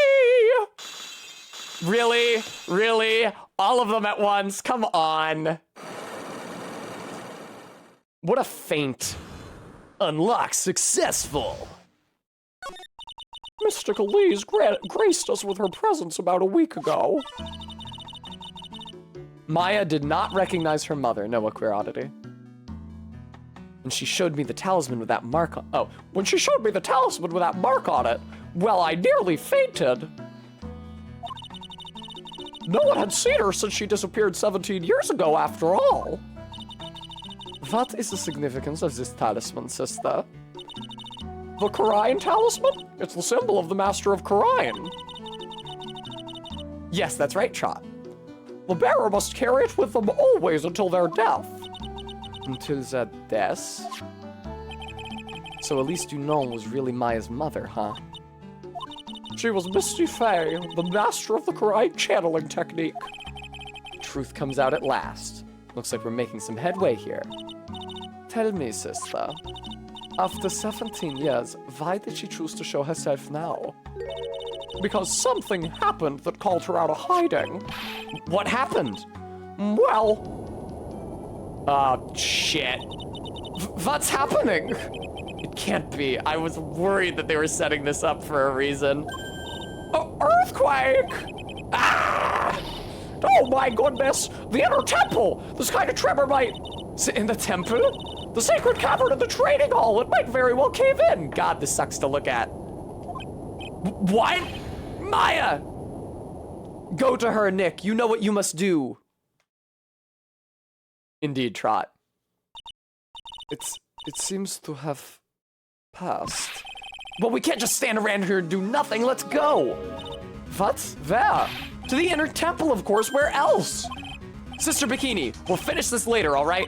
Of course. You run along now. People may have been hurt. I must get some first aid kits ready. Come on, then, Phoenix Knights. They won't bar you from entering as long as I'm with you. Thank you. Right at that moment, I had the worst feeling in my gut. We just had an earthquake. Maya is trapped in a geologically unstable cavern right now. And we had an earthquake, and Phoenix is thinking about Edgeworth. I wonder if he's all right. You look worried. Are you thinking about Miles Edgeworth? She knows, too! She clocked him immediately! Come on, let's go. Oh, Arby, we had squats earlier in the stream, didn't we? Can you tell me how many? We still have another 2 hours of stream to get more squat redeems during, but... Actually, before we do that, can we try to get stepladder dialogue? No? Okay. We've got to hurry to the inner temple and... Right! Ah! What are you doing here? How could I have... How do you expect us to understand if you don't speak up? Yeah! Hey, why am I the one getting whipped? And Persephone. Persephone. Persephone. Persephone. Persephone. Persephone. Persephone. I know exactly what you're talking about. She's gone. No! The defendant, Iris, she's gone. Gone where? She fled. She escaped. What? Shit, man. So, it was just now, during the...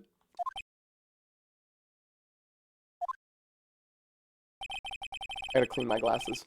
It's easy to see Edgeworth's one and only weakness, his fear of earthquakes. I should have known better than to escort the defendant alone. As soon as the ground started shaking, everything went dark before my eyes, and I stupidly passed out. That incident haunts you to this day, doesn't it? The DL6 incident.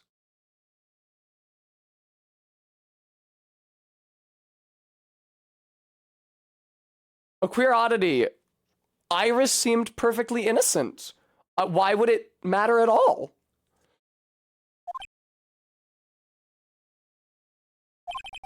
That's no excuse for letting the suspect get away. Can't believe I let it happen.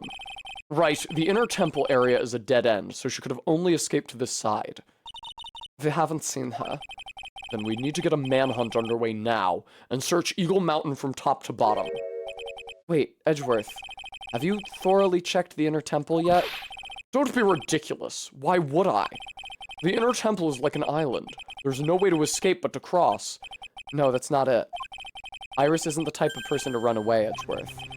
What are you talking about? Sister Bikini mentioned something when we were with her. She said the sacred cavern might have caved in because of the quake. Then you think that Iris might have gone to the inner temple to check on the situation? Listen, Edgeworth.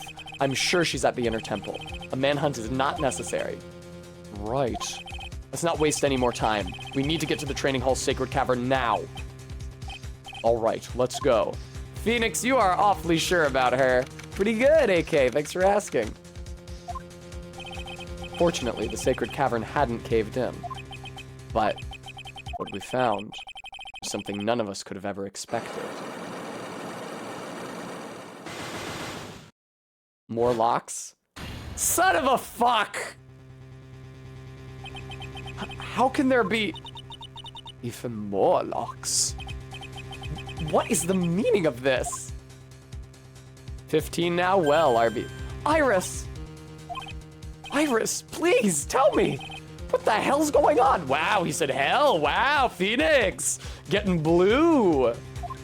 And I don't just mean the text color. To be continued.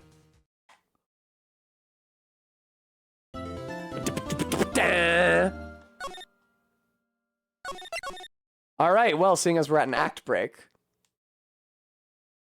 Thank you, Stream Elements, for reminding everyone. Folks, if you've been enjoying this and my past Phoenix Wright playthroughs, I hope you'll consider donating to support the channel. And on that note, there we go. I just wanted to get music in here.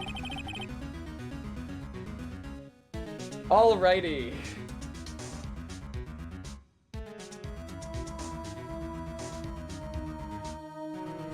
Whew.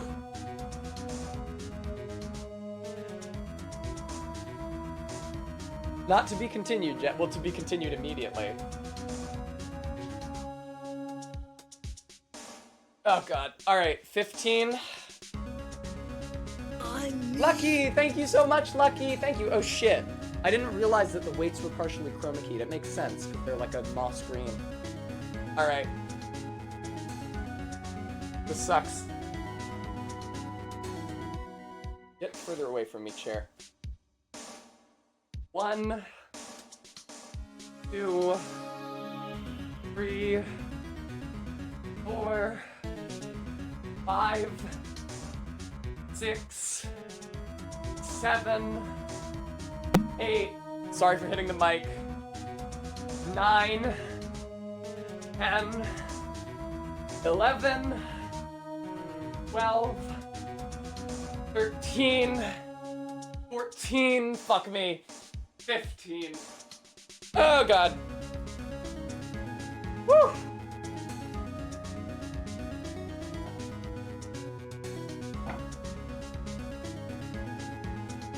Hope the mic's okay.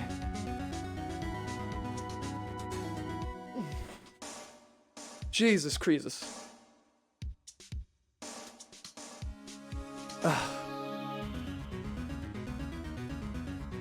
Alrighty. Thank you, Kiss Beef TV. I will hydrate. Edgeworth's face in the background. Oh.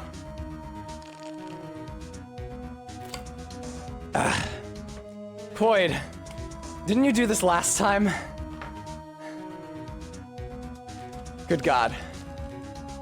There should be special streamer gyms with cameras and lights and mics for gym goers to practice avoiding. That'd be good, Maddox.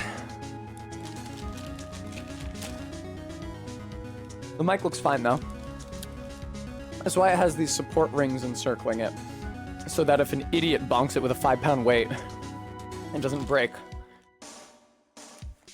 I also hope it didn't change the audio quality at all. That would be fucked.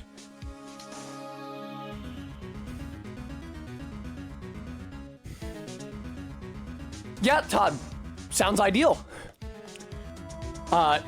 If there were such a gym, I would certainly frequent it often, so that I could practice doing squats while avoiding mics, of course.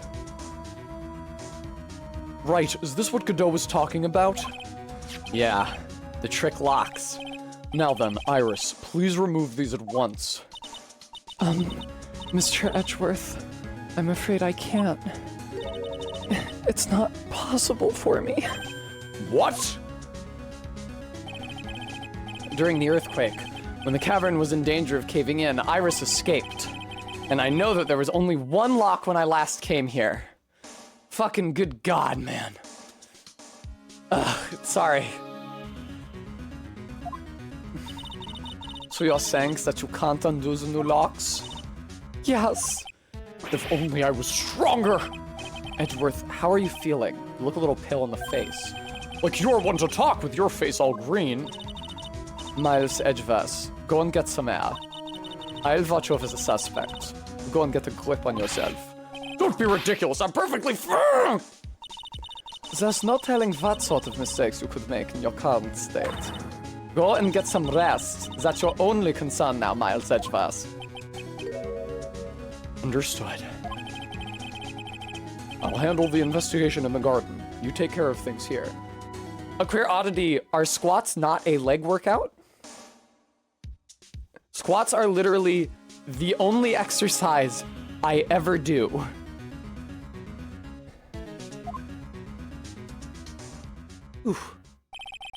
Edgeworth. He's got so much pride that he's probably off crying in a corner of the garden. He's got so much pride that he's probably crying like a little baby right now. Wouldn't you agree? Pride is simply another trap that hinders us in our lives. That said, one must have pride to be effective on the job. At any rate, it seems that this is where we part ways, Phoenix Wright. I'm going to stay here and see if I can't help solve these bothersome puzzles. I see. Well, thanks for your help. Now then, do you mind if I ask you a few things, Iris? No, not at all. Iris, did you put 4 more locks on the fucking door? And can you undo the 1 lock that you could have already?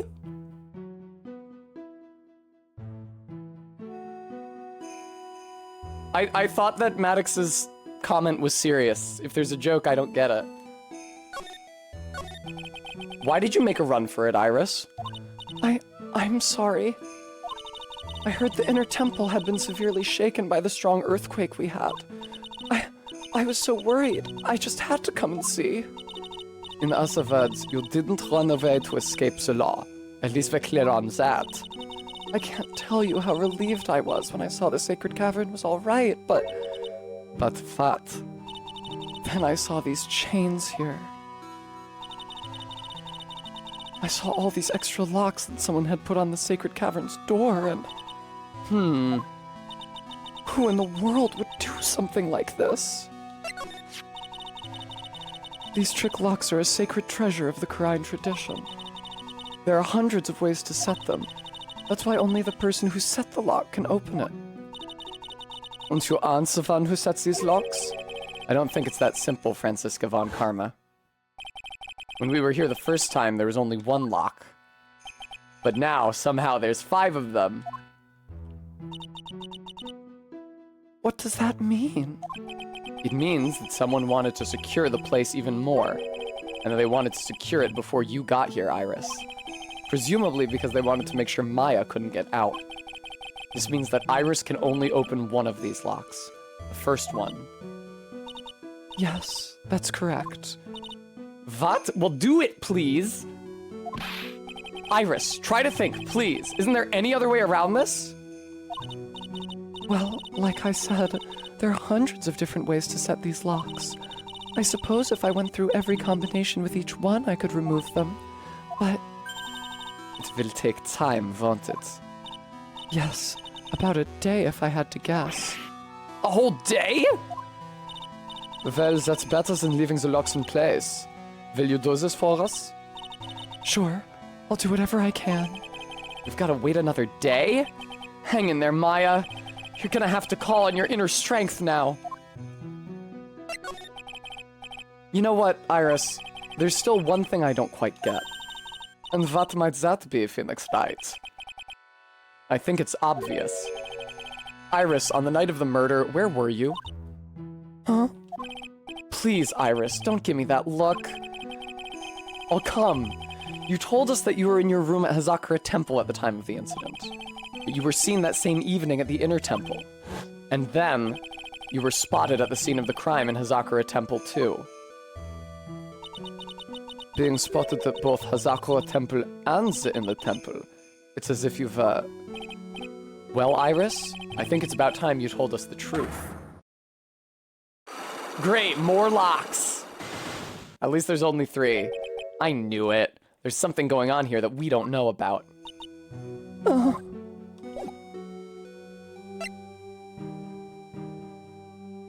Let's give it a shot. Let's show her the Magatama. Very good, Arbeat. Well said.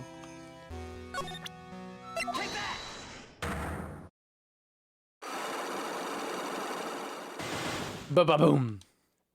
The night of the crime. I think it's time you told the truth about what you were doing on that night. You said that you were in your room at Hazakura Temple the entire time. Do you still claim that to be the truth? Yes, that's where I was. Iris, I believe you're innocent. You do? That's why I want to believe what you're telling me, too. But I can't. Because this person saw you somewhere else on the night of the murder. Bikini. She said you were here. I'm talking about Sister Bikini, of course. Sister Bikini. Her testimony in court today was very clear. That night I was helping an acolyte with her training in the inner temple, but, well, as you can see, my back likes to act up violently. So I left Iris to help the acolyte and returned to Hazakura Temple. I left Iris to help the acolyte, sorry. Sister Bikini didn't just see you, she spoke with you. You two talked about Maya's training that night. So you see, Iris, you were there at the inner temple on the night of the murder. That's very impressive, Mr. Wright. The Acolyte's actual training was due to start after 10 o'clock that night. I left the main hall early so that I wouldn't be late. What time was that? Let me see.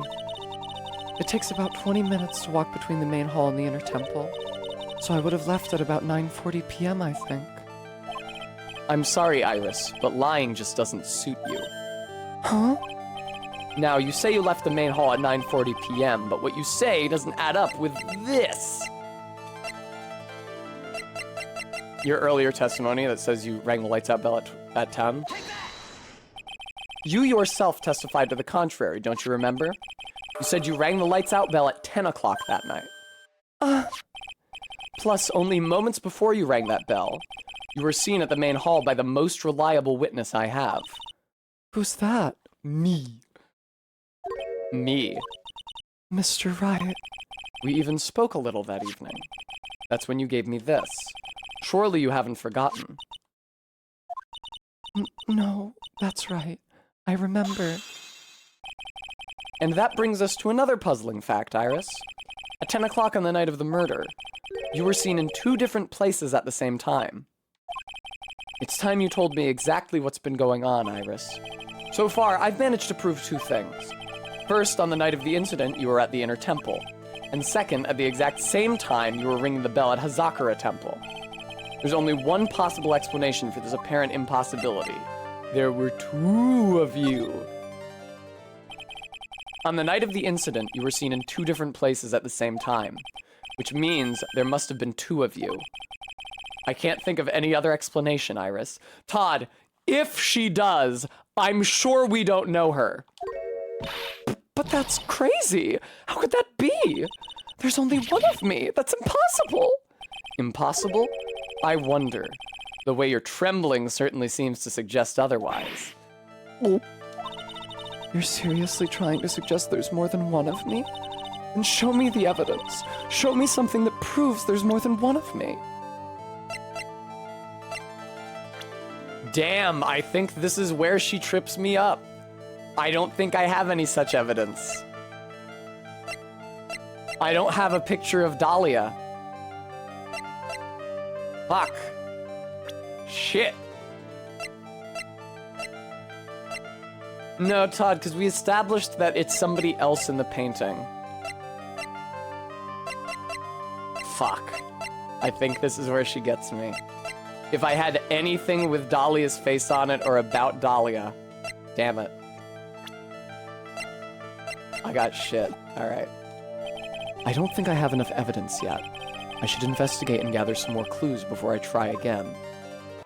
Boy, that's brutal.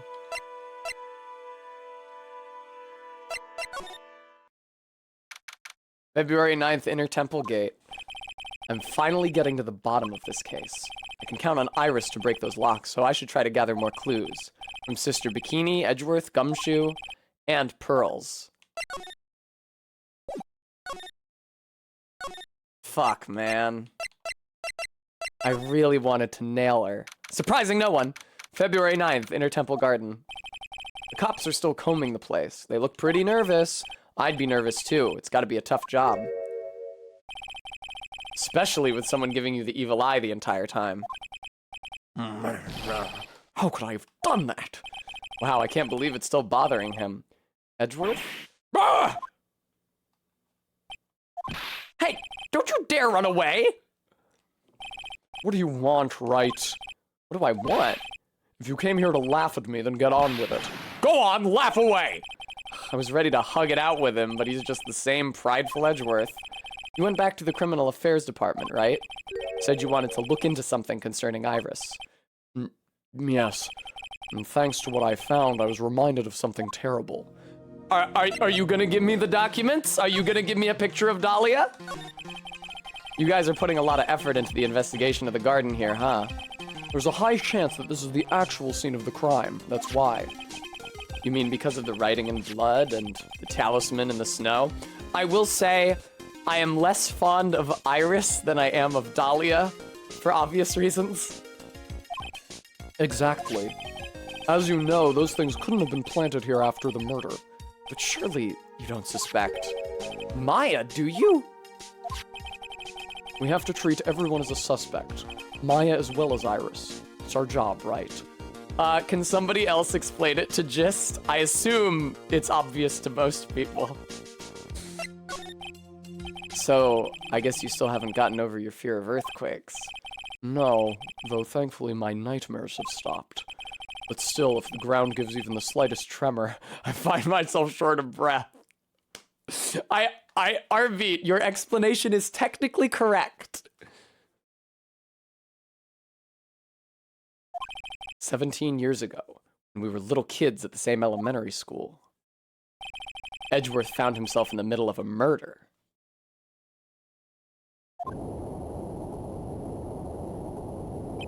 It all started with that big quake that hit the courthouse. Anyway, I like Dahlia more because she is the devil. Because she's so fucking evil and so baldly emotionally manipulative. And she constantly has men throwing themselves at her feet and poisoning themselves for her. It all started with that big quake that hit the courthouse. Iris is very demure. Damn, look at this Phoenix Wright 1 graphic. yes, I was stuck in the elevator with my father, who was a defense attorney. We were deprived of oxygen and we passed out. That's when it happened. That single gunshot shattered my whole life. Color correction grayed me out? I lost everything that day, all because of that earthquake. Oh, it must have been... If it was a flash of white light, it must have gotten me bright enough that I was close enough to green that the chroma key decided I was part of the green screen. My dreams, my family, and myself. What, Bremy, Edgeworth's backstory? No kidding. It's been more than 17 years now. That case was finally resolved 2 years ago, right? Queer oddity. You think I don't know that? I was there, but it was such a shock. Never imagined I could be so wrong about myself and my life. I'm sorry, Wright. There's nothing else I can say. Not after you chose to become a lawyer for my sake. Not after you saved me. Edgeworth, you're stronger than you think, so no more of this self-pity, okay? Let's talk about Iris. There was something that bothered me about her from the moment we met. I felt like I'd seen her somewhere before. No, wait. Not somewhere. I felt like I'd seen her in court before. So you went back to the Criminal Affairs Department to look for her file? Yes. I checked over every case file I've ever worked on. And I was right. I had seen her face before. 6 years ago. 6 years ago. It was my first appearance in court. It was? Okay, this entire time I was saying it's understandable that he forgot about her because it was just an early case of his. It wasn't his first case like it was Mia's first case. No, it was his and Mia's first fucking case. At least his first case in this country. How the fuck could you forget? It was my first appearance in court, and as cases go, it was my worst nightmare. So? Who is she? I'm sorry, Wright. I can't give that information away to a member of the general public. Edgeworth, I fucking know who she fucking is. It's not, is Phoenix mind wiped or something? What? Why not? It might be the crucial piece of the puzzle that solves this case. The woman I knew was the daughter of a jewelry store owner. She had nothing to do with Iris and Hazakura Temple. She was involved in a false kidnapping literally fucking 20 feet away from us, Edgeworth. 。 . 。 . . . . . . . . . . . . . . . . . . . . . . . . . . . . . . . . . . . . . . . . . . . . . . . . . . . .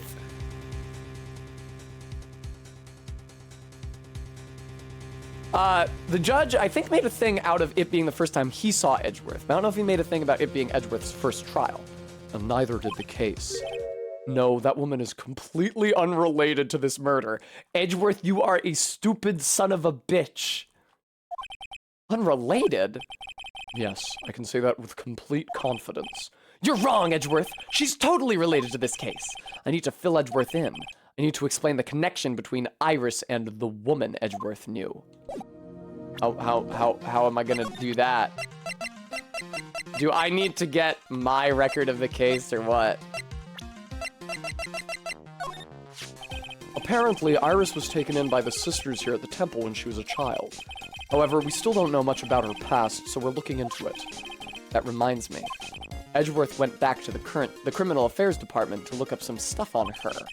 I should ask him what he's found. And I did, and he won't fucking tell me anything else.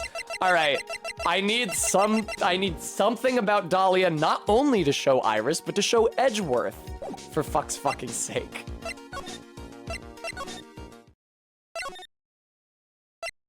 The Woman, in theaters this Friday. Persephone. There is literally a horror movie called The Woman. I slipped into my fucking Edgeworth voice there. That was terrifying. It's like when I was streaming Andy and Laylee and I started sounding like Andrew.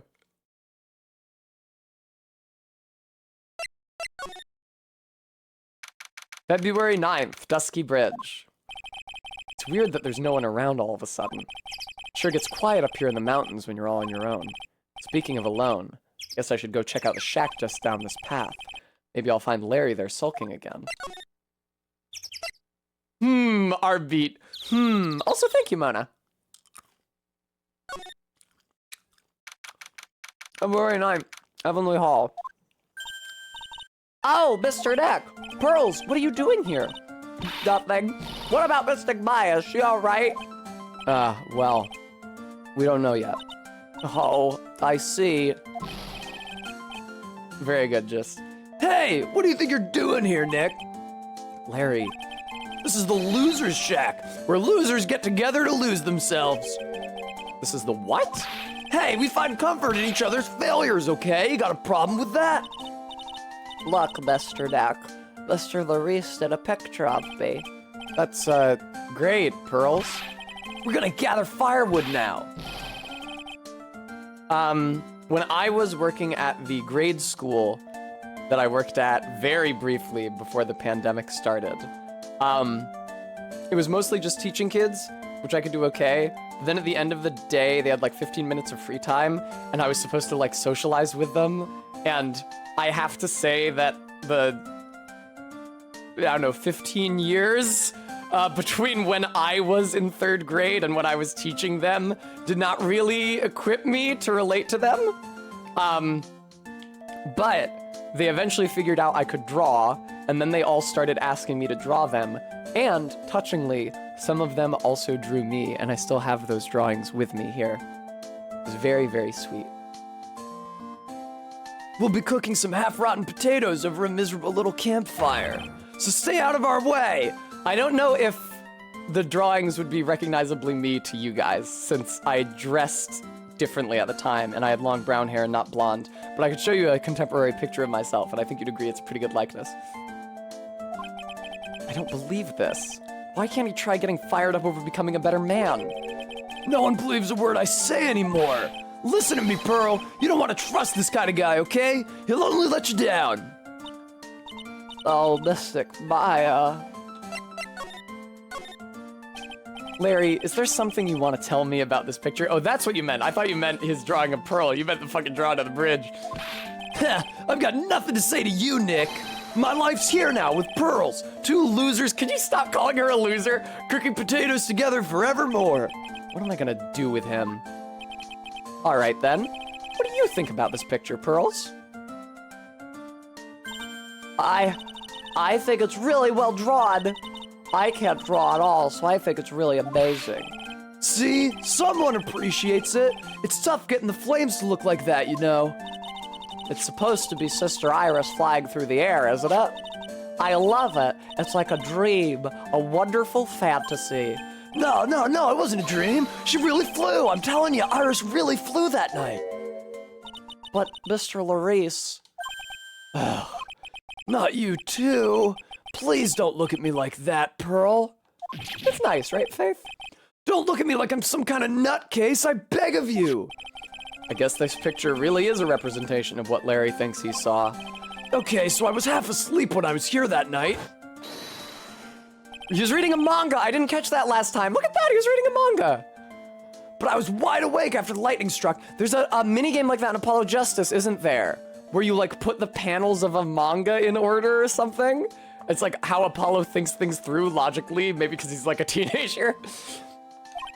And I saw what I saw. It was exactly like I drew in the picture. And it looks like I don't have any choice but to take this sketch at face value. Hey, what's with the look of doubt on your face? Pearls, yes, Mr. Deck? I've been meaning to ask you about the night of the murder. Ah! Where were you, and what exactly were you doing when it all happened? I was just, well, I'm just a kid, you know? I'm just a kid. I'm just a kid. I'm just a kid. I'm sure it doesn't really matter what I was doing, does it, Mr. Deck?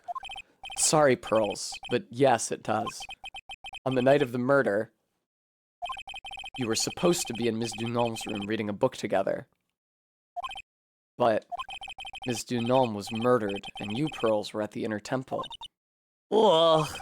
Just what exactly happened that night, Pearls? Any Vaporwave enthusiasts recognize the song I was referencing? I'm really sorry, Mr. Deck. Pearls!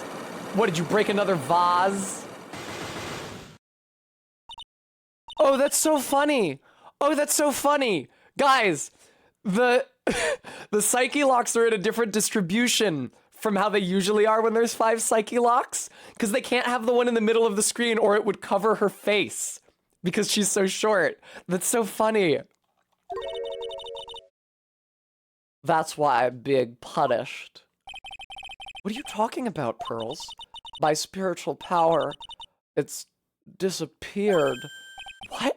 Her powers have disappeared? What do you mean your powers disappeared, Pearls? It's all over for me. Spirit medium who can't channel spirits is like a painter who can't paint. Hey, what are you looking at me for? Pearls, did you try to channel someone's spirit right here at Hazakura Temple? Tried but failed, perhaps? Blah. Way to go, Nick! You made her cry! That was really cruel of you! Whoa! Just as I thought. Then I have to break her psyche locks to get the truth out of her. Man, oh man, I don't know if I have enough evidence to do that yet. I don't really know anything about what she was up to.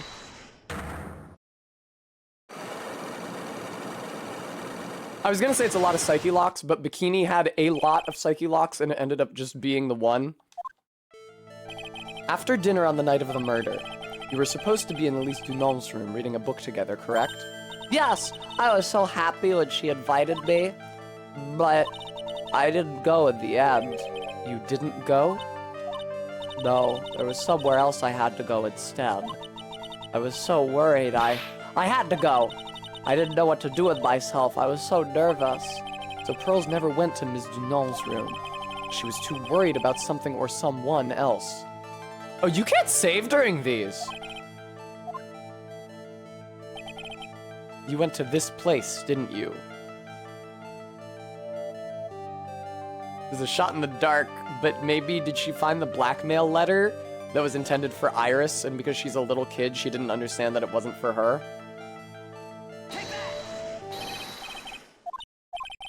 Looks like she's still not going to open up to me. This is where you went because you were so worried, right? And the next question is, who or what were you so worried about? Now, I'm going to take a guess, and you can tell me if I'm right or wrong, okay? You mean you know? If I'm right, will you tell me the whole truth? Okay. You went to this place for one very simple reason, and that is this. Oh, no! I don't have the blackmail letter anymore!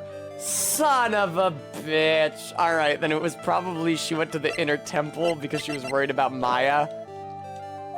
Okay, let's try that again, shall we?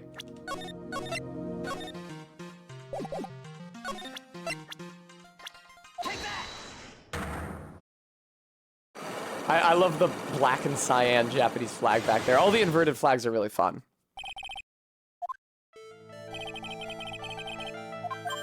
All right.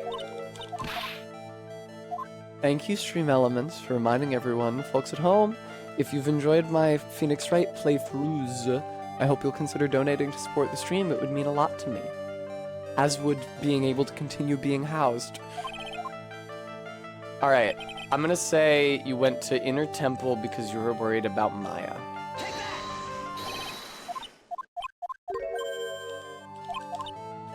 Let's try it. This is like Clue. Inner Temple. Maya at the Inner Temple with the robe. It's obvious what you were so worried about, Pearls. It was Maya, wasn't it? Bah! You knew the training Maya was undertaking was dangerous. After all, it was the special course. I signed up for your special course. Well, my. Quite brave of you considering how cold it is. Young people can be so reckless with their health. Don't blame me if you become one with those your channel. Woo! Sister Bikini scared you with what she said, didn't she? And because it was you who introduced Hazakura Temple to Maya in the first place, you felt responsible, didn't you? Thinking about what could happen to Mystic Maya made me more and more worried. I couldn't sit still at all. That's why I decided to go find out how she was doing at the Inner Temple. Oh, fuck, it was only one. Shit. Then we're clear now that you went to the Inner Temple that night, Pearls. What's not clear is what happened after that. Oh, About what time was it when you headed over to the Inner Temple? it was probably around 9:30 when I left the main hall. Why would a little kid know that? I heard the real training was supposed to start at 10. I wanted to get there before it started. There was so much snow, so I didn't get there until after 10 o'clock. Until after 10? How did you know what time it was? Because I heard the bell ringing for lights out. She heard the lights out bell. The Hazakura Temple bell's pretty small though, isn't it? You must have really good hearing.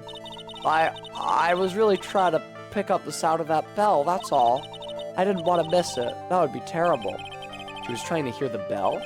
Tell me, Pearls, why were you so worried about hearing that bell? Huh? Oh, I think I know why.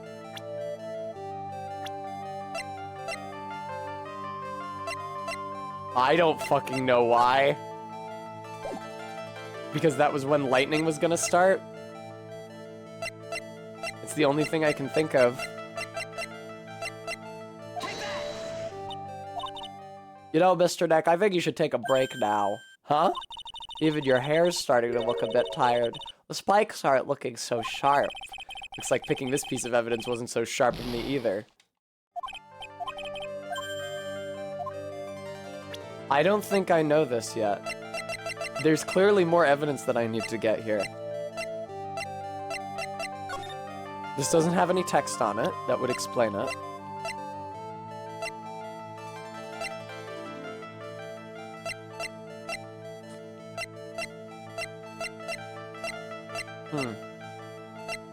Well, the training was supposed to start at 10, but we just established that.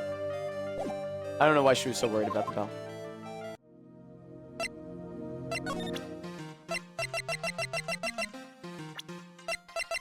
What can you tell me about Iris? Pearls? It's no good. She's in no condition to look at anything for me right now. Okay.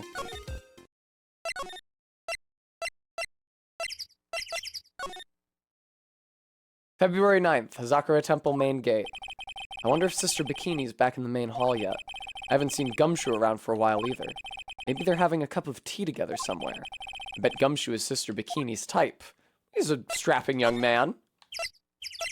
Wow, I can't leave the mountain. I can't, like, go to the Criminal Affairs Department to talk to Gumshoe. Oh, shit! I can examine the ladder again. It's a different act. I can look at the ladder again. February 9th, Hazakura Temple main hall. Well, what's the damage? How's the sacred cavern? Oh, nobody's told you yet? It looks like it survived.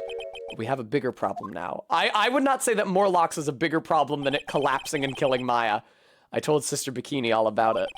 About the 5 locks that were stopping us from getting inside the sacred cavern. But who could have done that? The only people who know how to set those trick locks are those of the Korean tradition. We have Iris at the Sacred Cavern, trying her best to open them for us right now. Actually, there's something I've been meaning to talk with you about, Sister Bikini. Oh, yes, we were in the middle of a chat, weren't we? Yes, you were telling me how the Master of Korean disappeared 17 years ago. I want to know why Misty Faye suddenly appeared at this temple. It was about a week ago when Mystic Elise... No, I mean Mystic Misty arrived. Oh, okay, Faith, thank you. After she showed me the talisman that proved she was the Master, she said...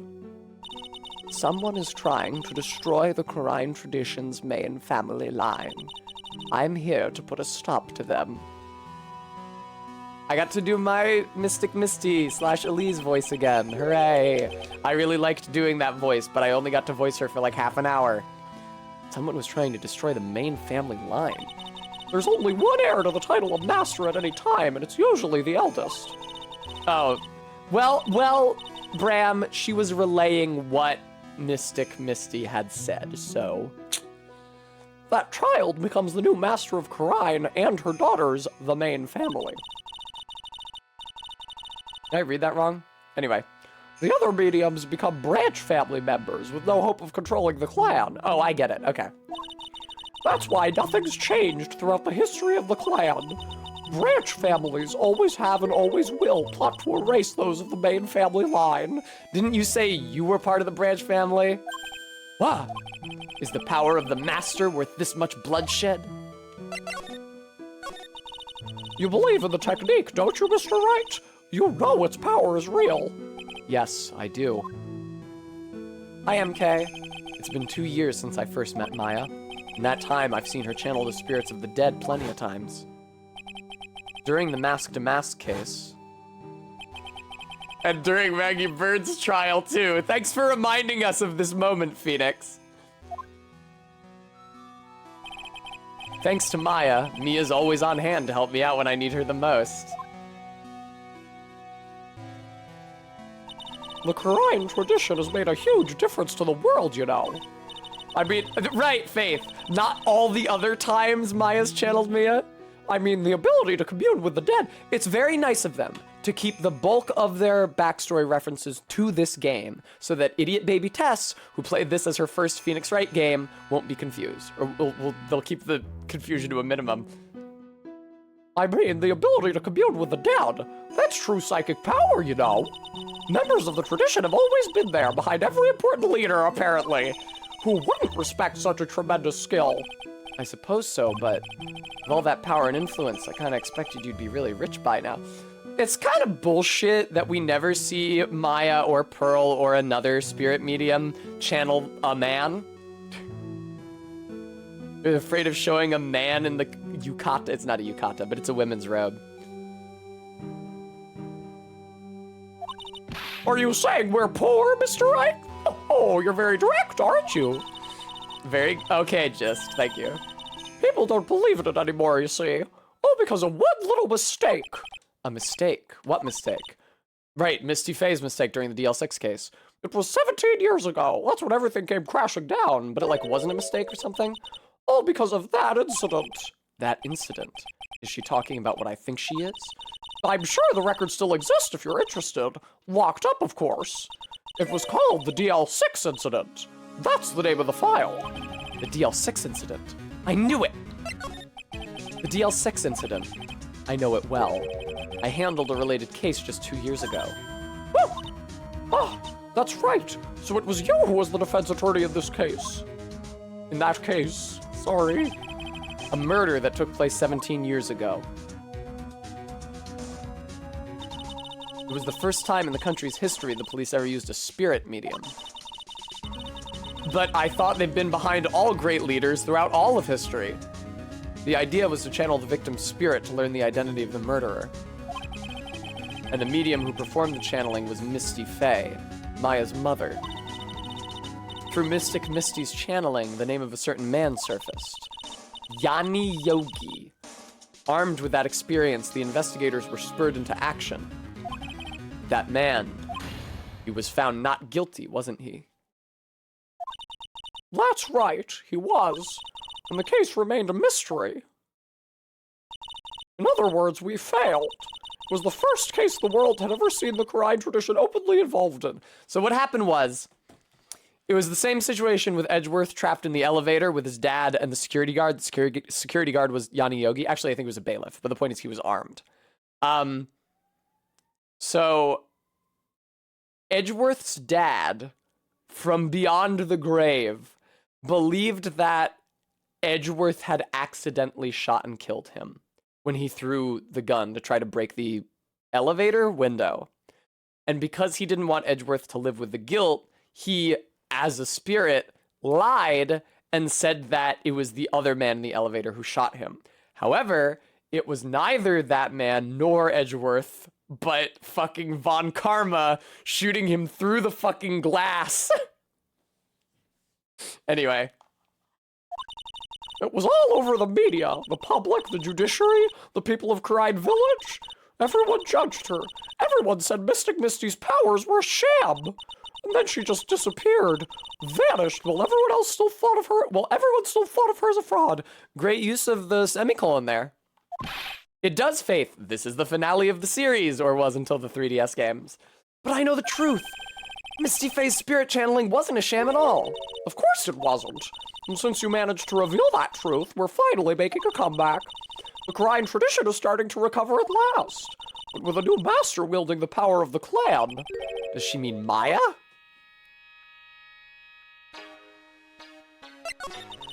Hey, it's playing the Fae Karine channeling technique song. The spiritual power of the Crime channeling technique is in the blood. It's Manfred CRISPR. Franziska von Karma would have been like 8 or younger at the time? 6, maybe? Maya's told me the exact same thing before, so she couldn't have reached the glass to shoot through it. We, the women of the Fae clan, have always been spirit mediums. It's because the power to communicate with spirits flows strongly through us. According to Maya, only the women in the family can inherit that power.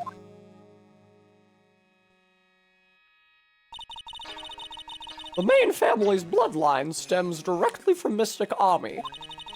But with each new generation, only one daughter becomes the new master. And the ones who don't become branch families, right? That's right, and it's always the cause of tragedy. You know, Maya had a sister too. An older sister named Mia.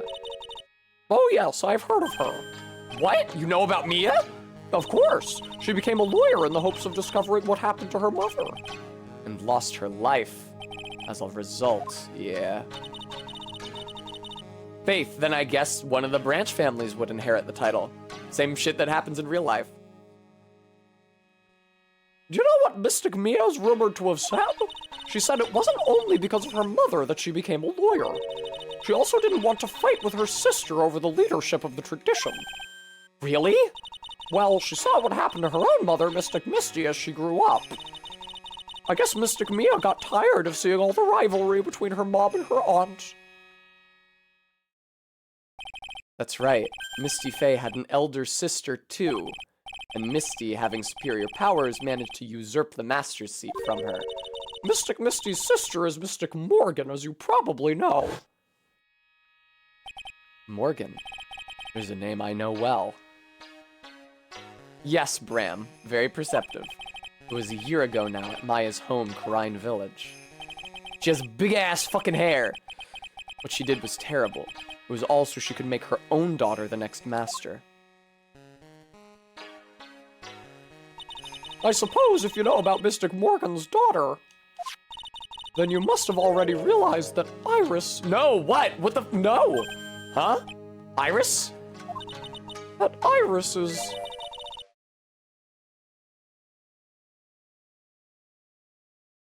What? What? I don't remember this fucking shit at all! No, I did not remember it! That Iris is Mystic Morgan's daughter. Iris is what? That's what I'm fucking saying, man. Yeah, no, I did not remember that. I remember the twist, but I did not remember that Iris was a part of the Fae bloodline, no. Is she kidding me? Iris is Morgan Faye's daughter? Did you just say that Iris is Morgan Fay's daughter? Oops, I thought you already knew. Sounded like you'd met one of Mystic Morgan's daughters already. I have. I know her very well. Oh? Yes, Pearl Faye. Wow, Pearl. Oh, does Pearl have the same color eyes as Iris and... She must, as Iris and Dahlia. Wow. Anyway, she has fucking different hair, though. I don't know why Pearl is like a baby Gyaru with lightened hair. Anyway, yes, Pearl Faye. But I always thought she was an only child. You jest! That child, she's Mystic Morgan's. But I had no idea. Mystic Morgan, but she's in prison now, isn't she? Yes, ever since she was found to be a co-conspirator in a murder case last year. Possibly Arby, that would make sense. It's clear that status in the Faye family is only determined by the mother, so there's no reason why Morgan's child from a second marriage would be any less valid than Morgan's child from a first marriage, especially if she had stronger spiritual power, as seems to be the case. Because Iris said she doesn't have any spiritual power. It was all done to set Pearls up as the next master. I see. So I've been wrong all this time. I kind of regret giving this character such a ridiculous fucking voice. Mystic Morgan had... Oh, no! Mystic Morgan had 3 daughters, not 2. Well, yes, this would follow. Wait, what? 3? Yes, Iris, her twin sister, and Mystic Pearl. It's a fucking soap opera, dude. What? Twin sister? Exactly, Bram. Oh, you didn't know? It all happened 20 years ago. After the clan leadership was taken from her by her sister, Mystic Morgan's life crumbled. Our beat. It wasn't that many years later that Karine's reputation hit an all-time low. When Mystic Morgan's husband realized his wife would never become the master, he left her in the village, taking their twin daughters with him. So, did Dahlia, like, convince him to get rid of Iris? How awful. Bremy, it does sound like Pearl is a child from a subsequent marriage. He was a jeweler, you know. Yep. In the end, he remarried, and that's when it happened. He decided to give one of his girls up to be looked after by us here at the temple. That was Iris, you see. Bram, you're only catching on now? It's unbelievable. If Iris has a twin sister, wow, Morgan's husband's name was Hawthorne. That would have been cool to know earlier. If Iris has a twin sister, could it be? Could you tell me one more thing, Sister Bikini? What was the name of Iris's sister? I'm sorry, Mr. Wright. I just can't remember. All I can recall is that her father was a jeweler. Well, we know who the fuck she is. I wonder if it's the person who looks identical to Iris. That's a clue, I guess. A jeweler. Thank you very much. You've helped clear up a lot of details. Pearls had 2 older sisters, huh? Yes, that's right. No doubt it was all because of Mystic Morgan's anger towards the main family. Right, because this shit happened like... So, when... Nigel Hawthorne, we don't know his name. When Mr. Hawthorne left Morgan Fay and took their daughters with him, that was like 20 years ago. It sounds like Misty became the new head of the family 20 years ago. DL6 incident happened and she vanished in disgrace 17 years ago. Possibly MK. Yes, it is Crispr Bird. And Pearls is only like 8, or no, she's 9 now. She's 9. So yeah, Pearls has to be from a subsequent marriage. No doubt it was all because of Mystic Morgan's anger towards the main family. Anger? What do you mean? Yeah, that's a great question. I think that Dahlia's hair was dyed, yes. We made jokes about her dyeing her hair black when we saw Iris, but Dahlia's... Now, I know that this is anime media, and I know that characters in anime can have wacky and wild hair colors that are still their natural hair colors. But I would not call Dahlia's hair color naturalistic. It's like a intense Ariel the Little Mermaid maroon red. Anger, what do you mean? Oh, Adalia has demon hair, is that what it is? Her twin daughters were taken from her by her jeweler husband. But even that couldn't destroy her dream that a child of hers would one day leave the clan. That's why she had pearls. It seems that the incident here was a result of Mystic Morgan's anger. It was able to break free of the bars that confine her. So Iris has a twin sister. The plot thickens. But this information will be useless unless I can flesh it out a bit. No, it won't! You know who it fucking is! I need to ask more questions and get some more info. Hi, Kringus. Come on, Phoenix. Don't fucking... What? Phoenix, what is gained by you affecting ignorance like this? Who could her twin sister be? I need to gain more information about her. You know everything about her. Who's here? Gumshoe? Sounds like someone's happy. What tune is it that they're what tune is that they're humming? Oh, it's Victor Kudo's song. I forgot about this. I forgot about this. He's singing. What the fuck is it? It's a fucking Bob Marley song. No Woman, No Cry. He's singing fucking No Woman, No Cry. Which I only learned about as a result of this game. No motive, no crime.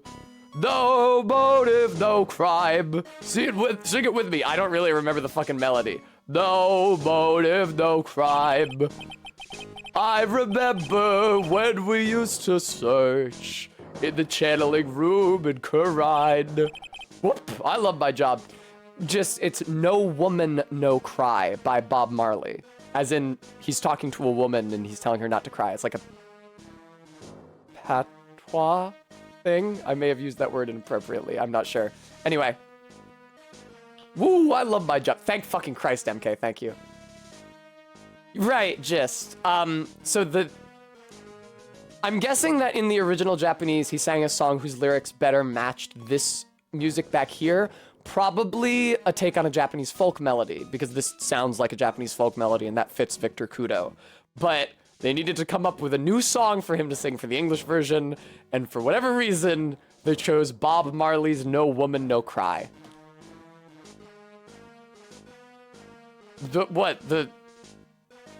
Ignoble. I mean, it seemed clear to me, but I heard it at a young age because of this game. And it's, young people are better at riddling out features of foreign language, even if that's not really a foreign language, than adults are. I don't know. Whoop, I love my job. Who cares if the clues I find are no good? That's not what investigating's all about. The investigator investigates for the love of investigating. It's a passion. I don't remember if these lyrics are also a takeoff of the song, and if so, what the melody might be. Good cases we have, good cases we've lost along the way. I would have never guessed that Gumshoe was into reggae. Right, that's what that is. Every case is gonna be airtight. Every case is gonna be airtight. Hey, pal. I remember so fucking little of that song, but I guess it fits for Gumshoe, who probably isn't a good singer and doesn't know the song that well himself. Anyway. Hey, pal. Huh? Who, me? How long you been there? Listening to my terrible parody of Bob Marley. I just got here. Oh, okay. So what are you up to, detective? I'm investigating, pal. I made a promise to Mr. Edgeworth. I promised I would find the real murder weapon. The real murder weapon. That barbed sword thing turned out to be a false lead, right? I'm giving it my best shot here, but I still haven't turned up any clues. I know like 2 Bob Marley songs. Reggae is not a genre I have listened to or do listen to often. And I 100% only know No Woman, No Cry because of this case. I don't remember how I learned about it. I would guess that it was on court-records.net. I saw somebody talking about it. Anyway.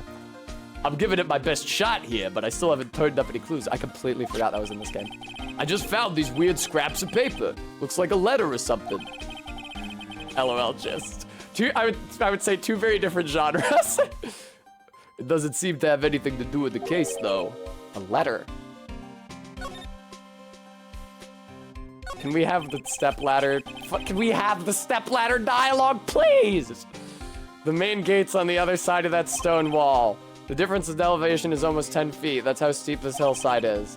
That's also the height the body fell from according to the autopsy. Is it possible that Miss Dunant was pushed from the top of the wall? God damn it! All right. So how's the investigation going, Detective Gumshoe? I don't know if I should be telling you, pal, but I guess it can't hurt. Looks like the murder took place in the Inner Temple Garden. Oh yeah. Do I have a profile for Iris's twin? This is so fucking stupid. Morgan Faye's daughter and Iris's twin sister. Her father deals in jewelry, apparently. This is so fucking stupid. Phoenix, you were dating her. What the fuck is this kayfabe shit, man? And they're taking that bloody writing on the lantern pretty seriously back at HQ. It possibly, RB. What? What do you mean? I don't have the details, pal. All I know is if you don't find Maya down in that sacred cavern, we're gonna be faced with one ugly situation. What kind of ugly situation are we looking at here? You got me. I don't know. They're not my words, pal. Then who said it? Mr. Godot. Godot? What does he mean by that? Can we talk about him? That guy's got more mysteries than a choose-your-own escapade book, pal. Is Choose Your Own Adventure copyrighted? Yeah, I know. Trust me. Can't believe he skipped a trial like that without even getting permission.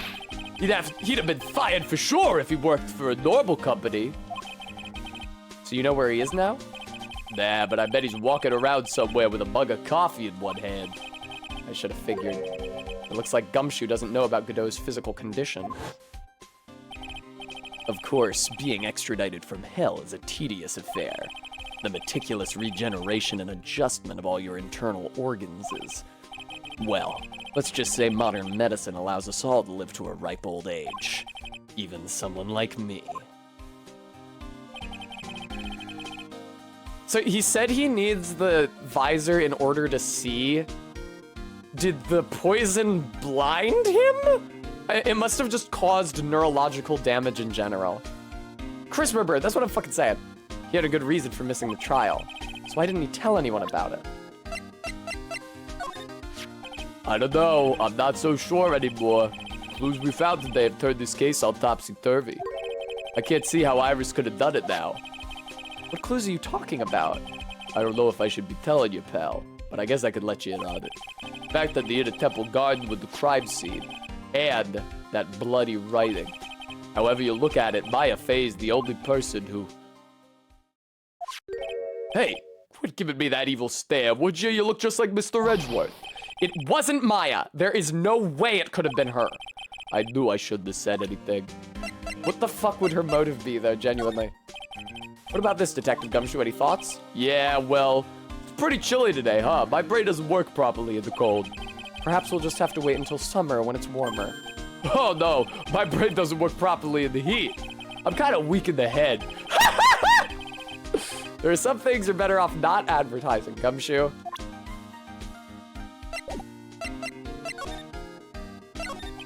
About that letter you found. Don't remind me, pal. I'm busting a gut here trying to find the murder weapon, and all I find is some burnt-up old letter. Burnt-up old letter? Oh, no. Oh, no.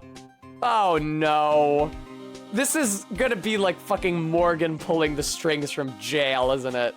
It was right in that incinerator right outside the Inner Temple. The incinerator? I knew it. I knew I wasn't imagining it. Did Morgan try to get Pearls to channel someone? There was snow on the incinerator when I first saw it. But after the incident, the snow had melted away. Right, RB. We don't have it in our record yet, so we can't read it yet. Which means someone used the incinerator on the night of the murder. What's up with you, pal? I got it right here if you want to take a look. Can I? Do you mind? Be careful. One night. This is why Pearls was listening for the bell. Be careful. Once night falls, should be there. As soon as you hear the lights out bell, you must channel her spirit. Leave everything up to her. Can I? Do you mind? Sure, go nuts. I don't want it, pal. You can have it. It's all spirit mediums and masters and stuff. I bet it's got no relation to this case, which has nothing to do with spirit mediums or masters. Thank you, Stream Elements, for reminding everyone, folks. If you've been enjoying the stream and you'd like to help support the channel, I hope you'll consider donating. I would be very, very grateful if you could. I'm trying to make rent. Spirit mediums. Burnt letter added to the court record. It's gotta be important if it mentions spirit mediums and masters. Better give it a good looking over and some serious thought. Make sure you chuck it in the trash when you're done. Littering's a crime, pal. Yeah, I read the entire thing already. But yes, it says, be careful. Once night falls, should be there. As soon as you hear the lights out bell, you must channel her spirit. Leave everything up to her. Oh, there's more. Her name is. She is our ally. Here is a picture of her. Use it when you channel her. I know you can do it. Once this is done, accomplished, burn the letter. Also, make sure not to tell anyone about this letter. More friends! More allies! Sarah, thank you for the follow. This is why Pearl was asking Misty's help in reading the words gravely and roast. Gravely roast the master in the fires of Hades and bring our vengeance to fruition. Fucking hell. I did not remember Morgan pulling strings from prison.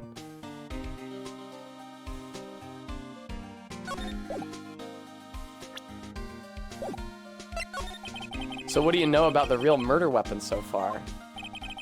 Well, it wasn't the Shichishato that was found impaled in the victim's body. We still don't have the murder weapon, that's true. Mr. Edgeworth proved that in court today. Trot, she saw the last page, maybe she didn't know what it signified? Let me see what the last page says again. You know, it really feels like she should have understood what that was about, though. Maybe she did understand it, who knows? We don't know what she did. Yes, that's true. Sophie, and it does look like that. In which case, it must have been another blade. And that's what you're running around like a headless chicken looking for now, huh? Yeah, and man, is it tiring work. But let me tell you something, pal. I'm no chicken. We got the feather of forensics in our cap these days. We're using the department's secret weapon on this. Is it the puppy? Is it the puppy? What's his name? Missile? Secret weapon. What's the secret weapon of yours? You want to know? You've got to think scientifically, okay? All right. The murder weapon was a sword. Oh, no, he's using the metal detector. Swords are, scientifically speaking, made of metal, right? Any questions so far? No. I know what he's gonna say, but I'll let him look smart. So what's the perfect tool for the job? Ta-da! A metal detector. Raise your hand if you didn't see this coming from a mile away. Is that the same one we used to find the fucking bullet in Von Karma? Well, you want to give scientific investigation a go? Huh? Me? I can probably metal detect the ladder. I've been using this thing for hours now. It gets pretty boring after a while. Why don't you give it a try? I don't know. Should I help Detective Gumshoe out or not? Yes! Come on, pal. It's good fun, I'm telling you. All right, then. I guess I'll give it a go. Like I said, this is the department's most advanced gadget. The absolute best. It's so sensitive you can make it cry. It's so high-tech you can skydive off it. That's a pretty good line. Oh, bother.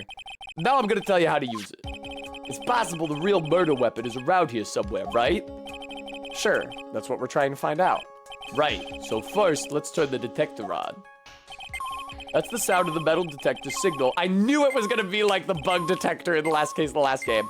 Next, move the detector around and give this courtyard a good looky-see, pal. Don't worry, this baby will let you know when you've hit on something metallic. And when that happens, press enter. Tessa didn't have time to read that line. This thing picks up metallic objects that are hidden from sight, too.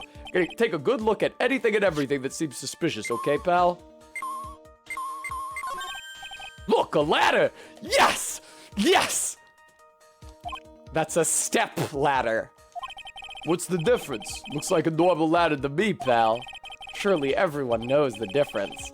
I mean, they're pretty ordinary objects. I met plenty of guys like you, always picking on the smallest details. The vegetable store guy near my place does it all the time. He even corrects me when I ask for a head of lettuce. That's a cabbage, he says. I'm telling you, they're the exact same thing. No, they're not. They're completely different. You have to plant both of them firmly in the ground before they can grow, don't you? Listen, you gotta take a step back and look at the bigger picture sometimes. Otherwise, you could miss a really important clue. That's advice from a pro, pal. Last person I need advice from is this guy in front of me. Yes! Achievement unlocked, motherfucker! Alright. My life has purpose. That Shichishido next to the golden statue wasn't the real murder weapon, pal. Yeah, I know. I just thought I'd check it again anyway. Oh yeah, that reminds me. Do you know about that sword? Faith, thank you for the treat. It's supposed to represent the multiple branches that life can take, all ending as one. That's right, Persephone. That's the secret victory condition. Yes, I heard something about that. You know what I think about? You know what I think about sometimes? What kind of life I'd be leading had I not joined the homicide division.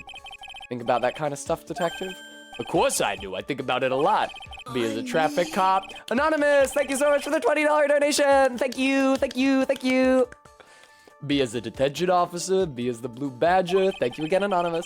There's something to be said about the humor value of Gumshoe as the Blue Badger. Doesn't he dress as the Blue Badger in one of the investigations cases?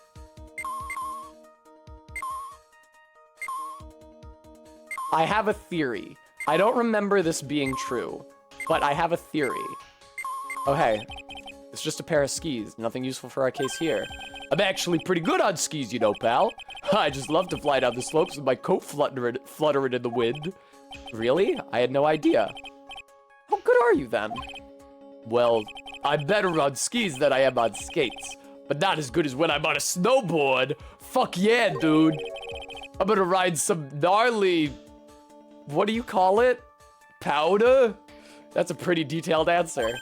Oh, but you know what I'm best at? Making mashed potatoes and gravy. Guy's losing it. Must be the altitude. We'd better get back to the investigation. I don't remember this being the case, but I suspect there might be a sword hidden in Mystic Ami's staff. Yep. This is Ms. Dunon's staff. Not Mystic Ami, Misty's staff. This is Miss Dunon's staff, isn't it? Scientifically speaking, they're usually made of wood. The detector's reacting to it. Pal Dale? Yeah, but however you look at it, the thing's made of wood, all right? I don't bother investigating anything unless it looks like it might be metallic. Isn't the whole point of a metal detector to find metal where you can't see it? It's weird that this thing is causing a racket. Here, let me take a look at it. Hey, hands off! Examining evidence is a job for the... Yep. Ack! The top is coming off! Look what you've done! You've damaged a really important piece of evidence! Ah! Yep. That's a... Oh, and so you hold the handle... Hi, Bag Boss. That's a sword. Inside the staff. Is this... Could it be? The murder weapon? Yep. No, not the letter. No, I don't need to talk to you about the letter. Good, yeah, no, can I sit here for like a really long time after I click the wrong thing? That would be ideal. I'd never have guessed there'd be a sword concealed in the victim's staff. Me neither, I forgot it. They call this kind of thing a sword cane, pal. This one's a real gem. The workmanship is really something else. Thank goodness it wasn't a cane sword, or else the victim would have stabbed their own foot. I officially give up on trying to figure out how Gumshoe's mind works. If the real scene of the crime was the inner temple garden, then why was the sword used to kill the victim found in the main hall courtyard? Hey, Gumshoe, who knows about the hidden sword? No one. Even the police didn't know about this until I discovered it just now. Well, as they say, there's no team in Gumshoe. It doesn't look like there are any traces of blood on it. Then I guess this isn't the murder weapon, huh? No. I'm sure someone just wiped it off after the murder. Yeah, of course. Because there was blood on the orb. This thing's definitely the murder weapon. Great job, pal. It's about the same length as the Shichishato, too. This must be the murder weapon. Okay, I'm gonna run over to forensics. There's gotta be some traces of blood left, even if most of it has been wiped off. See you later, pal. Every case is gonna be airtight. Every case is gonna be airtight. Wait up, detective! Huh? What is it, pal? I'm a pretty busy guy right now, you know. You're gonna get that stuff analyzed, right? Would you mind holding off for just a while? Huh? What are you talking about, pal? Please, just until we find Maya. Maya? What's this got to do with her? I don't know, but I'm starting to get a really bad feeling in the pit of my stomach. Oh, how so? Look, Maya's trapped inside the sacred cavern right now, and, well, we don't even know if she's okay or not. The more evidence and testimony I hear, the more uneasy I feel.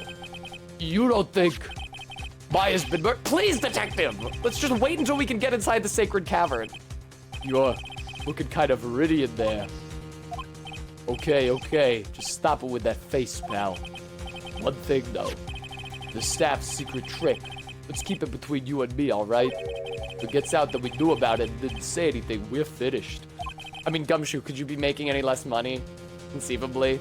Detective is supposed to be like a pretty high rank. Like, you're not a fucking beat cop. You seem to make shit, though. I understand. This is just a regular run-of-the-mill staff. A regular run-of-the-mill wizard staff. You got it? Okay, now you take good care of it, pal. Thank you, detective. Don't worry. She'll be fine. Gumshoe. You know, there's a place at the base of this mountain that has some really good pasta. How about I take you there when you find Maya, huh, pal? Gumshoe, you don't have any money to spend on pasta. Sure.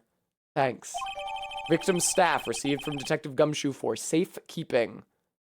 There's so much fucking legal malfeasance in this case, but whatever. It's so exciting.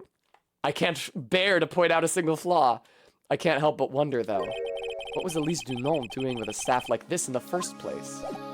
Great fucking question.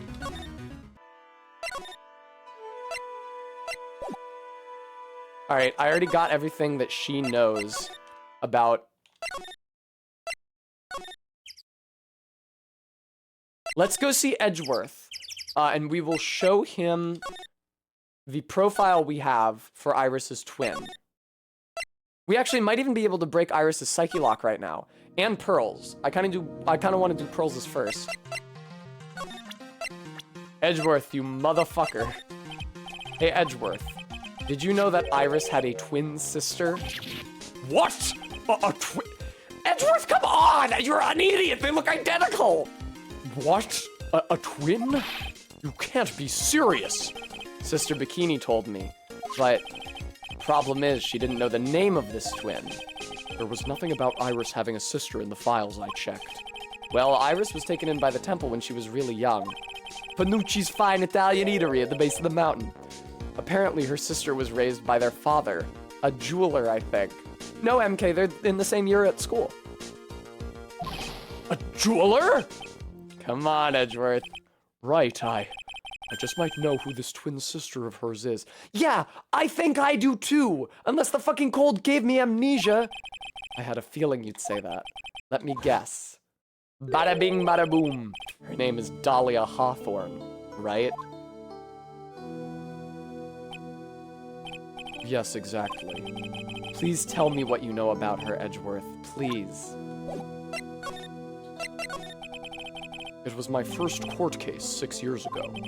I was a greenhorn, and due to my inexperience, the defendant died. You're talking about Terry Falls, right? You know about that case? You're not the only one who noticed something about Iris and Dahlia Hawthorne. I checked one of Mia's old files from 6 years ago. Yes, Dahlia was a key witness in that case. Dahlia and Terry Falls conspired together to stage a fake kidnapping 11 years ago.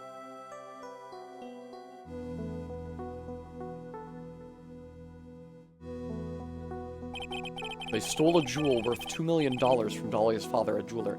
I really like how there is no textual connection between that gem and Luke Atmey's ring, but just the fact that the jewel is a really big, raw red diamond, and Luke Atme is canonically wearing a red diamond ring, it feels like they're trying to draw a connection to that case, and I really like that, because it sort of keeps all of the cases interrelated. Although I don't think Furio Tigre or the Cadaverinis have anything to do with Dahlia Hawthorne. I guess it's just another poisoning.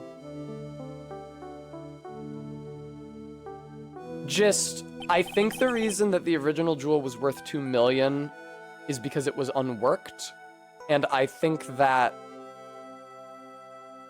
the ring on Luke Atme's finger would just be like a small part of it, but it would still be very expensive, so maybe not. And 5 years after that, Furio Tigre case was originally supposed to be in 2? No shit. Why do you say that, Trot? How do you know that? she murdered her own sister, Valerie Hawthorne, to keep her from talking. Damn. Dahlia has so many fucking secret identities.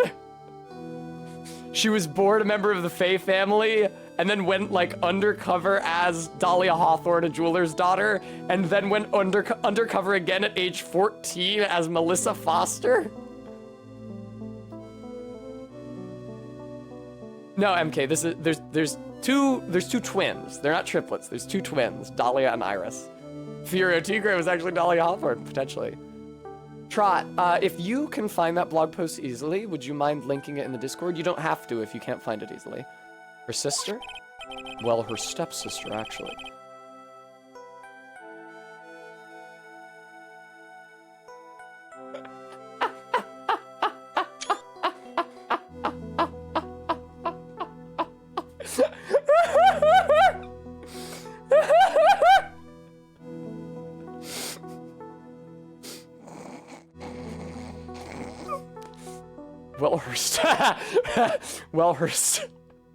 Well, her stepsister, actually.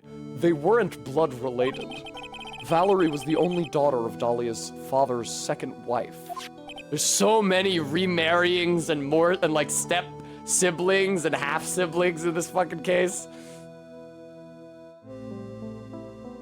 What are you doing with that knife, stepsister? Oh, and this is when she entered my life. Oh, thank you, Just. The woman who tried to kill me. Pretty hot, wasn't it, Phoenix? You're still fucking thinking about her. Must have done something. So after Terry Falls died, Kinshin Sokan de wa nai. practical. No one is going to understand that. So after Terry Falls died, what happened to Dahlia? Did you check that out? Does it really matter? Like I said, Dahlia isn't connected with this case. Why are you so sure about that? It's simple. Get ready. Dahlia Hawthorne is dead. What? Well, her metabolic processes are a matter of interest only to historians, so to speak. Fuck off, Edgeworth. What do you mean by Dahlia Hawthorne is dead, Edgeworth? Right. I must confess that in reading her file, I came to know of the murder case you were involved in during your college years. Dahlia Hawthorne was found guilty, thanks to the persistence of Mia Fey. Now, she has successfully faked her death once already as Melissa Foster. Or I guess before she became Melissa Foster, when she dropped off of the bridge into the river. At the time, Dahlia, it's like she was possessed by a demon or something. It's been almost 5 years since that guilty verdict was handed down, and her sentence was finally carried out. She was executed last month. Executed? I'm sure that's a bit of a shock for you, Wright, and for more reasons than one. But do you understand now? She can't possibly be connected with this case. Do you know how fucking evil you have to be a young, early 20s, conventionally attractive woman and to be, well, in the US it would be white, and to be a part of the ethnic majority. She's Japanese. Her mother is, anyway. No, she's dyeing her hair. She's Japanese. And get the fucking death penalty? She can't possibly be connected with this case. She's dead, and once someone is dead, there's no way to revive them. Edgeworth, you're a fucking dickhead. There's no way to revive the dead. I wonder. It seems you're not aware of one other connection yet, Edgeworth. And what is that? It's about Iris and Dahlia Hawthorne's mother. What's their mother got to do with any of this? She's Morgan Fay, a spirit medium from a branch family of the Karine channeling technique. Did you say Karine channeling technique? She killed like so many people. MK, this is what I'm saying. Although they, in Phoenix Wright land, they hand out the death penalty like fucking candy. They go nuts. Do you know anything? Do you know something about it? Oh yes. I know it's connected with that fraudulent spirit medium. Fraudulent. I was involved in another nightmare 17 years ago. I was caught up in the middle of a murder investigation. The police didn't have any leads. They were stumped, and that's when they called her in. Yeah, we actually just got this story.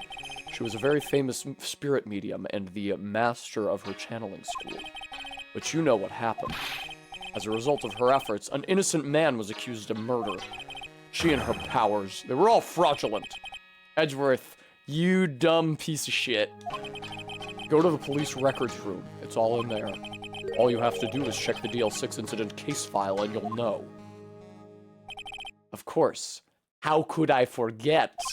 Edgeworth was the victim in that case. No, I'm pretty sure the victim was his dad. Edgeworth, you'll understand someday. I'll remember someday all the chances we took. And then you'll see that the Karine channeling technique is real. Alright, let's go see Pearly, and then we are seeing Iris.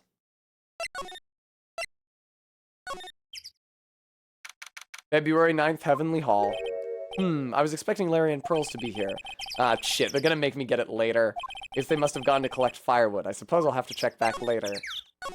It's cool that they let me try Pearls' psyche lock far before I had the evidence. And indeed, like, now that I have the evidence, they want me to do it later. So it's cool that I got, like, that advance a preview of it. There's something strange about this incinerator. I'm sure there was snow on it the first time I saw it.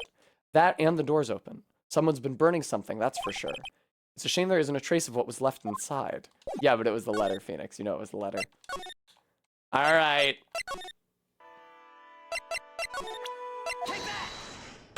Let's go, Iris. I'm gonna reread all the dialogue because it's been long enough since we did this.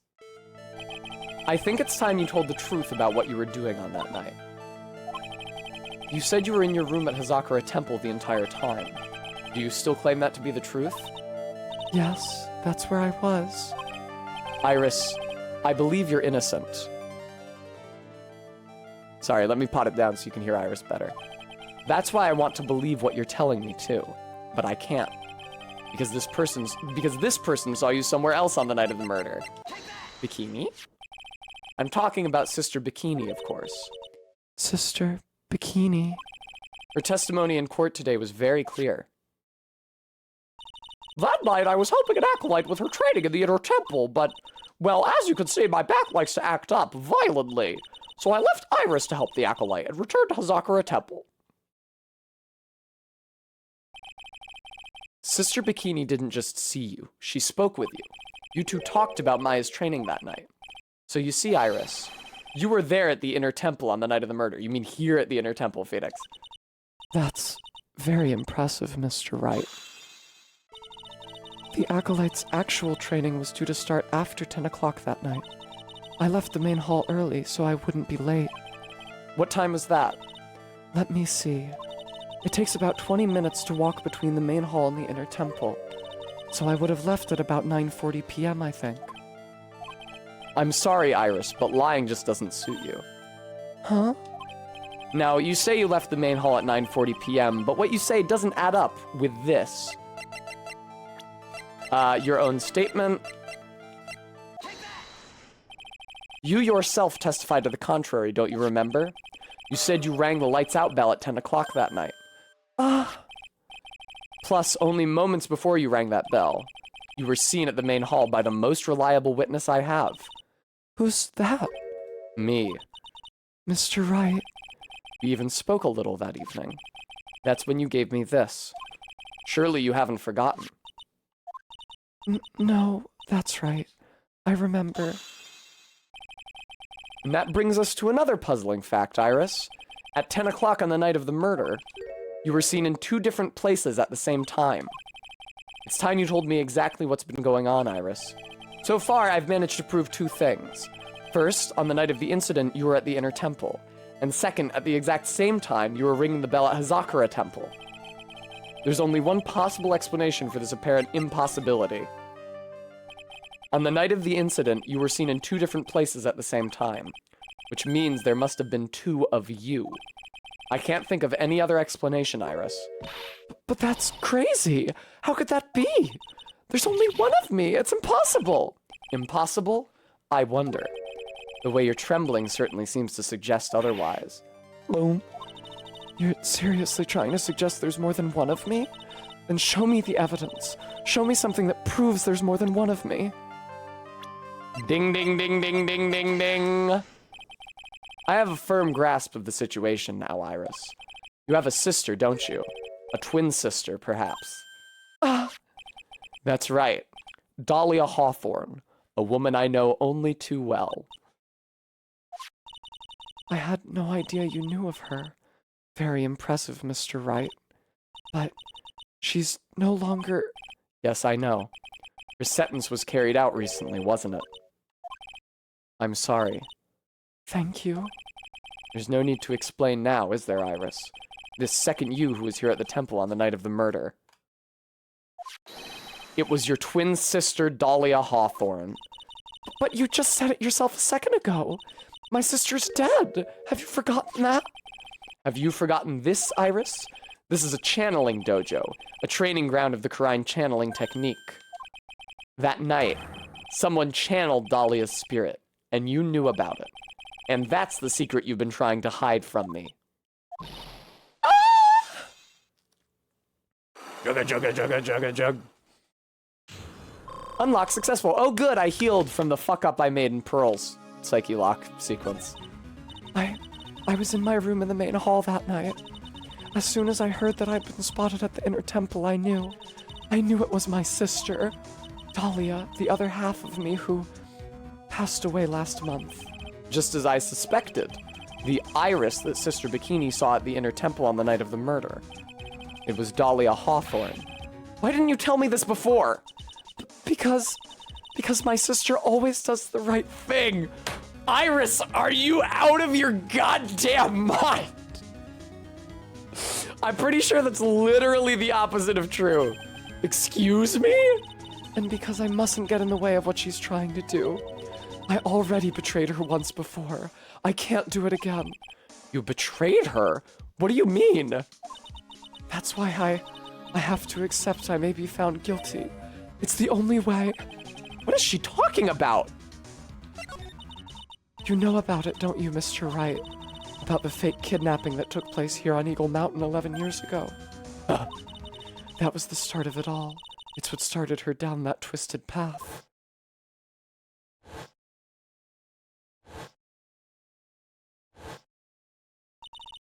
She started to commit crime after crime, and in the end, she lost her life.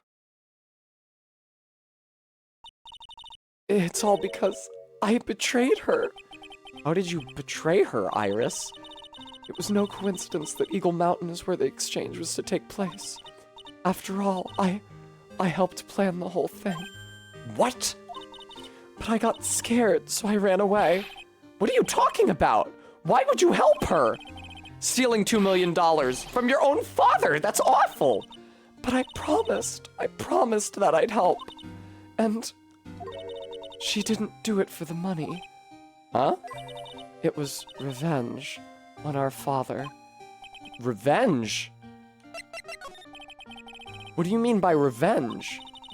He was a hideous man. He threw our mother away and then sent her to hell. Her mother? She must be talking about Morgan Fay. She just loved I just love killing.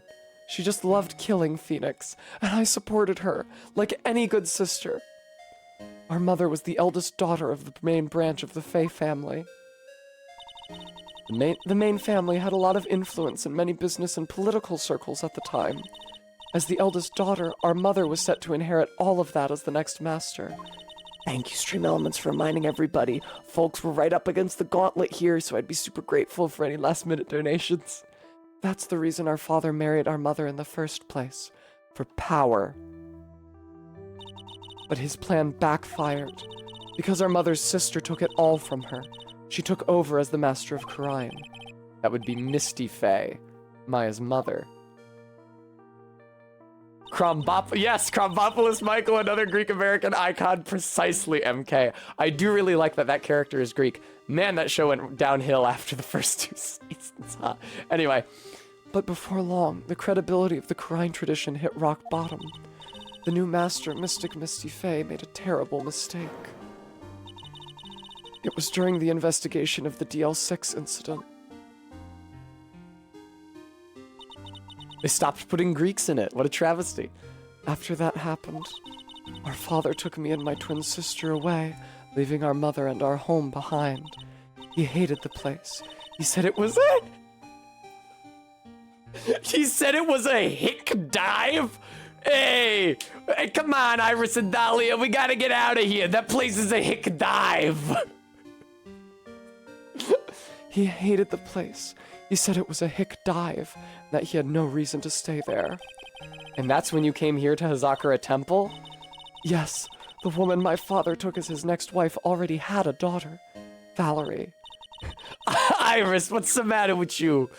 I had no place in his new family, you see. Oh. And I haven't seen my mother once since then.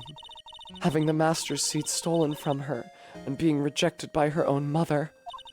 I've heard she's been very battered, spiritually and emotionally. I think I'm finally beginning to see how the pieces fit together. Hi, I'm here also for this. So...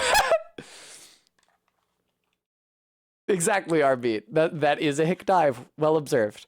I have asked her everything I can in my capacity as a prosecutor. This incident, everything related to it goes back to the history of the Fae clan. That's what it looks like. MK, chill out.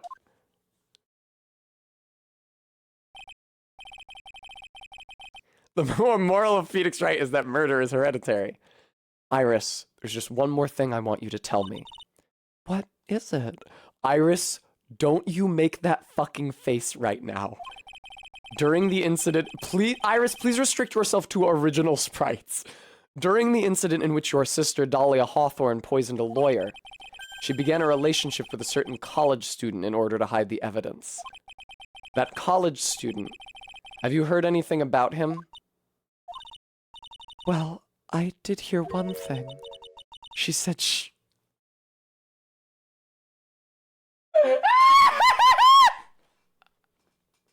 She said she never loved him. She said it was purely a relationship of convenience. She said she said he was ugly as sin and had a tiny baby dick. And that she would kill him the first chance she got. She said she hated his guts. I see. Thanks for your help. You're welcome. Hurry up, Phoenix Knight. There's still much to investigate. Leave these locks to me. I'll open them for you, I promise. Thank you. Suppose I'd better continue my investigation. There's still one giant secret left to unlock. Yep. Pearl's Psyche Lock. Let's get it on. Oh no, wait, I don't want to be here, actually. Please don't look into my saying, let's get it on, while looking directly at Iris.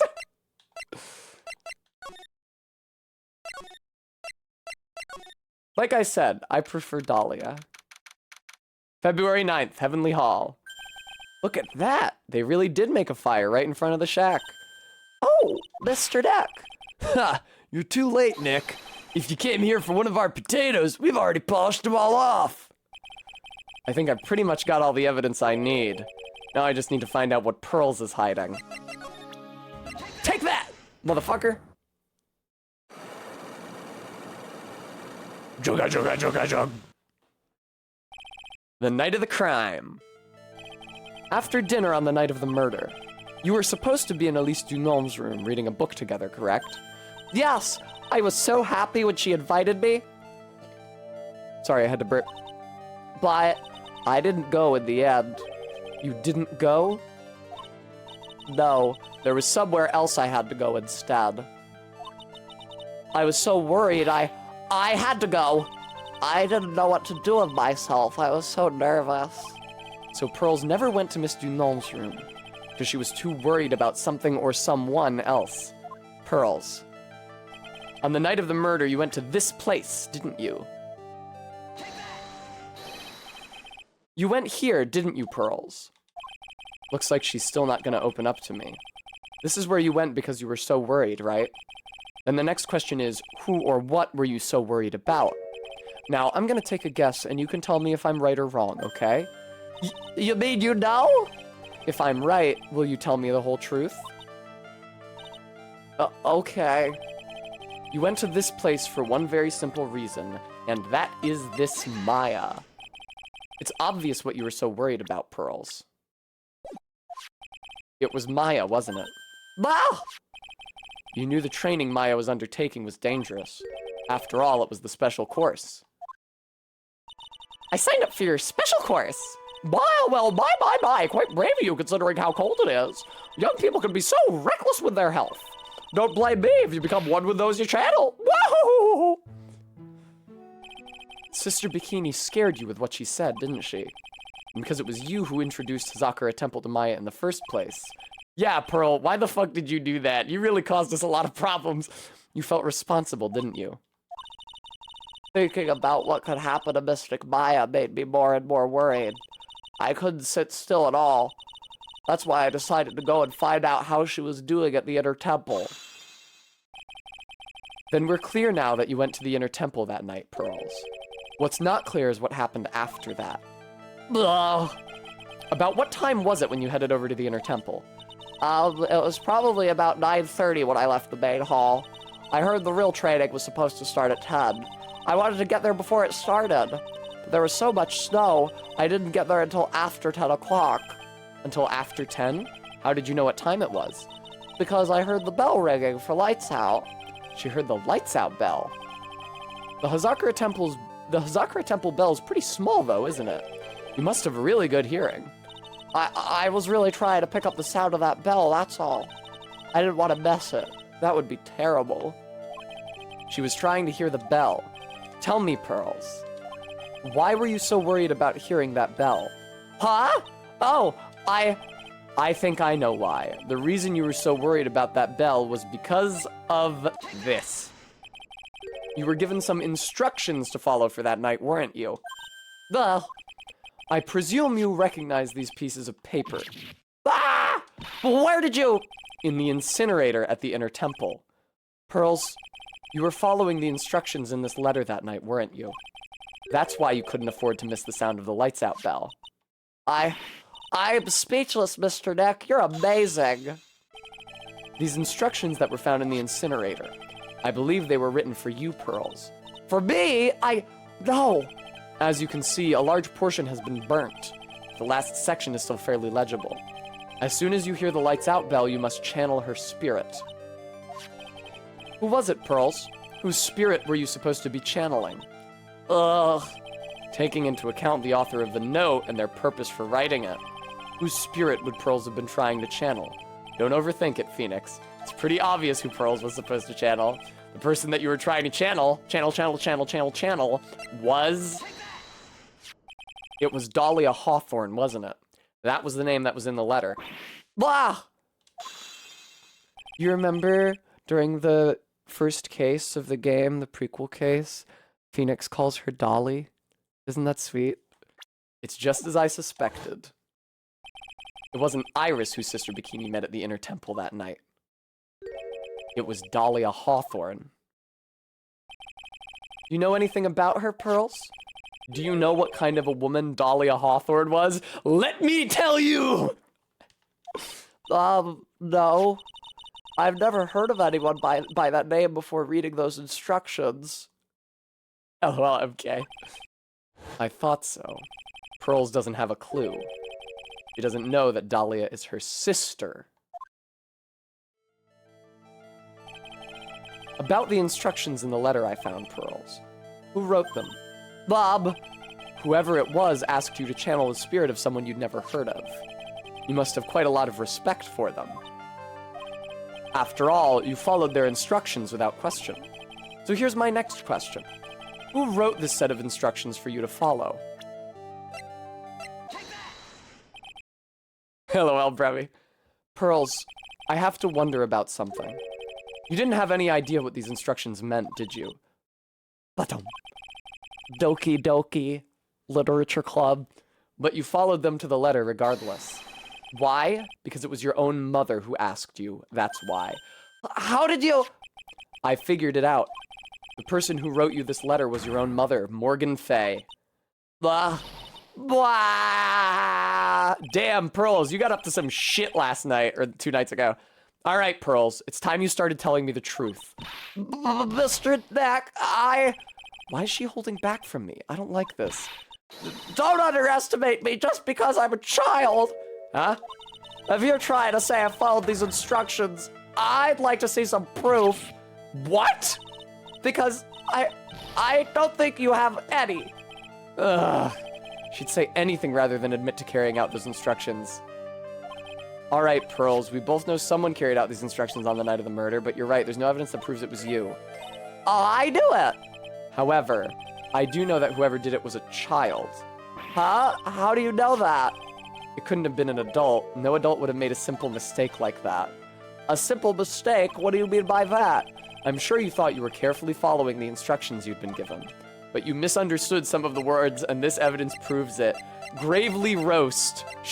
That's why she put the letter in the incinerator. Not to actually disguise it, but because she didn't understand what gravely roast meant. There we go. I was gonna say, I better not need any more fucking, uh-oh. This shows the mistake you made? I guess you know what I'm about to say, huh? I don't think... Fuck you! Fuck you, fuck you, fuck you, fuck you, fuck you, fuck you, fuck you, fuck you, fuck you, fuck you, fuck you, fuck you! Oh, Bram, thank you, okay. I didn't understand that she was the one who did that. Sorry, Gist. In fairness though, Gist, if Bram hadn't said that, I probably would have left the conversation and tried to find more evidence elsewhere. I wonder what the line was in Japanese, because they clearly changed curry to gravy for this. MK, who can say? It was you who splattered gravy on this hanging scroll, wasn't it? It's okay, Gist. Gist, you're apologizing for being aggressive about timing someone out in front of MK, who will time someone out for posting the Sparrow emote, who will time someone out for, like, saying half a word slightly bad against her or Barry? Anyway. Blah! What? Why would I do something like that? MK, who'll time me out for being horny in Barry's chat? Barry, my girlfriend? Do you remember what was written in that letter? Gravely roast the master in the fires of Hades and bring our vengeance to fruition. But you didn't know how to read the words gravely and roast, among others, right? This is kind of a hard leap of logic here, taken outside of the context of the original language. You understand that there's kanji that Pearl couldn't read. How do you know that? Remember the conversation you had with Ms. Dunant on the night of the murder. Perhaps we can read some books together. Really? I'd love to. I'm not very good at reading. Well then, would you like to practice reading with me? Miss Elise, so for example, how do you read this? It says gravely. That's kind of a tough word. Sure, Ms. Dunant taught you how to read gravely and roast. But what she didn't teach you is what they meant. Gravely sounded like gravy to me, and the only roast I could think of was the food, and that's why you did it. That's why you covered the picture of the master in gravy from that night's pot roast. To be honest, I did think it was a bit strange. I guess I really did get the wrong idea. Just a tiny bit. I really am useless. I couldn't even burn the letter properly as my mother had asked of me. Such a simple thing, and I couldn't even do it right. Jugga.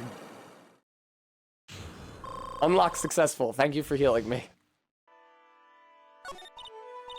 After dinner that night, I did go to the inner temple with a pot full of the leftover gravy. The gravy. Good. I guess she ate it while she was waiting to be rescued. I'm glad she wasn't starving. I saw the picture on the hanging scroll near the sacred cavern. I was sure it was the Master of Karide like it said in the letter. I see. And then? Well, it was already way past 10 when I got there because of all the snow.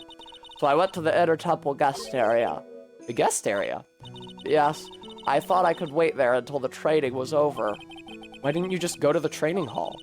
Because Mystic Maya's main training had already started and I couldn't interrupt it. So I just stayed where I was and prayed for her to get through it. But then, Pearls, did you fall asleep? I'm sorry, I didn't mean to. I just couldn't help it. Hey, don't worry about it, Pearl. Who cares if you fell asleep? I'm here, remember me? I fell asleep waiting for Iris, too. It happens. Anyway, then you found yourself trapped at the inner temple.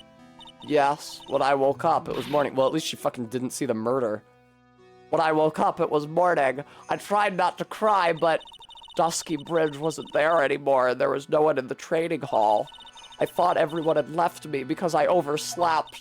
I threw the letter into the incinerator, then I heated up the leftover gravy and let off some steam by chucking the gravy on the scroll while you cried?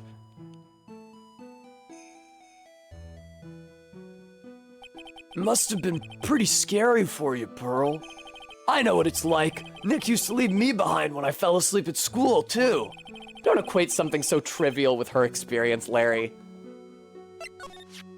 it was written right in my mother's letter.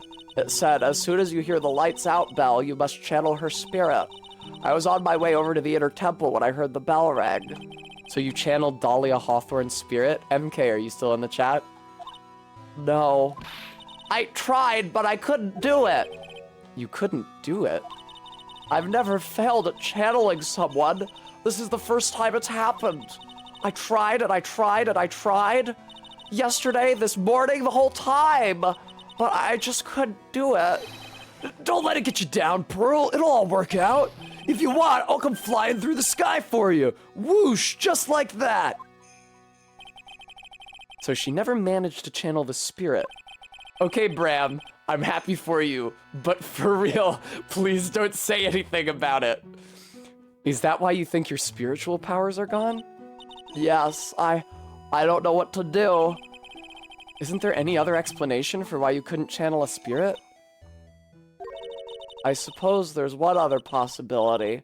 It's not very likely, though. Could you please tell me what it is anyway? It could happen if somebody else was already channeling the same spirit. Someone else? What do you mean? Well, there's only one of each spirit, right? Yup, it's like dating a girl, Nick. Can't see a hot chick if she's already taken. Oh, Larry, when you find out about polyamory. And that would mean on the night of the murder, someone else channeled your spirit before Pearls could. I do think the game is maybe underplaying the possibility that she's just not dead. Someone else channeled the spirit of Dahlia Hawthorne. I'm a failure. I couldn't even grant my mother's final wish. Her final wish? Yes, this letter. This is my last wish, he said. Oh my god, did Morgan also get put to death? So make sure you follow the instructions carefully. This letter. I definitely need to find out more about it. My mother's gone to a place called a penitentiary. Yeah, I know, Pearls. I visit her every month. Bram, Edgeworth already said they executed Dahlia. Now, Dahlia is already supposed to have died once before, so whether or not you believe him is a different matter. But Edgeworth said that they executed Dahlia, yes. And last month, she told me.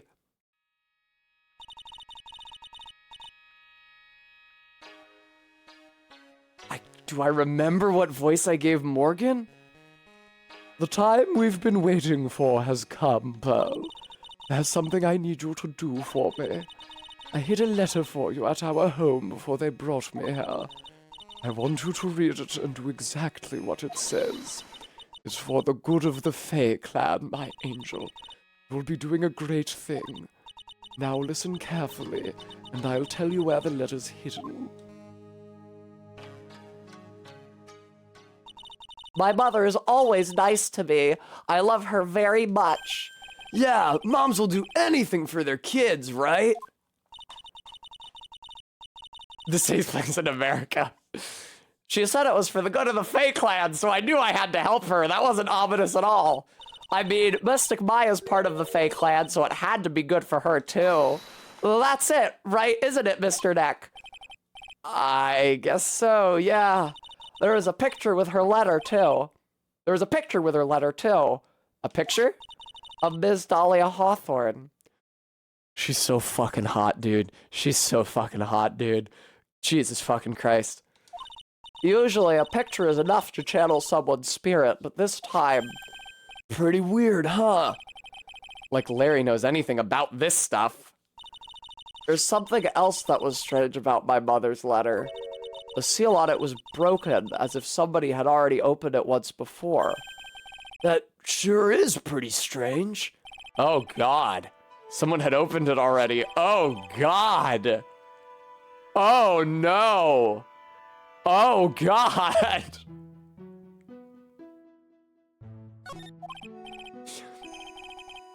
Neither of the possibilities are good. Thanks, Pearls. You really helped me out. You're very welcome. My mother is watching over us, so I'm sure Mystic Maya will be all right.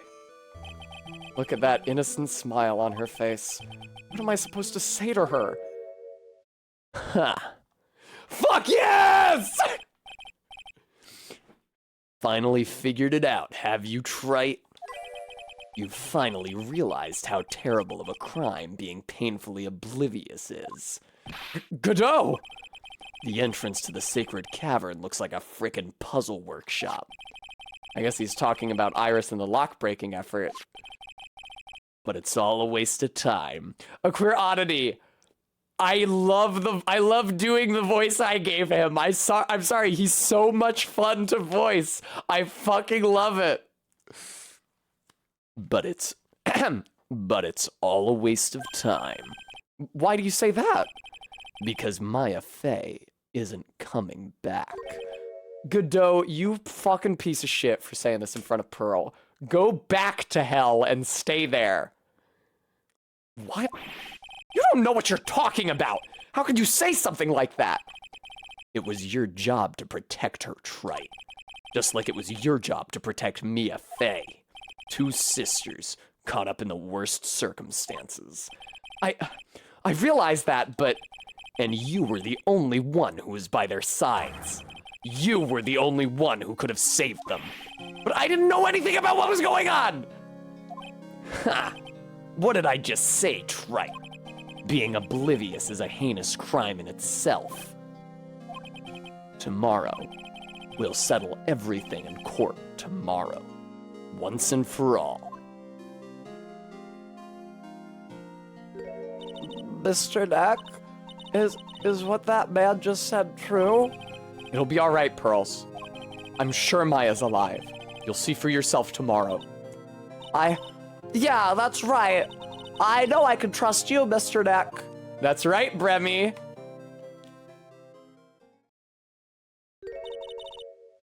My dear Pearl, Faith, we're probably actually about to hit the save point if we want to stay like just a little longer. Oh, also it's just time for end of stream in general. It's been 5 hours and 55 minutes.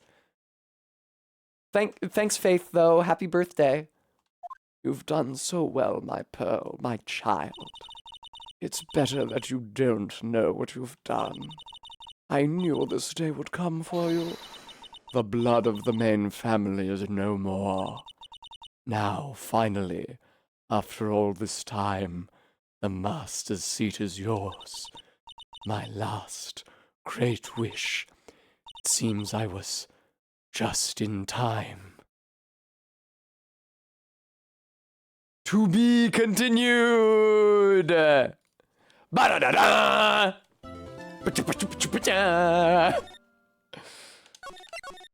Well then.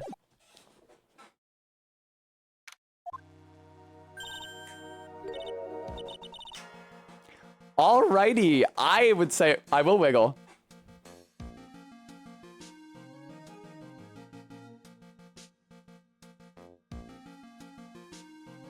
I would say it's time to find somebody to raid out into. Well, don't say goodnight to me yet. We still have the raid, and I have to thank the people who donated. Hi, Bram. I'm big. Did you know? Knowest thou? Knowest thou of our purpose? All right, let's see here. Who's live? Oh, no, you know what? I will raid into Dead Blossom Jesse. I feel like it's been a minute. I always feel like it's been an eternity since I raided into Dead Blossom Jesse. Alrighty. Thank you guys all so much for tuning into today's Phoenix Wright stream. It was especially thrilling, wasn't it? I really like this case. It's very dramatic, as I'm sure you'll all agree. So I'm very grateful to have you guys as a viewing audience, and I always love seeing you guys trying to figure it out. I do, as ever, especially want to thank those of you who were able to donate today. We had an anonymous donor, we had Lucky, Practical Aviation Cat, Jenny Bodied, Arbeat, Sophian, Kyogi, Methanol, Horrifying Baby Emoji, ZJ Mac, and Maddox Ken. Wow, a lot of donors today. Thank you guys all so much. I can't do this job without you, so I'm very grateful to every single one of you. I will be back Friday, and that will probably be the last day of this game. I would be surprised if 5 hours didn't cut it. I can even go later if I have to. I don't know how, like I said many times already, how the length of this case compares with the finale case from the first game, Rise from the Ashes. We're definitely not investigating again. This court session is the last one, but I don't know how long it might be, because the court session lasted a really long time at the end of Rise from the Ashes. Regardless, please enjoy your evenings, and give my love to the rated stream, and I will see you then. So take care, and have a good night.